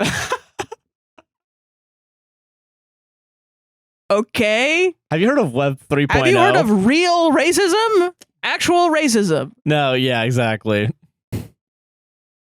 That's crazy. Fucking wild, dude. Dude, shut the fuck up. Shut the fuck up. That's more annoying for sure. You're going to have a problem with women. They're real critiques, real actions. And critique women by their fucking actions, not by the stupid shit they believe. That's like, she could be transphobic. And she's not. She's just an astrology lover. Yeah. She could be homophobic as fuck. You probably wouldn't have a damn problem with that. Dude, everyone being like, well, guys, at least J.K. Rowling doesn't believe in astrology. Like, that's so crazy. Yeah. You're a fucking crazy person. Oh, wait, J.K. Rowling believes in astrology? What a crazy what bitch. What a dumbass. That was what made you... Oh my God, I'm taking crazy pills. I can excuse transphobia, but I draw the line in astrology. You can excuse transphobia. Good shit. Yeah, it's good. God. Two community references. My chair is... your chair more? Yeah. Why don't you just use the other chair? We have more chairs. He won't. Never. Okay. That can't be comfortable. It's not that good. It's not that uncomfortable, honestly. That's weird. Yeah. I'm calling you weird for doing that. We should buy better chairs. Patreon.com/. Josh's chair is fucked up, actually. Yeah, it's right down the middle. I just stood up and saw it, yeah. All right. Where was I? Reddit, yeah. Yeah. Am I the asshole for calling out my dad's wife for feeding him 7-hour-old oatmeal instead of the fresh food I made? Okay. Yeah? All right, yeah. I'm a 55 female. My dad, 83 male, had surgery last week to remove a cancerous tumor in his digestive tract. My mom passed away 17 years ago, and he married a younger woman who I've never been a fan of. Feeling is definitely mutual, but I tolerate her in order to have a relationship with my dad. Since his surgery a week ago, all he's asked for is rice and beans. He's 100% Irish, but having been married 38 years to my mom, who is 100% Puerto Rican, he absolutely loves Puerto Rican food. Okay. He's basically been on a liquid diet until yesterday after a second procedure and was given the green light to eat solid food. He had a late lunch around 2 p.m. I immediately went home and cooked for him, and my daughters brought it up to the hospital. She had my dad call me at 5 to say he has eaten his hospital dinner and was full, less than 3 hours after he had lunch. My daughters had the nurses put it in the fridge. I had already put his name and date on it. Visited this morning and he didn't have an appetite. His hospital breakfast tray was sitting there and I had brought him breakfast from the diner as well. All he had was coffee. I left a note in his room and even asked the nurse assistant when he came into his room if she could offer him the rice for lunch. I texted his wife the same. Got this text to me/my siblings from the wife after she finally showed up to the hospital after 2 p.m. Okay. Your dad wasn't hungry today. Around 2 o'clock, he had oatmeal with chocolate chips, an Ensure chocolate protein shake, and a cup of tea. He is quite full now. He still has some pain/soreness. He is managing his pain without pain meds. So I replied... What? Yeah. So I replied, I hope not. That oatmeal that was sitting out from this morning? Her response, the oatmeal was covered and still good. It was superheated and melted his chocolate chips. I called the nurse's station to ask why my dad would be allowed to eat food from a tray at least 6 hours old. Turns out wife asked nurse to heat up the 7-hour-old oatmeal, and he asked for his rice and beans, and she, wife, just laughed. Nurse told me she's making sure tray is gone, and she seemed a bit annoyed at the situation. She says she's going to heat it up and bring it to him. I called and spoke to him. I asked if his appetite was back, and he told me he ate the oatmeal. Asked him why he didn't eat the rice instead, and he said he forgot, which is not true because the nurse told me he asked for it when wife asked to have the oatmeal heated up. I made sure to tell the nurse she fed him the old oatmeal absolutely on purpose so he wouldn't eat the food I made. Hold on. Sorry. This is written a little... Yeah, that's fine. At this point, I would physically beat her up. Yeah, no, yeah. I would physically beat the shit out of this lady. Yeah. Because I'm an imperfect human being with anger issues. Yeah, okay. I made sure to tell the nurse she, my stepmom, fed him the old oatmeal absolutely on purpose so he wouldn't eat the food I made. Nurse is aware he's been asking for rice and beans. I didn't tell her initially what it was I just said. I dropped off dinner for him last night and it's in the fridge. She asked me if it was rice. Pretty sure feeding an elderly man hours of old food that was sitting in a window just to be spiteful. From digestive yeah, just cancer. From digestive fucking cancer. Pretty sure feeding an elderly man hours of old food that was sitting in a window just to be spiteful is proof of who the asshole is. Yeah. Am I the asshole? No, and tell me where she lives. Dad, yeah. I would be so... No. Yeah, that's wild. Viscerally angry. Also, the detail, yeah, if it's sitting in the window actually kind of makes it worse for me for some reason. Like, sitting in the sun. Oh my God, dude. Okay, because I worked in food and service. I worked in food and bev. I'm pretty special. And you don't have to work in food and service to know that you don't give people hours old food sitting out. Dude, LaCroix, in general. LaCroix goes bad in 3 hours. Do you guys think oatmeal, a liquidy concoction filled with fucking 83-year-old recovering from surgery, if you sneeze around them, they could die. Yeah. And you're giving them 7 hours old oatmeal? Yeah, that's crazy. Because you want to spite the daughter that made him rice and beans like he's been asking for? That's wild, man. I would go to jail. I'd be in jail right now. Dude. And I would be like, Your Honor, she tried to kill my dad. Yeah. Honestly, though, yeah. Yeah, like she tried to kill him. 7 hours is way too long for any food to be eaten that's out there. Yeah. Hated me. And the judge would be like, yeah, you know what? Actually arrest her. Actually, she should be arrested and put in jail. Jury nullification, arrest folks. her corpse. Yeah. Put her in jail. God. That's wild, man. What the fuck? Yeah. Yeah, there was attempted murder. Call the police. Don't. They suck. Don't ever call the police. No, yeah. Beat her up. Vigilante justice. Exactly. That's what you need, yeah. Dude, fucking anything over 4 hours, do not eat if it's just been sitting outside. You gotta have it in the safe temperature zone. Oh, fuck, you're right. Yeah, if oatmeal has... If it's made with milk, yeah. If it's made with water, I guess. And chocolate doesn't really go bad. No, yeah. But I mean, even with water, though, that's still pretty not good. It still doesn't... It wouldn't taste good. Yeah. If someone just survived cancer, especially digestive cancer, and he just regained the ability to eat solid foods, get him whatever he wants. Yeah. He's gonna fucking die at any moment. And he just beat cancer at 83 years old. He should be celebrated. Yeah. Why would you give him 7 hours old oatmeal? You loser. You absolute loser. Yeah. Holy shit. No, yeah. There's nothing like elder abuse that gets me fucking angry. It sucks, man. Like, it's fucking wild. Well, it's just like, it's so severe. We don't talk about it. And also, it affects me because my dad was old, and I saw how many people literally, like, there is a point. Did not give a, like, flying fuck about him. Like, I'm not even talking about healthcare people, but like I know there's a level, but also I'm not really judging healthcare individuals because, like, I mean, they're overworked. Yeah, like, I get what you mean. Yeah, if you mostly do, like, I mean, I'm sure if you work in a hospital, you're going to mostly see elderly individuals. You know what I mean? And so, like, you know, but, like, at some point, there's some age where doctors are just like, I don't fucking know what's wrong with you. I don't care. I don't give a shit. And I mean, most of the time, doctors, too, if you're a woman, you've been dealing with that, too. It's like, just period or anxiety. I don't really know.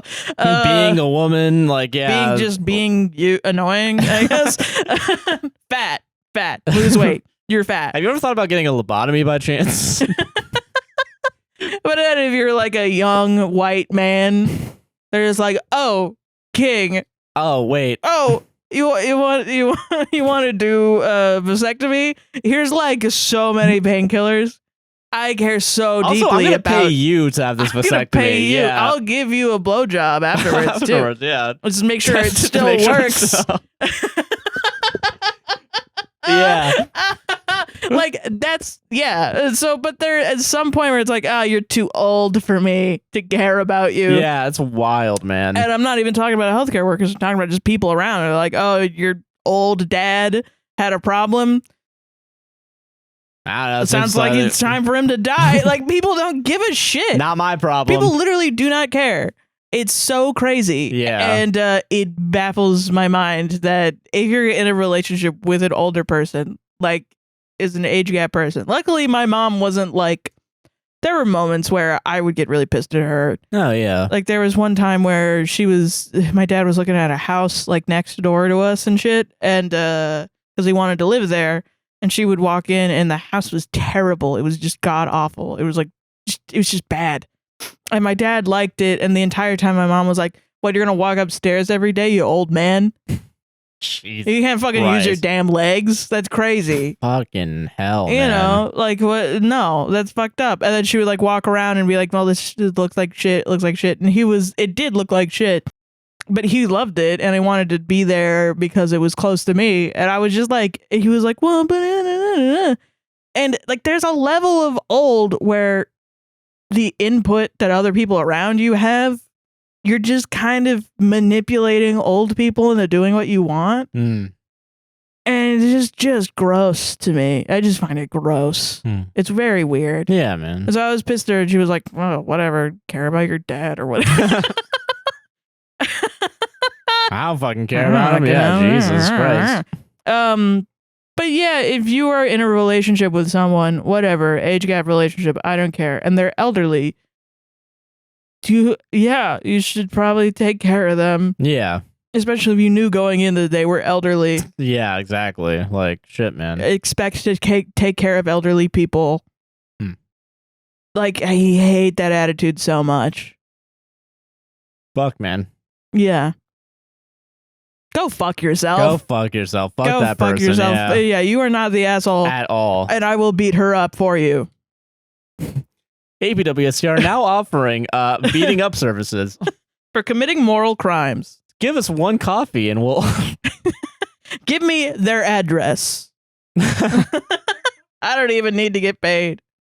Okay. Taking a train up to...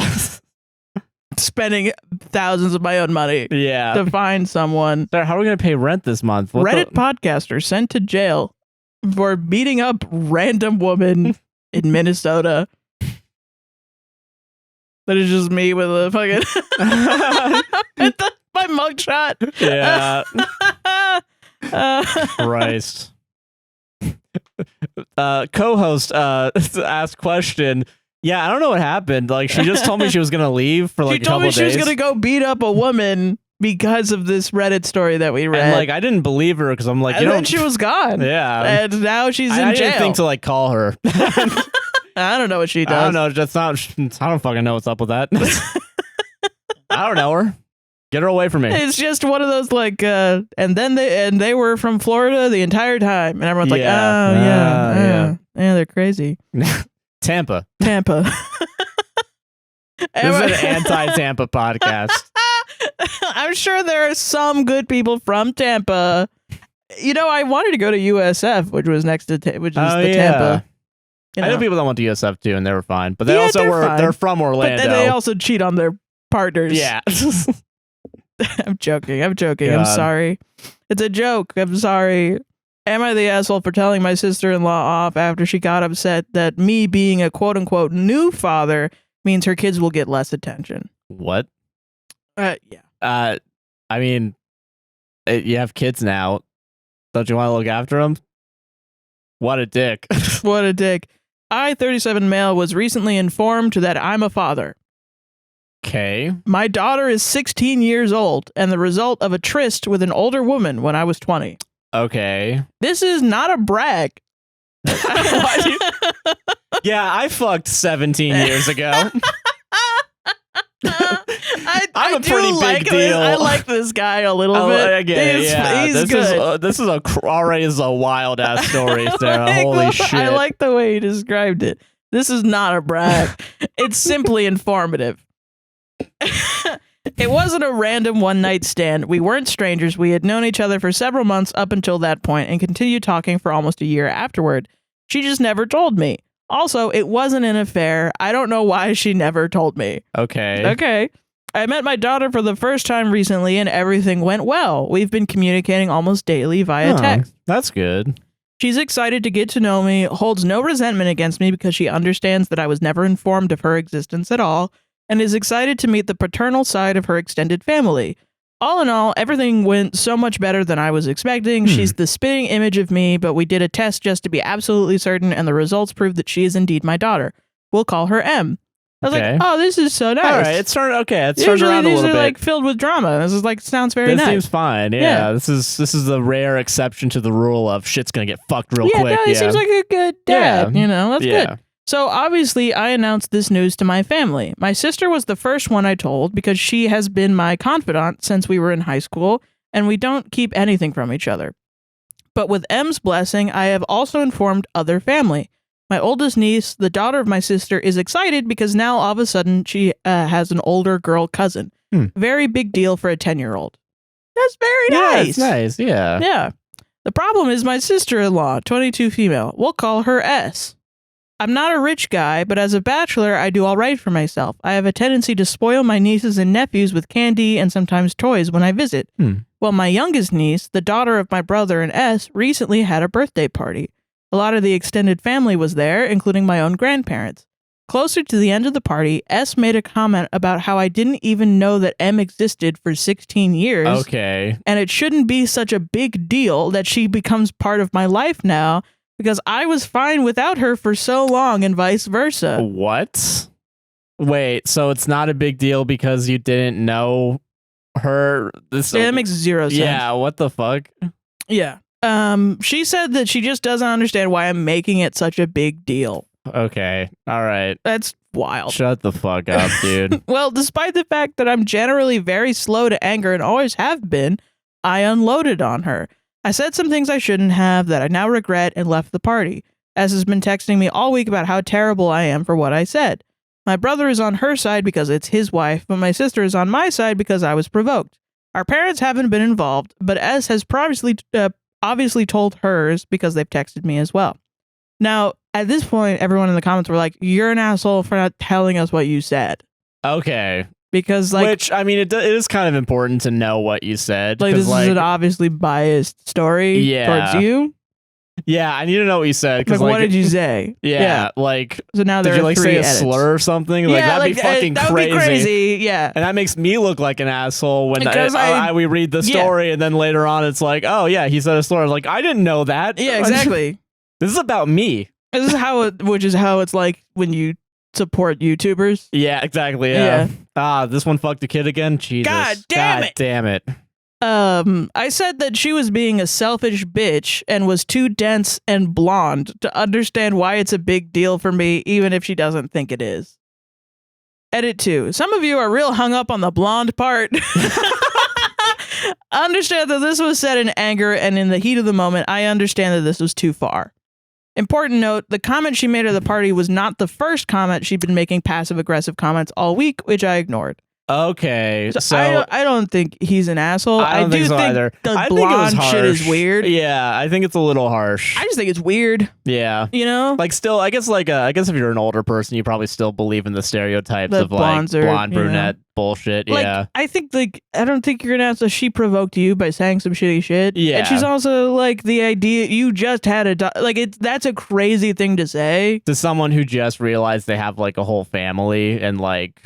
Yeah, that's wild, man. Well, it's like, because also you're making it about pregnant, whatever. It's a big deal. Why are you making it a big deal? It really is a way to make it like weird. Center yourself in like someone else's life. You know what I mean? Yeah. Where it's like, I mean, I do think she was being selfish. You didn't have to call her a bitch. You didn't have to call her blonde. But it's also like you recognize that that's in the heat of the moment, and you were wrong to say it. Yeah, and that's fine. And I that's think okay. Yeah. Now you I think.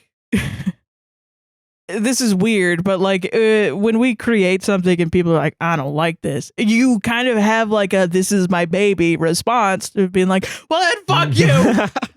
Yeah, no, for sure. Then. Oh yeah, no. And I feel like he's just learning. He has a kid now. He cares about his kid. He wants to be protective of his kid. Someone's like, I don't know why she's such a big deal. And he's gonna realize the lengths he goes to be a good dad. Yeah. And I think that's what it is. And I think separately you should do some internal reflection about the blonde thing. Oh yeah. Especially since you have a 16-year-old daughter. Yeah. Like, misogyny and all that. But I do think, that's the regular shit that you would have to do if you were a dad to a daughter. You should do anyway, but you're older.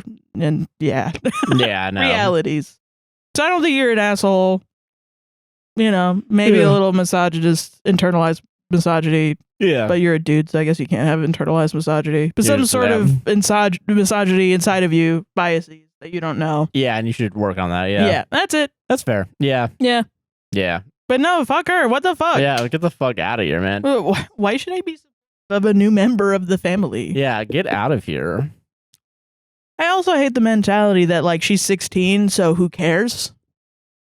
Babies are the only people that we should care about instead of I feel like my family had this where it's once you become a teenager, whatever. Not my problem. I don't give a shit. Yeah. I'm not going to dote on you anymore. You're basically an adult. Whatever. I don't give a shit. Yeah. All right. Would I be the asshole if I refused to pay for a crazy expensive bachelorette party? We will see. Please forgive any formatting errors as I'm writing on my phone. Okay. How fucking dare you? How dare you write on your phone? You YTA. YTA. You use a phone. On your phone. Phone bad. Phone bad. Okay. Wife bad. Kids on phone. Kids bad. Wife bad. Phone bad. I love that tweet so much. Funny. Okay, sorry. Yeah. So my 32 female cousin. So my 32 female cousin, 34 female, we'll call her Kailee, is getting married early next year. We're pretty close. We even lived together for a few years in college. We don't talk every day, but at least once a month and at all family events.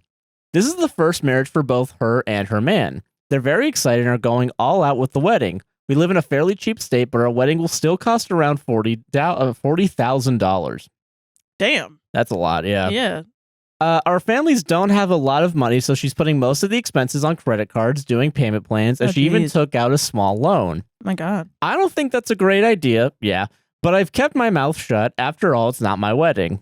That's fair. I know people do it. Yeah. And I mean, I personally wouldn't do it, but I wouldn't stop someone from doing it if they think it's their special day, And it doesn't shock me that it is that much money. Yeah. I've heard of way more expensive weddings. For sure. And from what I know, the cheapest wedding I've ever heard of was $10K. Yeah, fuck me. Jesus Christ. Yeah. Yeah.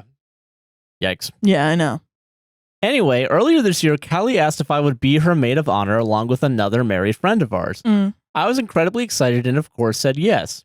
I knew there would be many expenses, dress, hair, makeup, shoes, bridal showers, and the bachelorette party. Yeah.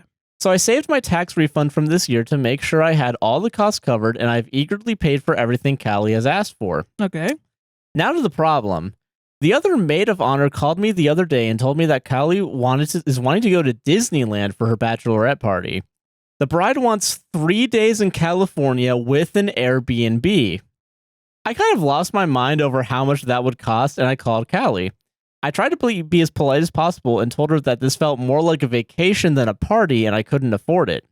She burst into tears and told me that she has paid for super expensive bachelorette parties for some of her other friends, and she deserves to have the same thing. She even suggested I get a credit card. I wasn't sure what to say to that, so I told her I'd do some budgeting and figure it out.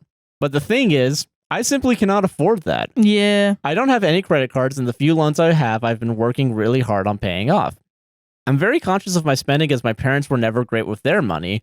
They have filed for bankruptcy several times, had vehicles repossessed, and we were evicted once when I was a kid. I refuse to end up like them, and am very uncomfortable with the idea of getting a credit card to essentially pay to take Kailee on a pre-wedding vacation. I get that. I feel like an awful person, but I simply cannot afford this. I know this will probably upset her, and she'll be very angry and will probably cry. Would I be the asshole if I didn't go to the bachelorette party and also didn't offer to pay my portion? Or should I suck it up and just take out a loan? No, don't do it. No. So I even looked it up too, because Airbnb, California, Anaheim. Oh, yeah, and I put like 7 people in. It'd be like $100 per person per night just for the Airbnb, and then probably put like that's not terrible. $300 to $400 per person per day for Disneyland. Yeah, so $1,500 total per person, give or take. Okay, yeah, that's a lot. Yeah. No, I wouldn't take out $2,000 even on a credit card or a loan. No. As someone who's fucked by credit card debt, don't. Or at least like be like understand like, okay, do I have actual like self-control on buying things? I found out I didn't. Never take a personal loan. Yeah, just never. Yeah. Ever do that. Yeah. This is not financial advice. I don't know. It's not. This is personal advice. I kind of feel like I can't even talk about it. Don't do it. No, yeah. That's all I'm saying. Don't do it. Yeah. It's bad for you. Yeah, it'll fuck you over in ways that you don't even expect. Yeah. Yeah. It's so predatory, like this whole like, loan industry, honestly. Yeah. So like and credit cards, I think in general too, like it's really bad. I would politely excuse myself and be like, you know what? I just can't afford it. Sorry, I don't make that much money. I'm so sorry. I can't do it. Then she pitches a fit. I would be like, all right, well.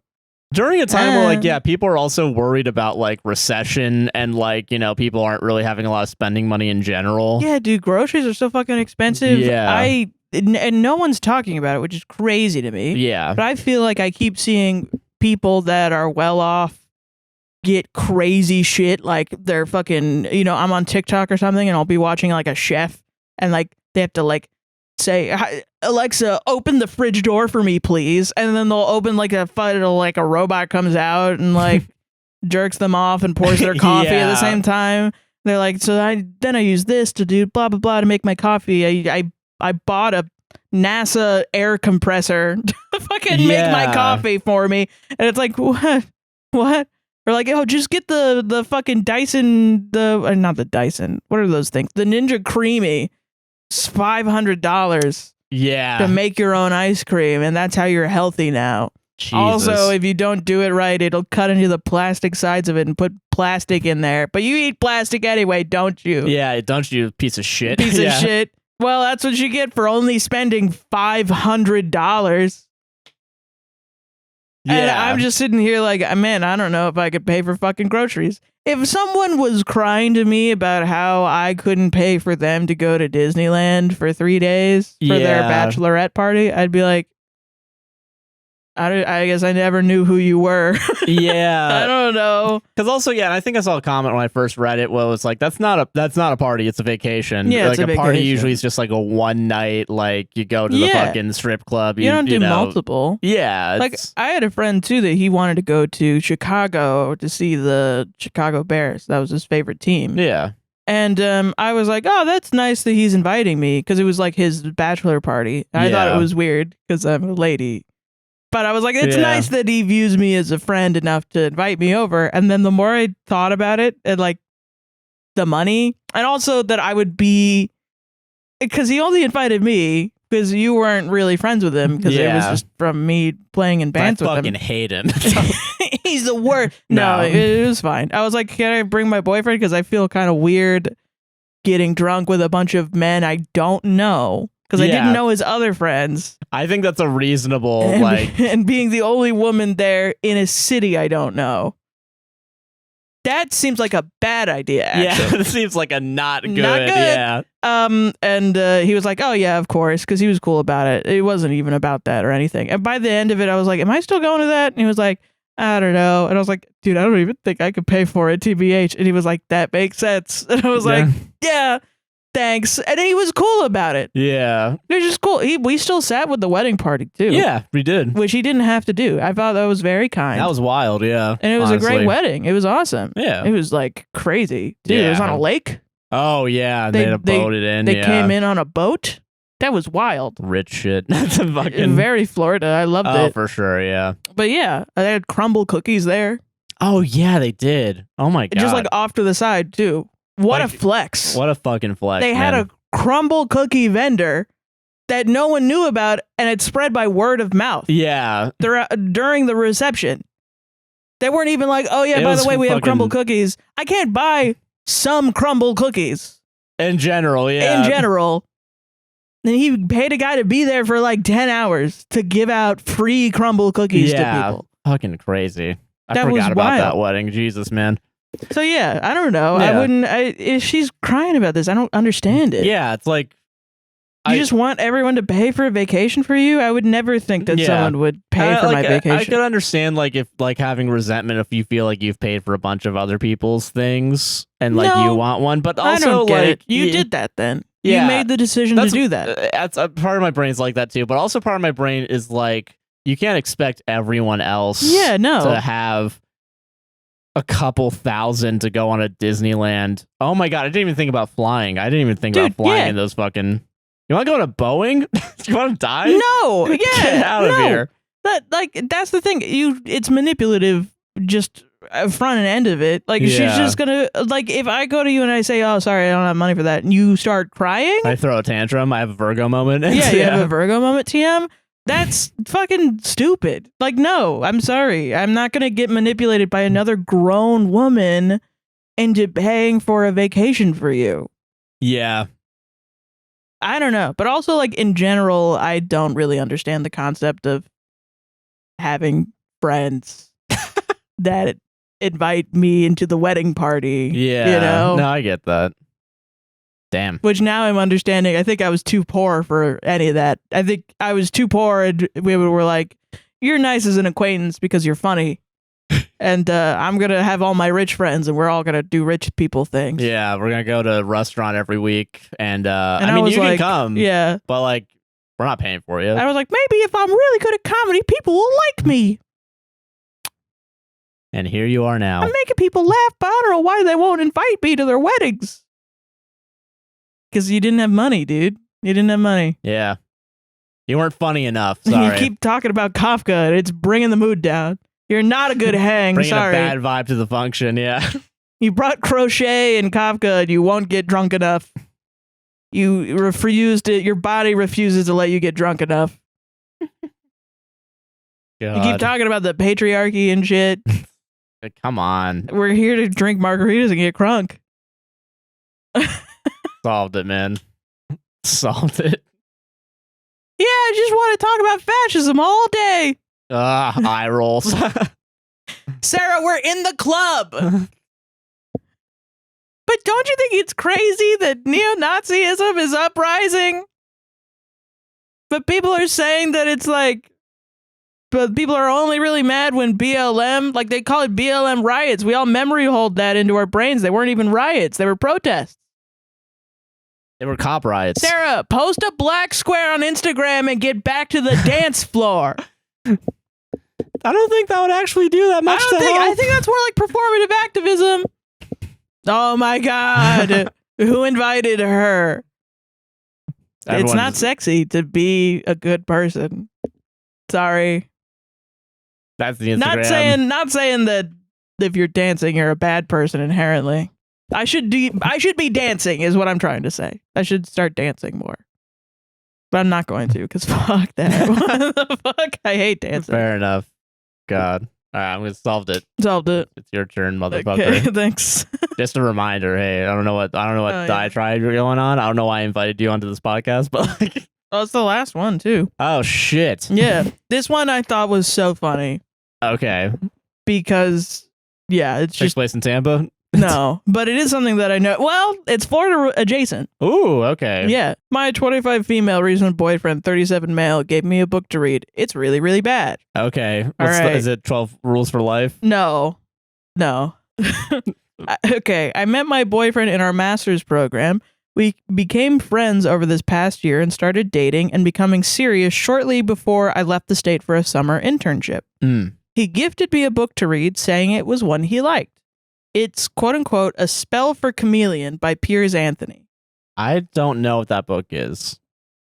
What is that book? As we read, I read this book. My dad gave me this book. Oh, shit. Because it's a popular fantasy series that takes place in Xanth, where the author lives in Florida and made the map Florida. Oh, you've told me about this. Oh. It's older. It was really popular for a lot of people. Okay. It's not awesome. Okay, that makes sense. Yeah, because it's... But it was really popular. Okay. Yeah. Okay, all right. Yeah. A fantasy novel written several decades ago. I knew nothing about it prior and began laughing at it 2 pages in because of how ridiculous the writing was, especially about women. All right, yeah. Oof. We Skyped after I got... You should have given her 12 Rules for Life. That's less embarrassing. The lobster. That's more funny. We Skyped after I got through the first chapter, and I tried respectfully explaining my doubts about the book. He made a deal with me. Knowing I'm a big Harry Potter fan, also ew. I'm sorry, a little bit ew. Yeah, everyone's shitty here. You know, this is a fine discussion. I read Harry Potter growing up. I read also this book growing up. They're both bad for different reasons. Yeah. And yeah, I still wouldn't recommend support either. Yeah. Yeah, either. He promised to give the HP series a chance, starting with Philosopher's Stone, if I gave his book a chance and kept reading. This rocked my world, and I had a sudden burst of motivation. I'm on chapter 3, and I cannot stand this book. It is one of the most sexist and misogynistic texts I have ever had to read. Oh, shit. And it honestly makes me feel like crap. I also had the same feeling. Damn. This is very validating to read, honestly. Not to mention, it's just poorly written all around, painfully spoon-feeding the obvious symbolism, and excessively throwing in fantasy creatures / concepts that do nothing for the plot. The protagonist is a complete dill hole that I could not care less about, and as a reader, I don't want to follow him or anything in the fantasy world of Xanth. Of course, flat out telling my boyfriend those thoughts about a book he enjoys would be hurtful, and he has every right to have different preferences. I am shocked that he would recommend such a book to me, though. He is a respectful and well-educated man, treating me very well and identifying as a proud feminist.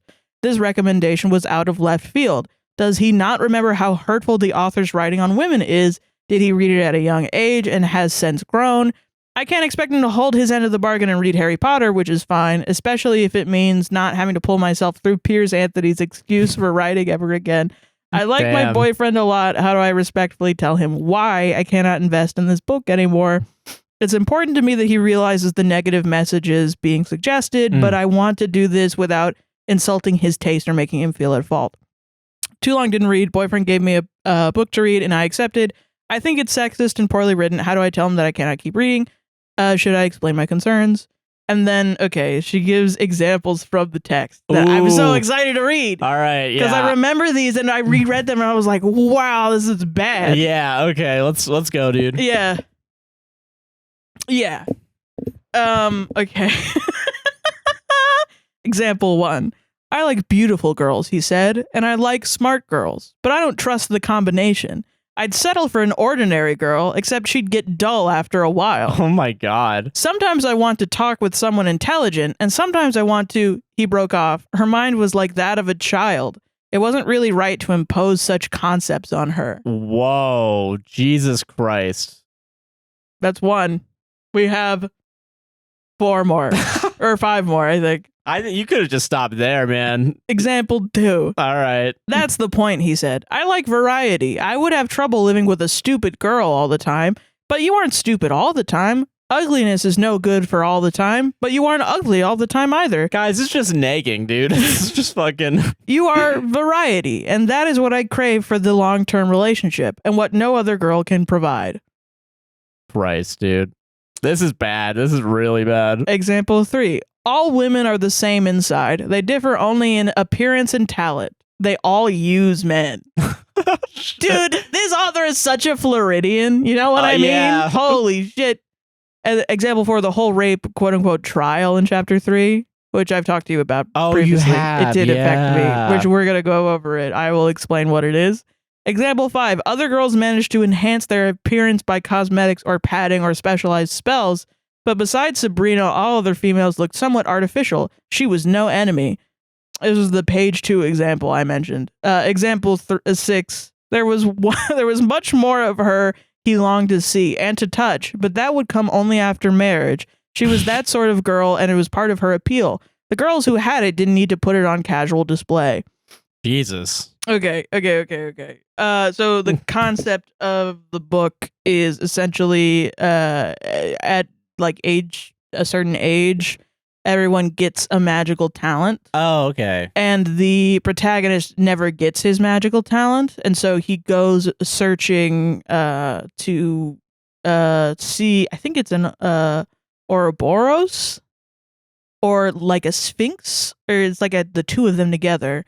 And he kind of travels through the land of Xanth to find out what his magical talent is and go on an adventure and figure it out. And takes a stop at the Schmizmy Schmorld. like, well, he at and the the Schmuniversal, and Schmuniversal Schmudios. The land is essentially, the borders of it are just Florida. And then he just like makes up different fantasy realms in it. So it's not like the terrain of Florida, I don't think. It's just the shape of it? Yeah. Stupid. It's dumb, yeah. Yeah. But he eventually finds his wife, who is a woman, her magical talent is that in the beginning part of the year, she's ugly but really smart. And in the latter part of the year, she's very pretty but really fucking dumb. So he meets her at the rape trial in chapter 3. So he kind of is like gallivanting around, and they were like, hey, listen, you need to come here and be on this jury because we don't have another guy. We need to do this trial. The concept of it was like a quote unquote rape trial, but it wasn't really a rape trial because she had sex when she was young and dumb and then realized it later when she was smart and ugly and was like, retroactively, I didn't want to have sex with this guy, so he raped me. Yeah. Right. Right. And so this guy is now on the trial for this trial or whatever, and they're discussing it and they're talking about her power or whatever and the ethics of it. And she starts flirting with him under the table because she's young and dumb. Oh my God. And like sex crazed and stuff. So she starts flirting with him. And he's uncomfortable because he's like, aren't you like a rape victim or something? What's going on? Then they get married at the end of it, essentially. Like she goes off with him and they figure out his spoiler alert, don't read this book anyway.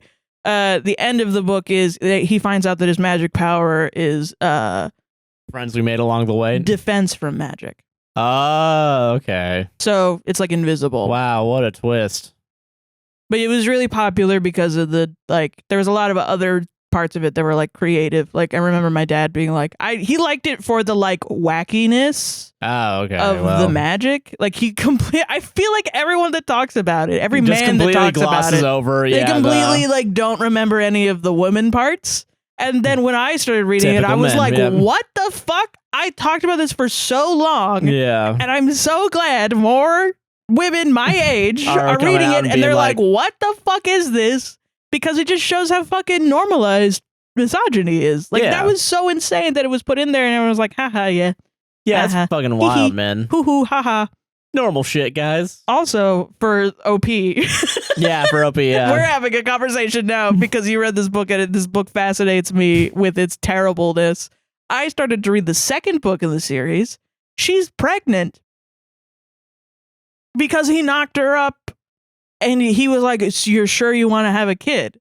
While she was young and dumb, she didn't want the baby when she's smart and ugly again. So now she's pissed at him, but she's already like 9 months pregnant.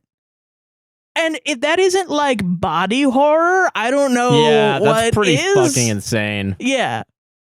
But the way that it's written is so goofy that I think people were like, whatever. Misogyny is fine. Who cares?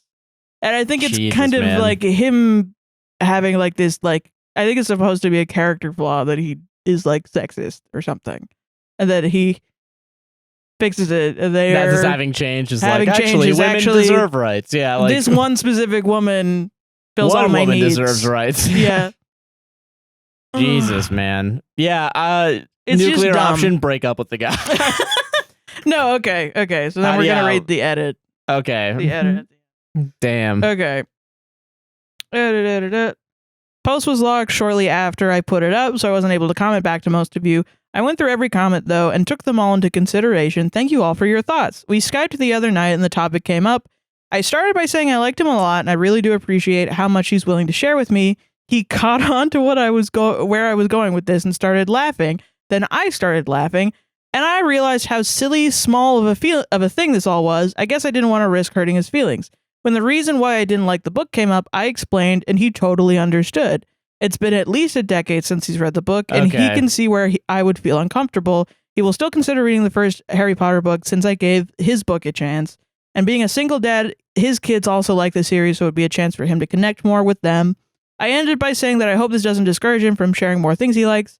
And he said, if anything, it encourages me to find more that you'll appreciate. Few heart flutters, too long didn't read, good talk, he's awesome. But yeah. That's good, yeah. I feel that though with like media that you haven't watched in a while, you're gonna find shit that like you don't remember. And yeah, it's crazy that how like what is it, normalized that type of misogyny was.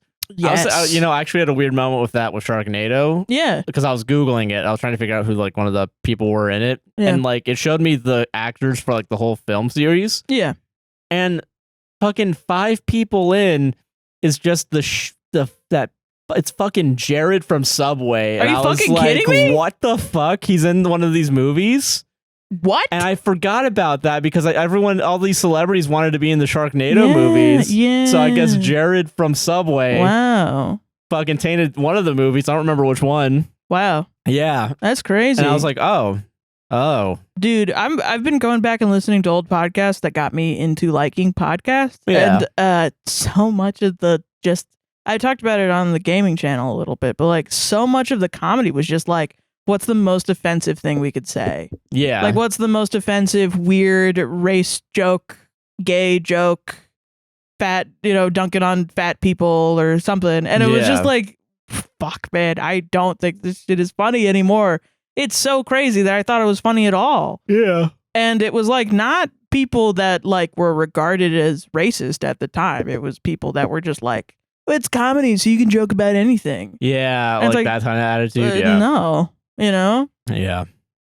It's just wild to go back and look at shit and realize how fucking I feel that. Yeah, but it's good. Like I'm really like I really am glad that people care more about shit because I think people should care. Like I think it's better now. I actually go back and listen to shit that I listened to in like 2010s, and I'm like, You could not pay me to go back there. Yeah. Everyone was so mean. Yeah, even 10 years. I can understand, like, if he said that, like, he read it a decade ago, like, even 2014, like, I can understand, like, not being super aware of issues like this, Or at least reading and being like, well, he's going to change by the end, and then he doesn't fucking do that. Yeah, it's like, oh. Huh. And you just forget that you read it again, and then, like, Well, because, like, I know right in the beginning, they talk about, like, some people getting their magic, and the one that my dad really liked was, there's a kid that would, like, he would, like, he could make, like, a polka dot on the wall.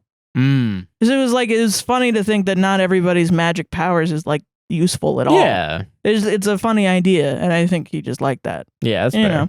Yeah. And it was like, but also, I mean... Yeah, sexism in fantasy has been a big deal. Yeah. A lot of fantasy books that were very popular. Yeah, man. Jesus. Dude. Off topic, but like it reminds me of the time it's happened recently, like Mega 64 made fun of this, but like I think in like a Stellar Blade, they like changed the costumes for some of the like female fighters to be like more like covering. Yeah, but like in the way it's more covering is like if it was like a bikini like this wide, right? It was like a bikini that was just a little bit wider, like on the ass. And then like there was someone with like they like had like their like tits out, I guess. Not really, honestly. It was just like a bra. Shirt. Yeah, a titty shirt. Yeah. And all they did was just put like a little piece of fabric in the middle. And all these dudes were like, no, we gotta cancel fucking Stellar Blade, dude. Cancel Stellar Blade, no. Yeah, no, that's what happens all the time. People think that because it's fantasy, it's not misogyny. And it's like, just look at like the posters for Black Widow. And compare that to... Or the comic book, like there are entire comic book artists that make like the covers for comic books where it's like woman poses where they get their tits and their ass in the frame at the same time. Yeah, like, and it makes it so that their spine would be cracked. Yeah. Like they can't physically, there's no physical way you could make this pose. Yeah. It's so crazy. And they pay me the big bucks to make the unrealistic ones. Yeah. Jesus, man. Yeah. Yeah, it's crazy. Yeah. Yeah, it's wild. Yeah. But though. I'm glad that he was like, no, yeah, I get it. Yeah, you know, I'm glad that it all worked out, you know? Yeah. Damn. Shit happens, you know. Dude, that's always a fear of mine, though, is I recommend something to someone. I know. And then they go back and it's like, it's trash. It's filled with terrible and it's shit. Like, wait a minute. It's like, oh, I forgot. I forgot about that part. Yeah. Okay. I'm old. I'm an old. All right. Final story. Mm-hmm. Am I the asshole for canceling on husband's family vacation? I don't know. I straight up don't remember this one, so let's see what happens. My sister-in-law, 41, booked a 3-bedroom Airbnb for the end of summer break and invited my husband, 36, and I, 34, to join. We agreed to pay for half of the Airbnb after she showed us pictures, etc. We asked questions and all seemed clear. We figured she'd probably be inviting her boyfriend, and when we asked about the need for 3 bedrooms, she just said it was all that was available. Hey, whatever, right? Then, a few days later, her boyfriend comes over for dinner with her and lets slip 2 other details previously left out. One was that his 6-year-old daughter would be coming. We actually didn't care about this at all. We have met her. Okay. She's adorable. Yeah. Then, however, he mentioned detail number 2. The 3rd bedroom is actually just a small office space they threw bunk beds in, and they planned on having my husband and I stay in it. Okay. We giggled and asked why we would take bunk beds when there are 2 bedrooms with queen mattresses. Apparently because they wanted to give their 6-year-old her own room, and the closest one to their master suite was the other queen room. Oh. Husband and I were quiet and said nothing. It was obvious we were unhappy. Sister-in-law explained their reasoning and just said it wasn't a big deal. Well, we mulled it over and decided it made no sense to pay half the Airbnb cost for the room we were getting, let alone for the fact that we were staying in one of the 3 occupied rooms. So we respectfully asked her to cancel, which it's still early enough to do, and even offered up the cancellation fee if for some reason they were still charged. Okay.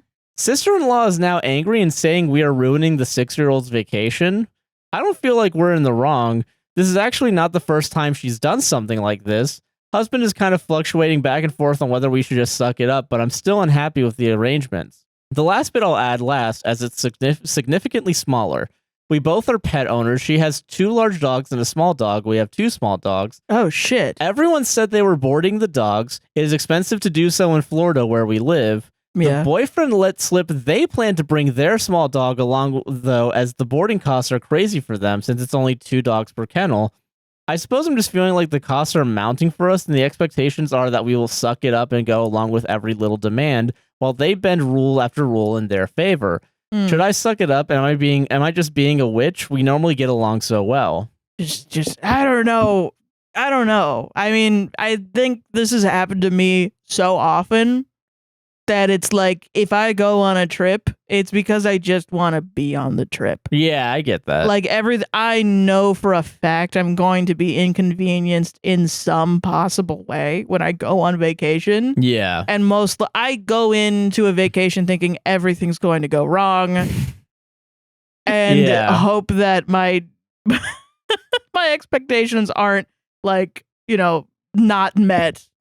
My already low expectations aren't, not met. Yeah, I get that. If you don't want to go, then don't go. Yeah. It's the same thing about the no, I can't do that. I don't want to do that anymore.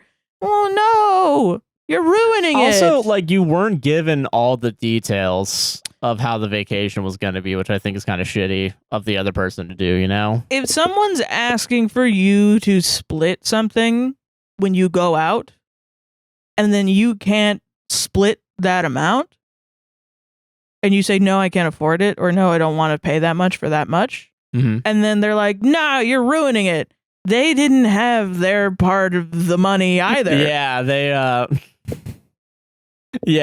want an experience they cannot afford. Yeah, they played a big game of chicken with you pretty much just to see who's going to pay for this. They're not like emotionally upset at you or worried about some third victim or something. They're just like, I can't physically do this if you are not going. So you have to just have a bad time so that I can have a good time. Yeah.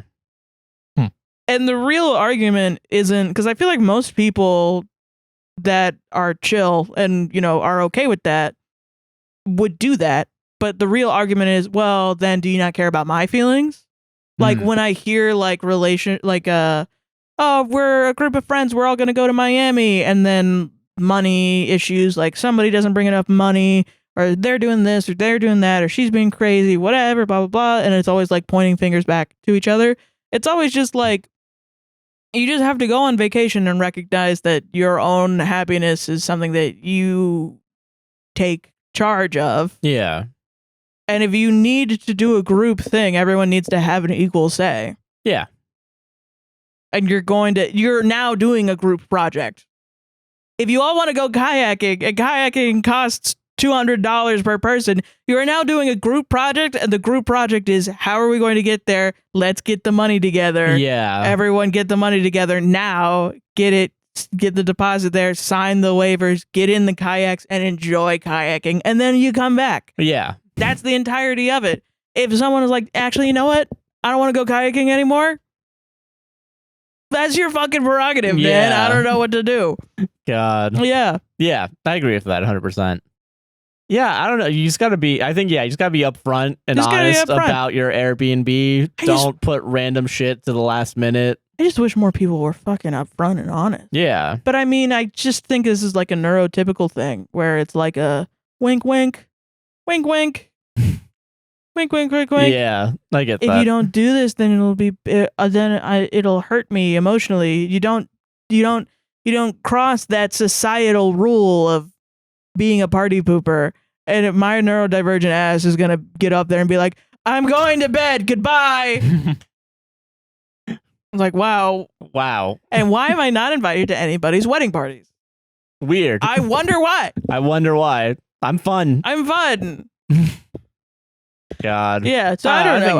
I'm the wrong person to ask, honestly. No, I feel it. I think not the asshole, honestly. Yeah. I feel like, I don't know. Did that happen with us? Because we stayed in a bunk bed, but we were both like, okay. Okay, I do remember. Yeah, I think, I was like, fuck yeah, let's go. Well, also, we didn't pay for that Airbnb. The guy that paid for it was just like, he just paid for it. Yeah. Honestly, yeah, that was not a problem. I still feel bad for not paying that guy back. I feel bad. Yeah. I had no idea. But he never asked for it, and he didn't want anyone to. Yeah, so. But I know some people did anyways afterwards. But we just never had the money. Yeah, because we're poor. But yeah. But no, I was very appreciative. We were into that. Yeah, I remember that. I get if you're not into it, because it is a bunk bed. True. It was actually really comfy. It was pretty fun. It was, I think, Still, though, like, telling your sister and their partner to, like, just sleep in different beds for the whole vacation. It is. It's a little weird. It's a bit shitty. Yeah. Jesus, man. Also, giving a 6-year-old a queen bed. Usually, those are high off the ground. Yeah, they're gonna fall. They're gonna die. Well, I'd be scared. Yeah, I would. Yeah, I get that. Giving a 6-year-old in her own room, I guess that's fine. But I would be scared. Yeah, that's fair. I don't know. Yeah, solved it. I guess. I don't know. What did you think about that? Oh, I don't know. I think, I mean, just being upfront about it is the solution. Because, I mean, I think, you should fucking bounce from this vacation because it's not. I mean, if we're going out, if you know you're not going to like it, don't go. Yeah. Because I wouldn't want to go with anyone who knows that they're not going to like it. Like, I don't want to. Do you really want to go on vacation with someone that doesn't want to be there and is hating you the entire time. Like resenting the idea of paying for it. Yeah, I would rather not resent people. Yeah, I'd rather. Yeah, if you have time to. Also, like, if there's no actual like consequence for canceling. Yeah, if you're still early enough to where like if the cancellation fee is like only $30, that's what I don't get. Yeah. Like, yeah, well, and then it can find be another expensive on Airbnb, but that's true, yeah. But I mean, like, if it's not that expensive and you're able to, and you say you're gonna front the cost, like, what's the problem here? Like, did the 6-year-old really want that Airbnb or something? I don't know. I really wanted that queen bed, mother. Well, mother, I desire a queen bed. Which is possible, but then, like, why show your 6-year-old the Airbnb before confirming it with the other people that are paying for it? Yeah. And telling him, just go into the fucking, go in the bunk beds, whatever. Yeah, whatever, hey. I Stay don't away give a from shit. me. It's the farther away from our room, so yeah, get the fuck away from me, please. Thank you. Yeah, that's wild. Jesus, man. Get the fuck out of here, man. That's crazy. I think in general, if you're making a big purchase, confirm what you're purchasing and with also, the person that you're purchasing it with. Is it not common practice to send the Airbnb link? No. I guess even if you did, but like, yeah, you could still have just not said you're sleeping in the bunk bed. So that's still like, I don't understand. I've never just been like, we're getting this one. Deal with it. I've never done that. I'm always like, yeah, it's, what like, does everybody want? That's to a little the point, too belligerent. Yeah. Yeah. Usually people are like, I don't know. Yeah. And won't make a decision. And that pisses me off. That's why I don't plan things. Yeah. No, that's fair. Yeah. I don't know, man. Also, I do want to know what the other stuff is that the sister-in-law did that you're saying is like similar. Because like, if this is a pattern, like, why has that not been confronted? I guess. Yeah, and if it's something that is like she's just not very considerate, then I kind of get it, because it's like, how do you? I struggle with having to call out like, hey, I feel not considered, because when I grew up, it was a lot of like, you're selfish for wanting to be considered. So it's difficult for me to say that to somebody. No, but I know I have to do it. Yeah. You know? Damn. Yeah. I don't know. I was just thinking out the asshole if you pull out. Yeah, I don't think so. Yeah. I wouldn't blame you. I wouldn't blame you at all. Yeah. You're supposed to enjoy your vacation. Yeah, I know. Nah. I want to go on vacation to fucking hate it, dude. You're going to ruin my 6-year-old's birthday party. I don't think I can physically do that. Yeah. I think you are the adult and she is a 6-year-old. Yeah. And I am an adult as well. Yeah. If a separate adult can ruin your 6-year-old's birthday party that isn't smashing the cake and burning it on fire, like, and drop kicking all of her presents into the river, like, I don't know what you want me to do. Yeah, I feel like I'm not doing much. Do you also get stopped at a red light and go, you're ruining my 6-year-old's birthday party? Like, how is this related? What are you talking about? Yeah. I didn't get in front of your 6-year-old's face and be like, fuck you, well, Sarah, you're a nerd. Like, I didn't do that. Haven't you heard that like a butterfly flapping its wings in Georgia can really ruin my 6-year-old's birthday party? Have you considered that though? Yeah, Sarah? Truly, we're all to blame. Yeah, for ruining a 6-year-old's birthday party. Yeah, that's so true. Damn, that's crazy. We should all do better. If we're like all one, you know, we're all one with each other. Yeah, I would be an asshole if someone was like fucking. A real asshole when someone goes up to you and says, "Hey, you're ruining my 6-year-old's birthday party." You're like, "Well, get used to it." Yeah. Well, get used to life then, bitch. It's disappointing. Sorry. Life lesson number 1: shit sucks. You're not gonna hold this 6-year-old accountable for life, for their own life. I'm showing them what the real world is like. All right. Yeah. This is a service I'm doing. Oh no! Now you don't want to invite me around your 6-year-old ever again, and you don't want me at your wedding. You don't. Oh no! You're telling me I don't have to deal with your 6-year-old? Oh, jeez. I guess I'll stay home and play Played Up all day. Have a terrible time. Solved it. That would be an asshole That would move. be an asshole move, yeah. That's 100% what I would do for sure. All right, we got to get going because this chair is breaking under me. So, Sarah, what do you want to plug? Because that's our show. I fucking told you so. Shut the fuck. Don't gloat. Asshole. You just told me YTA. to talk. YTA. Shut the fuck up. What do you want to plug? Shut the fuck up. Those were two separate sentences. How did it only get funny right at the end? That's crazy. We should have been funny the whole time, and we didn't do that. Why does it take us 5 hours to warm up? That's fucked up. They're like an old car. Oh, God. Oh, all right. shit. Okay, what do you want to plug, Sarah? That's Soheron, THATSOHERON. That's Soheron, THATSOHERON, on all social media platforms. Fair enough. I am Joshua Chinland on most social media platforms. The guy nicknamed JC on Twitch. I streamed last week. He did. It was really fun. So it was fun. And I'm playing Stardew Valley. I'm going to try and do it again this Friday as well. So fucking subscribe at twitch.tv/a guy nicknamed JC. Yeah. Link down below. I'll get back to streaming on the gaming channel. Yeah, I feel it. Yeah. I'm taking a break this week on the gaming channel because I've been playing Played Up all day. I played Up all day, yeah. A podcast will save this on Instagram, APWSTR on TikTok, and a podcast saves relationship on all podcasting platforms, APWSTR production on YouTube. Don't forget to like, comment, subscribe, hit the gosh darn bell, and share this podcast, and rate us 5 stars on Apple and Spotify podcasts. Yeah.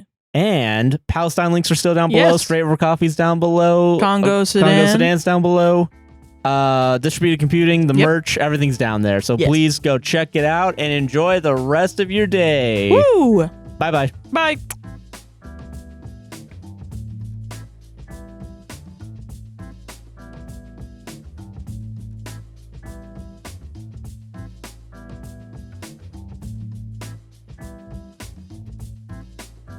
Oh no! Oh no! Oh no! You mean you won't invite me to babysit we say that, and then people are gonna be like, "This was the funniest episode." Was so funny. Yeah, we're just begging for compliments, dude.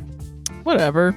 Oh no, we're gonna get so many compliments. We're gonna get so many compliments. Oh, people are gonna love this episode, except for the first half of it. But I mean, I don't know. People are gonna send us $1 billion. I don't want that. Oh, that would never happen to me. No.